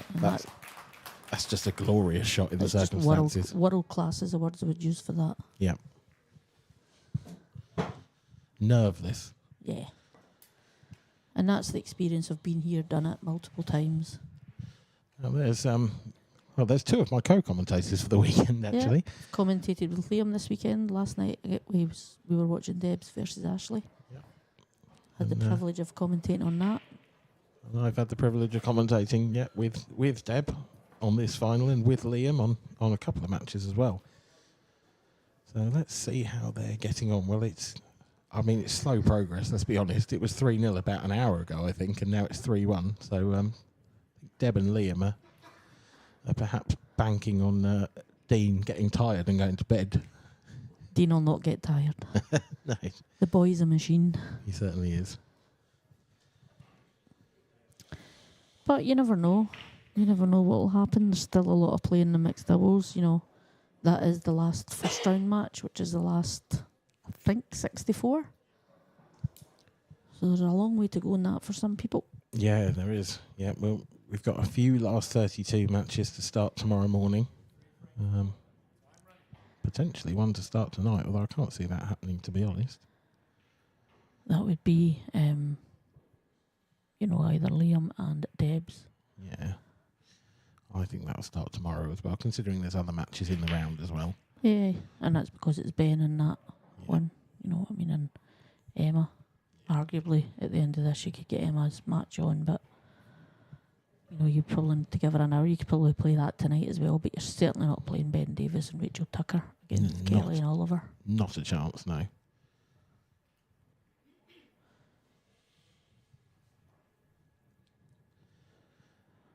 Well, a dry break from Emma Cunningham. And that is just what the doctor ordered for Ashley O'Neill. Yep, and Ashley's going to have a go in the Reds. And this is where Ashley plays fearless pool. She'll still back herself, still go for it, still play the same shots, play at the same pace. I mean, it's a fantastic chance, to be honest. There's absolutely nothing wrong with these Reds. She's a little close to the rail now, which might mean she has to slightly reroute. She'd like to be able to dig in and come down table from this, but that doesn't want to go too close to the rail. Oh, that's made it much more difficult. These are the ones that, you know, when I'm watching Ashley in practice or matches, she inevitably, if she leaves herself something like that, she'll nail it every single time. Well, I'll tell you what she has left there. I was going to say, if she stunned that in and took the red to the left centre, that would have doubled back. Yeah. I think now she'll take the one at the bottom left, bottom right, the one up the rail for the middle and in the black. Yeah, but where does the 8 ball go? You've got to be straight on it to screw back and to play it to the bottom left, so you can't leave any angle. Yeah. So that last shot down the rail, she's got to get as close to that as possible. Yeah, definitely. And she's running into the yellow. I don't like this angle. No, I don't like it either. And she probably needs to leave the white, you know, an inch or two higher from where the red is in the side rail. I think she might have to stun through the gap and then take the red into the middle first and then take the double. Oh, that's cruel. That is very cruel indeed, and that may well be Ashley O'Neill's last shot in this world final. Yeah, I'm screaming no.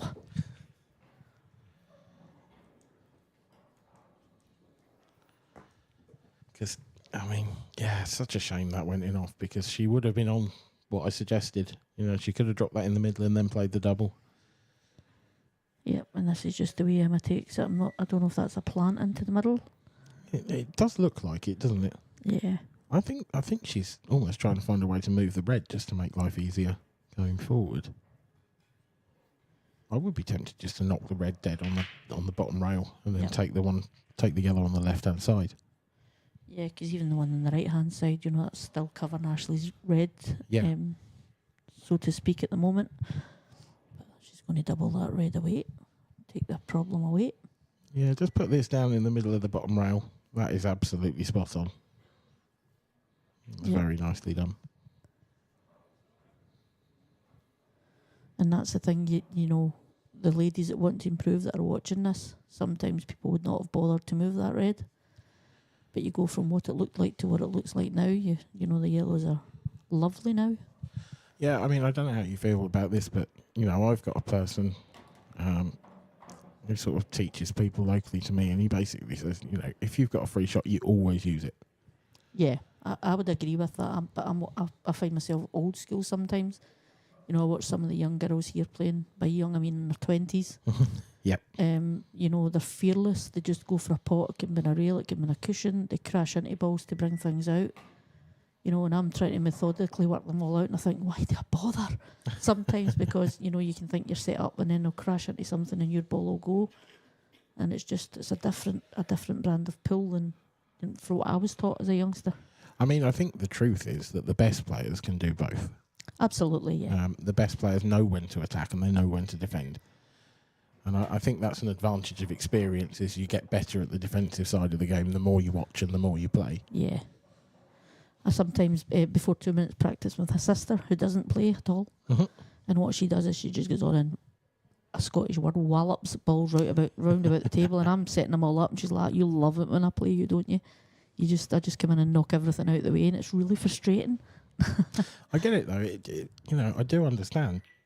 It's the same even when you get down to sort of local league level. When you're playing a team, you know, a couple of divisions below you in the cup or whatever, and you are just playing people who bash balls about, it can be incredibly frustrating. Yeah, I mean, we've got, we run supers up in Scotland, and it's 4 divisions. So we've got the Premier, First, Second and Third, and we'll have about 30 teams that play off to get into the 3rd division, and the standard from the 3rd up to the Premier is like night and day. It's frightening.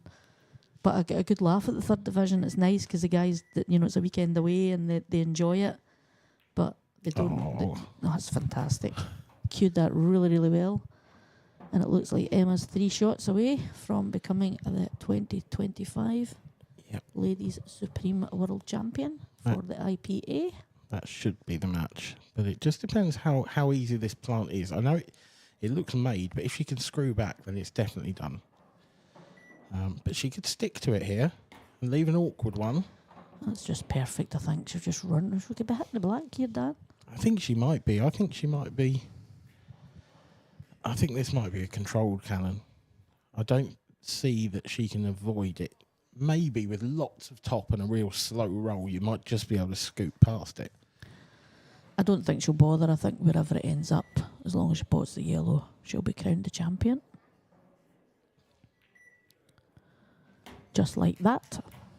Yeah, she'll be happy with that. So, Emma Cunningham, deep breath, 1 8-ball for the world title. It's nice to see a big crowd as well watching.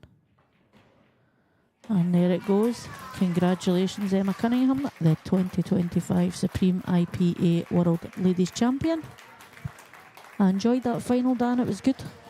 I'm glad to hear it. Yeah, it was good. Congratulations, Emma. Commiserations, Ashley. A brilliant final and brilliant performances throughout from both players. But I think on the balance of play in the end, we got the right result. Yes, I would. It breaks my heart, but I agree. I know, but I would love to have been cuddling Ashley saying congratulations, but I'll cuddle her anyway and say commiserations, look how close you got. And there's always a next year. Yeah, she'll be back without a doubt. A brilliant young player. And the thing is, Ashley will take learning from that and she'll take it into her game and she'll improve again. She's a machine, but she's come up against an Emma Cunningham who, first time back, you know, from coming back from Ultimate, and she won the European singles last week over, playing World Rules. It's not World Rules, it's international rules now. So she's won that, and now she's came and backed that up by winning this title. So absolutely phenomenal. Well done, Emma. Incredible stuff from both players, but particularly Emma Cunningham. We'll hand over now to the arena for the trophy presentation with Mark Pickworth.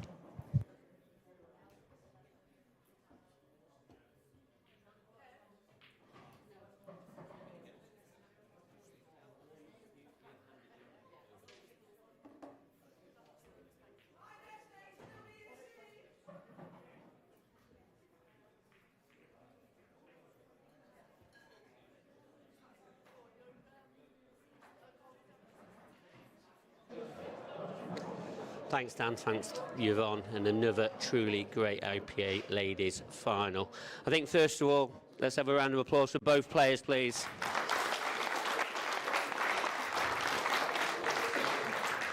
Ashley, please just step up for a few words. Ashley O'Neill, everybody.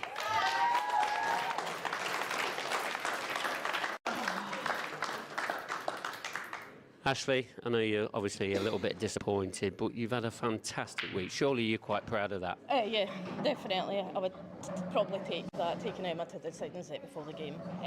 But I've missed a tap in to win, so bit gutted, but we move. And you've had some great support all week, and even this corner now. I mean, they've been fantastic, haven't they? Yeah. Couldn't do it without them, but aye, that ball will haunt me for a while, but it's alright. You can't take anything away from Emma. That last set, she was absolutely phenomenal, so she done what Emma does. That's why she's the best. In 2025, you know, what does that hold for Ashley O'Neill? We'll just need to wait and see. I don't know. No idea. Yeah, I'm sure it's still quite war out there on that. And a little bit about your opponent, you know, you played a fantastic final between you both. Yeah, she's quality, like, she's the best there is, so happy to go that far, but we'll see. Well, thanks very much. You played your part in a major great final. Ashley O'Neill, everybody.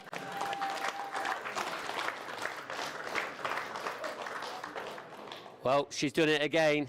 Two-time world champion, Emma Cunningham, everybody.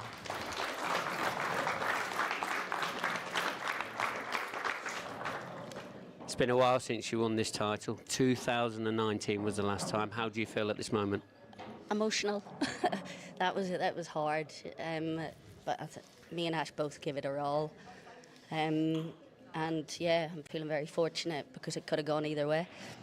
And obviously, you know, you won that title many years ago. I mean, how did you feel? I mean, you lost the first set. Did you feel like it was coming away from you? I just kept thinking one ball at a time. I hope to God I get a little bit of momentum, something changes. And when I played that back double and the white rattled, I had a tough black, but I think that was a switch in momentum. And can only thank the pool gods. And obviously winning it for the second time, exactly what Deb Bircher has done with, you know, she's a great player, what she is. You know, that's a proud moment for you as well. Oh, absolutely. Any major, any win, you know. But because it's such a tough format and the quality of players are hard, yeah, you can't think too far ahead. You've just got to play one match, one set at a time, and hope things go your way. And on paper, I mean, you was the favourite to obviously win this title. Did you feel that at any moment, or did that really add a little bit of added pressure? No, not at all. At the end of the day, it's paper. We all know anything can happen. I was chuffed to be back and feeling like I'm really enjoying approaching the table and playing. I can just feel a little bit of fire, and I want to be here. And if I'm going to take anything away from this weekend, it's that. And just really unlucky, Ash. You were awesome. And 2025, you know, we've had a brilliant start to this now. What's your expectations now for this coming season? Because you're obviously back at home now, and you're looking forward to the IPA season. Oh yeah, can't wait. It's been great seeing everybody, and I've had nothing but well wishes, and you know, glad to see you back, sort of thing. It's been a lovely welcoming, and yeah, I'll be looking forward to the first tour. Well played, and we're now going to present you with the ladies' trophy. Mark. Emma, proud to present you with the IPA Supreme World Ladies Champion, Emma Cunningham, everybody.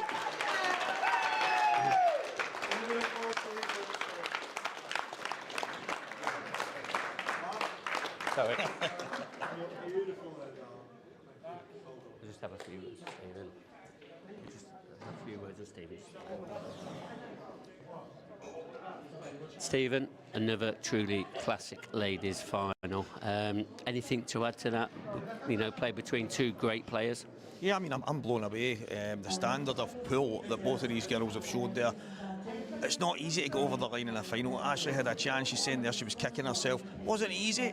She obviously. It's one of the things that maybe fuel her in future. Do you know what I mean? Just to maybe take the chance the next time it comes around. But I mean, Emma's a true champion. She's been here, done it, and she didn't panic. She just stuck in there. It was one hell of a final. In 2025, you know, this season up and coming now, everyone's got to be looking forward to this one.